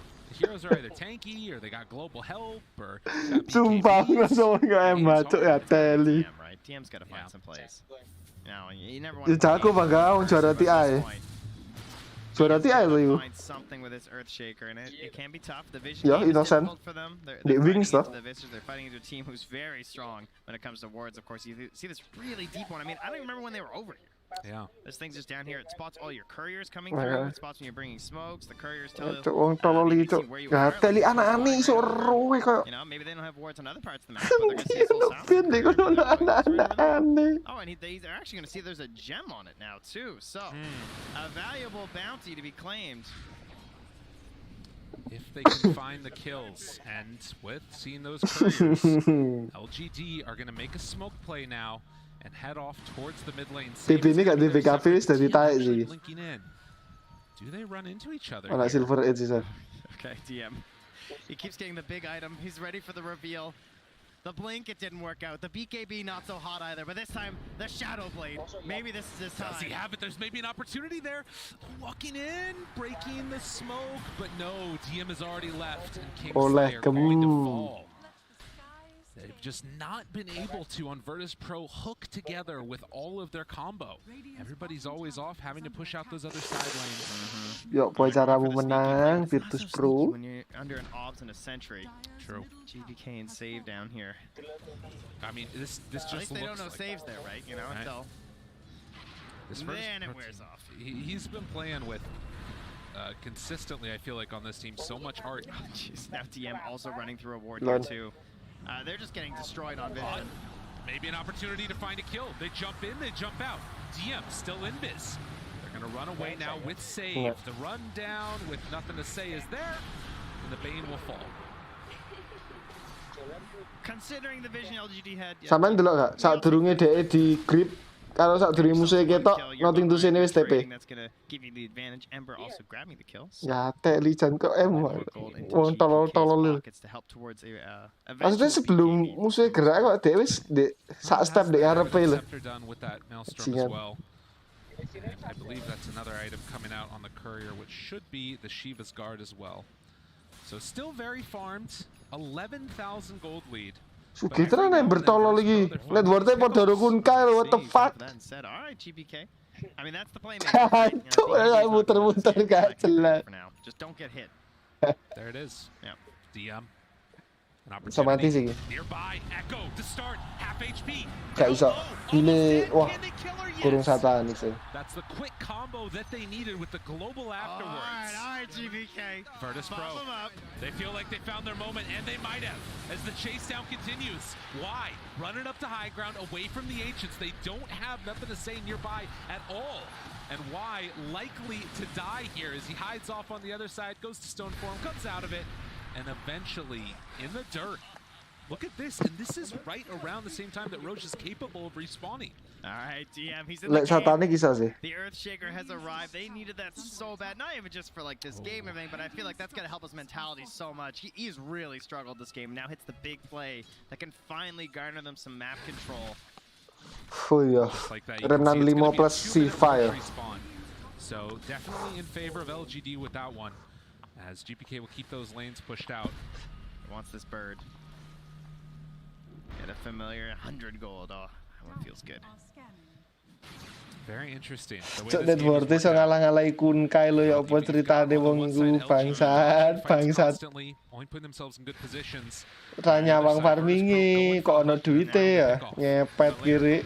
Yeah. My man, this Kunkka has a silver edge, and wait a minute. Luna has a silver edge. Yeah, I hear ya. Okay, but you know, doesn't work very well when you don't hit your spells. True. There is that. But yeah, you know, if you're trying to play behind Nightfall, because eventually you get very involved in these engagements, it can be a bit tough playing through that break. It is true, and it's something that's going to be concerning. No global boss. These items no longer smoke. Sort of a burden to have to take. You sort of like being able to get them with the crit built in. It does only break for the 4 seconds, so they're going to have to find the kill in that duration. DM, again, the one that could break the smoke. GPK is there, the smoke breaks. DM still not visible. They have a wide approach here from LGD. They're so spread out. Nightfall going to walk into all. Have that silver edge going. DM hides back behind, waiting for the opening. The fissure, it connects on a 3. The echo afterwards. A ton of damage out, and the feed script to boot. GPK runs through them all. The Ravage is out, and now the turn on Ame. He's in control. The right clicks come through in the Glades. They're way too much damage. Fissure one more time again. GPK, how are you living? You're not. Kok VCK gak kelong ya gede. LGD pull it back. It was looking so bad for a moment, and now the buyback. GPK runs back in, triple kill for him now. Wants to VCK gak kelong ya gede. The double buyback secures kickoffs, but just mayhem in the river. Yeah, the river runs red with everyone's blood right now. And again, this is a situation where Virtus.pro, they're very far behind, so yeah, it costs a couple buybacks, sure, not great, but you are definitely, at least feeling like you can keep fighting in this game right now, whereas it was a bit rough for a second there. Oh man, I thought that it was going to look a little bit rougher here too, because DM coming through, watching for this Echo Slam, right? This is the play again, gets in there before the BKBs are popped. Now the main problem was Ame, of course, sitting there just slaying this entire time, throwing out this big damage, but they do focus the other cores down first, right? Take away that control from the Kunkka, try and get the Tide after the Ravage, and deal with Ame in the end. Just right there, you can see how close he was, but one last round there. The Soul Assumption doing so much damage. Cancuk orang supporter langsung level gede kabeh, cuk. Gara-gara perang gak mati semua. That Soul Assumption was going to kill him and made sure to get out after. This will do wonders for GBK's net worth too, of course. You know, like, you bought back. That part's a little bit painful. Came back, got a kill though, and of course you're farming the entire map by yourself. He was the only core left. Innocent. And really, it's the levels there as well. You can see now up to 26. Innocent nih wings biyen pas menang TI. So ganti Nick tadi. On the XP, the next highest, at least on the enemy team, is 24 and a quarter. This is apa itu match PK? How much can he get done with this advantage that he's been able to build up? Still again, 10k gold into the lead there of LGD, but the Remnant, they're hungry. They want to find these kills. Oh no, seen it teping. Y gonna be controlled. Bait beyond. BKB out from DM though. Goes invis afterwards. Broken. Oh, he's controlled. Echo done. Ame ini di grip. Tide Hunter, absolutely beautiful from DM. And now the grip onto Ame. They want to kill him in time. Gak mati, cok. Ame ini bajingan. Ame ini gak mati, cok. What the fuck? Oh, aduh. Anjing, cok, Ame ini, cok. At least he finds that in the end. There's some buybacks here all around. But that's gotta feel good for LGD. Finally taking a decisive victory in an engagement. Absolutely ridiculous. The Roche is up. Everyone knows it's a major contesting point in this game. And somehow able to get Ame back standing, not finished off there by that grip. My goodness. The rum buff. Còn wis the Hex Wood, kayak sa pola yang beringentot. The Solar Guardian. All for Ame. I mean, and the Silver Edge as well there on the Tide Hunter to get him broken from the Kraken as well. It's a bit of a mess. Don't worry, in the main game we're all good here. They're just roaching by themselves.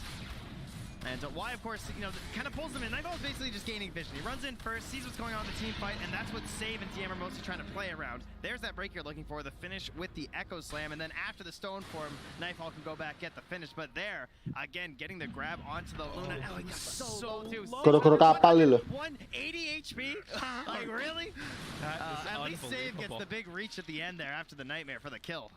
That would have, I mean, if Ame lived there, that's it all. That's the game almost, it feels like. But as it stands, can feel the hype in the booth. Teams getting ready.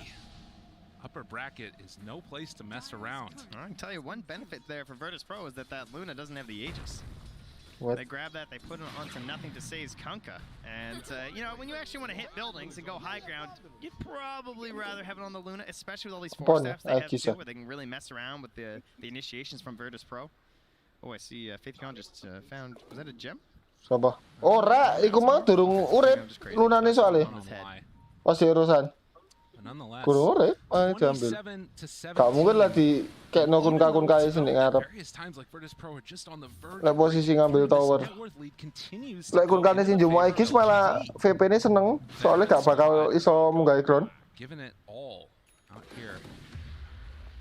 Aghanim Scepter done for Bane though. We got the triple Fiend script. Oh, been waiting on that for quite a while. Also a Assault Cross there too for the Bristle, so just like gaining more and more power here for Nightfall. Already 40 minutes into this game, and you can see LGD starting to feel a little bit more bold, crossing the river, putting the pressure now on to this young VP team. They can move very confidently right now with Y having the birds and having the gem. They can check for all this vision. And I don't see any obs with them right now. So they've got one up in the dire triangle. You can see all of it. Apa iki manu-manuan iki hancur. On that bottom side of the map, and nothing to say with the DD now wearing out. Is going to go for a couple quick hits there onto that tier 3 tower and go for the slow, steady, safe siege. Di force apa tapi anak-anak. Yeah, it's just Y just throwing the birds at the tower there. Not too concerned. Looking towards a eventual scythe maybe. High aspirations from a support player. Mati dong kamu. PKP sana. The fissure is there. Oh, enggak. Seeing and sensing the danger coming their direction, the rest of VP are going to blink and TP out. Jeez, that's gotta be temp. Please don't TP next to me. Like, is that really what you want? Seen that end too poorly several times, but they'll be all right this time. They were just trying to delay the game. They're catching waves as far away from LGD as they can. They do not want to fight into this Aegis. They'd love to get a couple picks though. They're gonna smoke into their base. They don't have the best vision. They have an idea. About where the tide is. They just saw him in a moment ago, and they're going to find themselves in here too. Well, that one's going to be picked up by Nightfall now. As, again, the move through the river. Dire scanning, hoping to find somebody in the triangle. They're a couple of seconds early. Ame, does he dare step up high ground or just reveal himself on these creeps? Satanic Virtus Pro recognizing this, they're going to get some vision down now. Satanic get denied. Hold this area. Boss. Sataniknya di denied. Kurirnya mati. Kurirnya mati. There as well. Doesn't look like it. I have a feeling that they recognize where Virtus Pro are right now, and now Nightfall shows. Nothing to say. Knows he's going to be farming his camp. Walks in. Slow down from the gush. Has that Aegis on nothing to say. Just walks into all of them. Dipatahin ni Kurir ya. Oh, and the connection. That's going to be a big one on the Nightfall. There's the BKB. Global silence used already. Trying to turn, trying to go into this fight, but Bane caught alone. He's going to get absolutely decimated. And Virtus Pro is fighting out, goes right, but they able to find another. TM jumps in for not enough damage though. Oh, and Ame in the back lines is just going absolutely ham as they run them down one by one. Hex is out. The slow Kak, sito mulai silencer iki pisan. Another victory there for LGD. And now what a tremendous mountain they're going to have to climb to pull this one back. Satanik Ame bangga sing mati. Tapi menang perang itu. Ora, maksudnya di denet ki kurirnya dipateni ngedelay. Game 1 starting to slip here.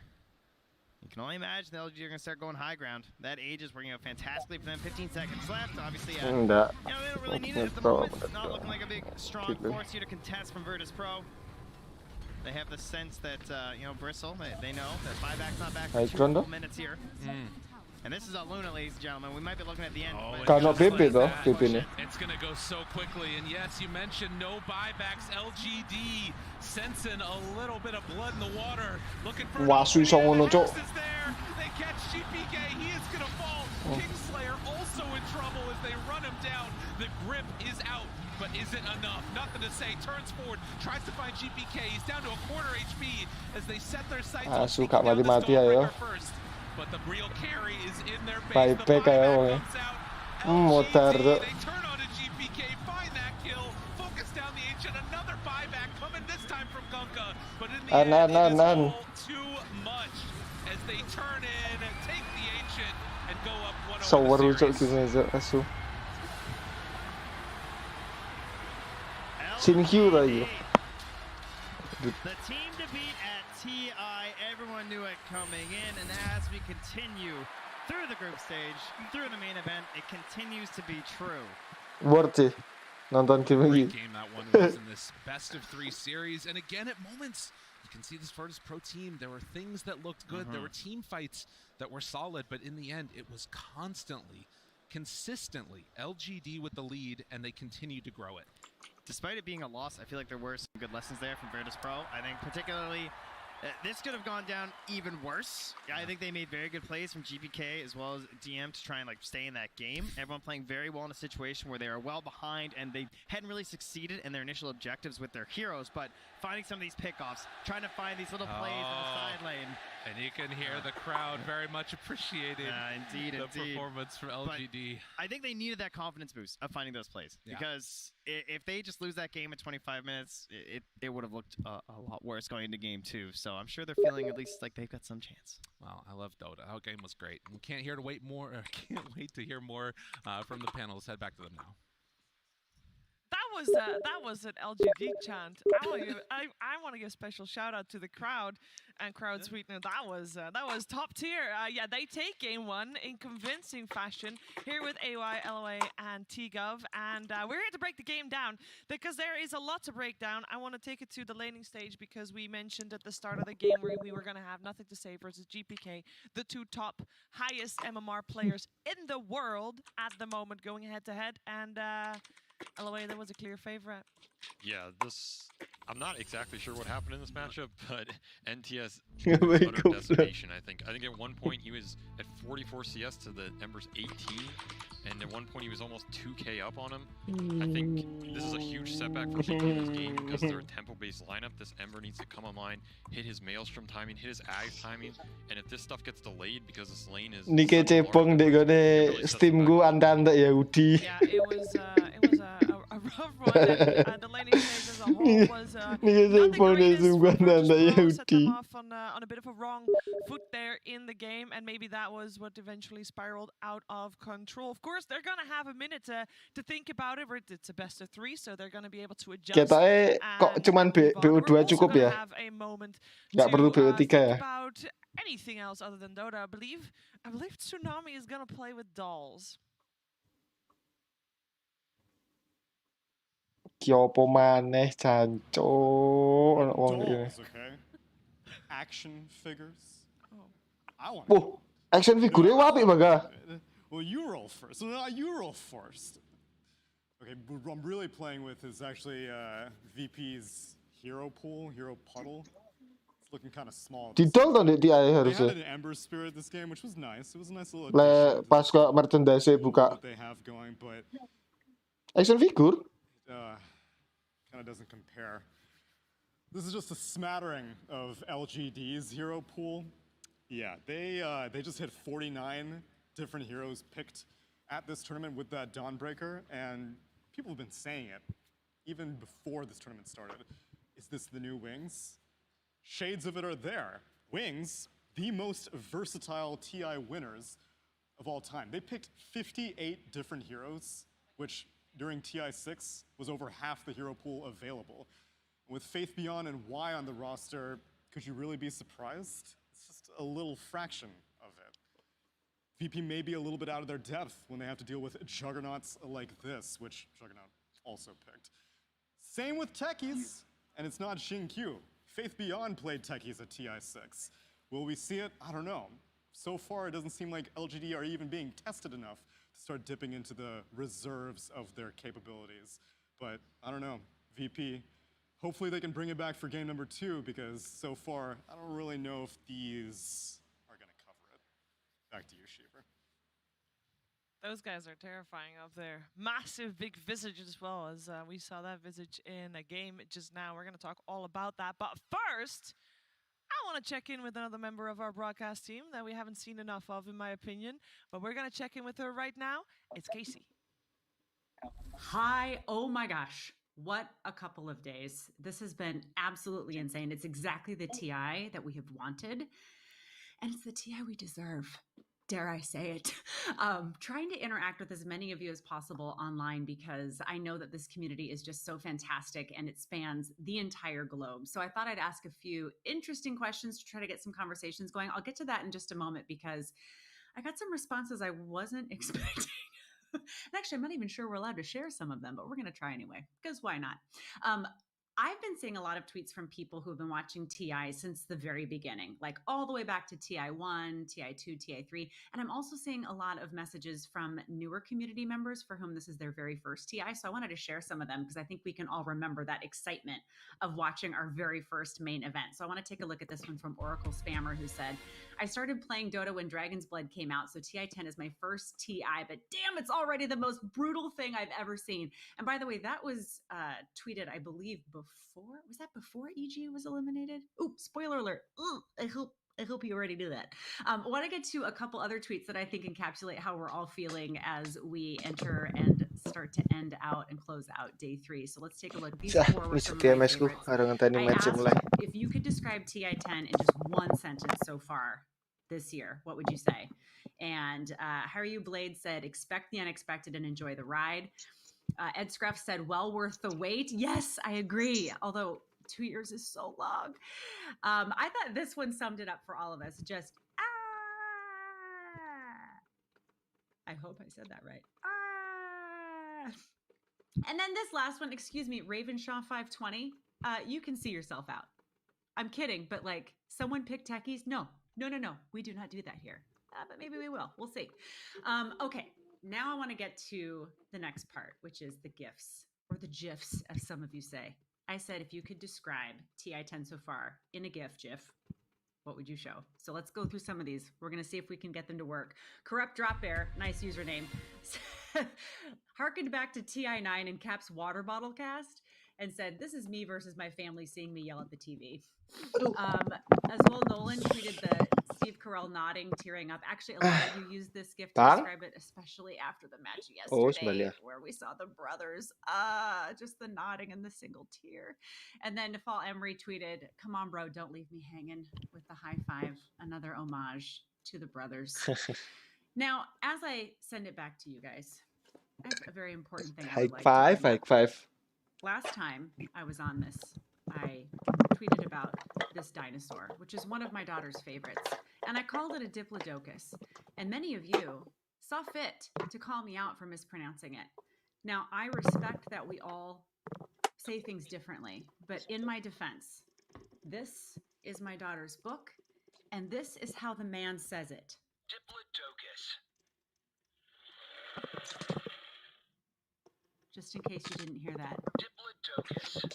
Ya apa nge-nerf wong? Hero di-nerf masuk akal, wong di-nerf. Do we fault him for it? No, because that's how we all sound at TI10. And with that, back to you. Keep tweeting with hashtag TI10 so I can share more of this throughout the event, guys. Too great. Thank you so much, Casey. And I must say, I also remember some of her words some of the other days where she said that we had to look out for potential Easter eggs in her background, and I haven't been able to figure anything out yet. So if you know anything, let me know. Or let Casey know that you figured it out. I want to talk more about the game we just witnessed, though, because we're in the upper bracket semifinals. Bener-bener iku kayak gak cuman satu orang yang tahu lawannya di mana, kayak berlima-limanya. And they did it with a visage Position 5, Curtis. Individu skill ono, tim skill ono, jancuk lah itu. Maksudnya individu sama tim skill kan biasanya individunya jago, pas ngetim sampah oke toh.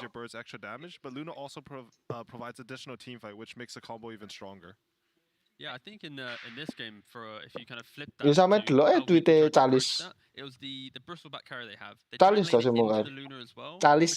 Like trying to aggressively lane into Luna doesn't feel too great. Offlane PSG mbiyen. Supports, right? Maybe Bristle in a like 2v2 could do some bullying, but as soon as you bring that third support in and you turn it into a kind of tri-lane situation, Luna is kind of like, you know, the queen of these scenarios, and I didn't really see VP kind of getting out laning phase. 50 atau 20 pokoknya awalnya tar 20. Ember dying solo to the mid kunker. Yeah, gitu. Ini ono.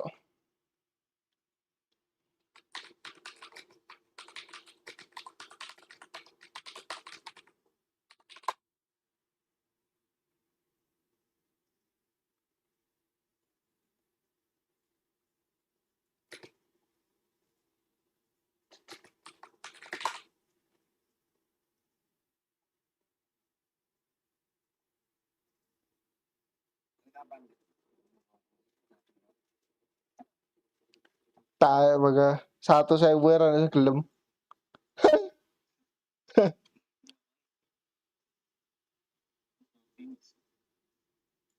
Enggak. Aku orangnya ini aja. Menatap realita aja, ndak mau banyak menghayal. Wong aku ngelakoni wae gak gelem. Lapo aku mikirno. Masa aku iku wis lewat sih. Gak iso konsisten. Yuk, maksudnya kalau sekarang aku ngejar lagi itu kayak ini enggak sih? Lebih gampangnya iya, soalnya belajar Dota sekarang bener-bener gampang. Cuman mentok-mentok tapi tetap aja ujung-ujungnya jatuhnya di Indo, Baga.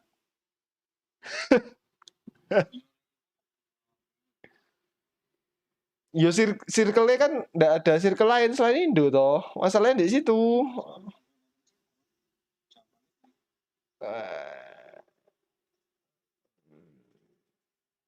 Cok aku open circle kayak misalnya kayak kemarin aku masuk circle istri Ciwan terus main nama Luke dan lain-lain sama anak Geek Farm, Scamberlu.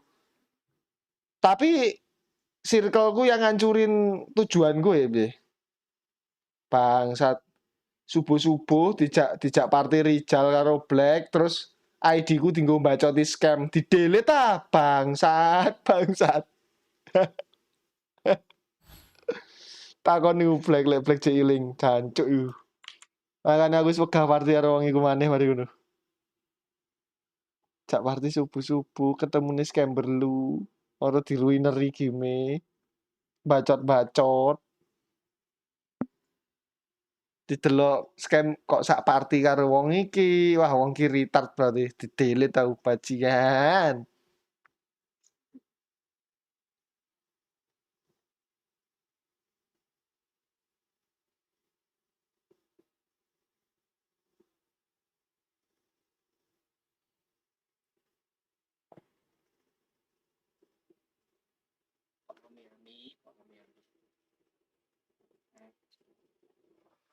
Mana ya kemarin? Anjing, aku ada kok lihat di Reddit.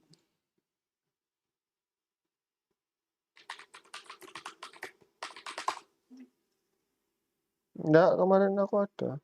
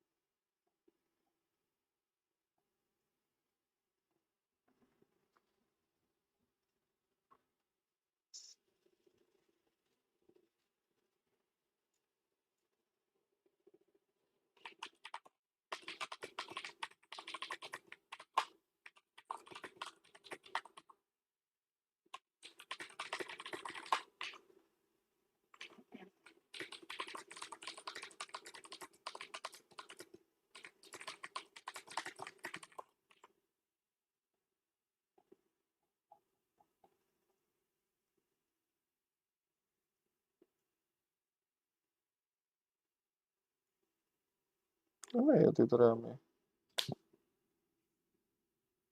Enggak Twitter rame. Twitter Calis.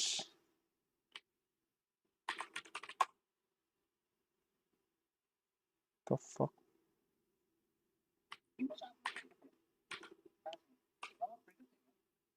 Upper toh?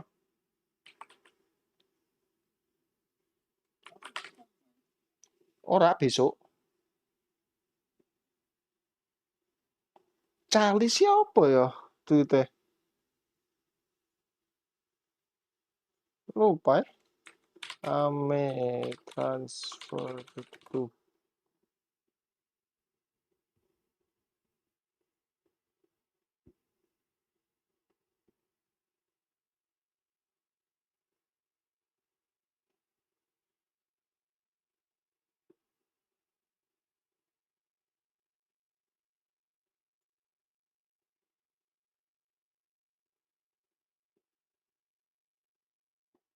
Calis. Ada harusnya.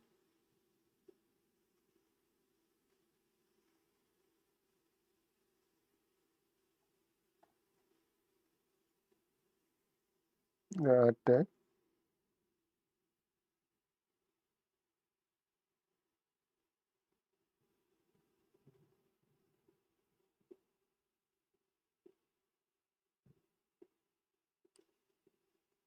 Oh?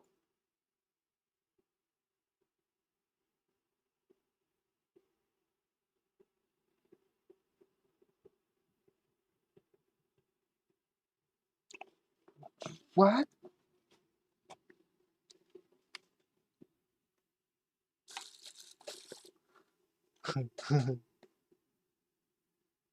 Cascute, retire. Dreamosel hide. Teamless. Scam. Neon to boom. Mikoto boom. Ke inaktif boom roster. Tapi masih di boom. Oke.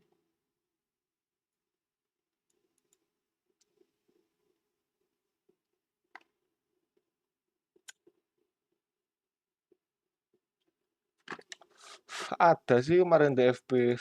Lupa atau lah.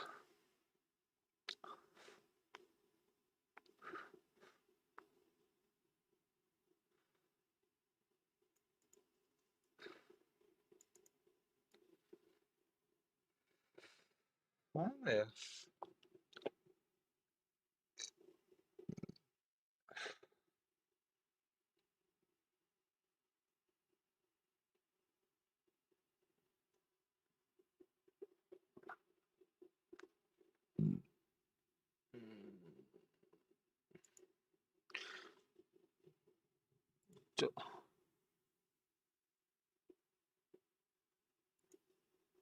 Nemu bangkah, nemu bangkah.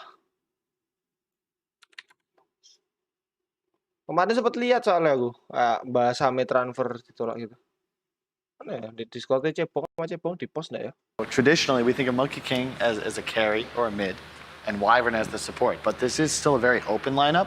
We saw 9 from Tundra popularize the Winter Wyvern middle. It looked very good, almost good enough to get here to TI. Of course, beaten in the qualifiers by the TI 8 and 9 champions OG.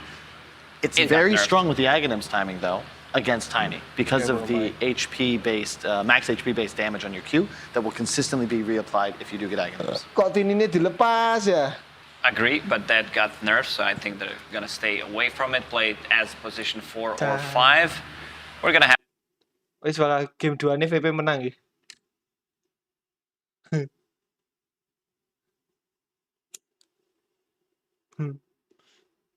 Dijak nonton mbek wong wani aku. Di Cebong anjing. Mong dhek wae ajak entot. Karena yo. Cepetan. Cepetan ini. Ajak cepetan Cebong anjing.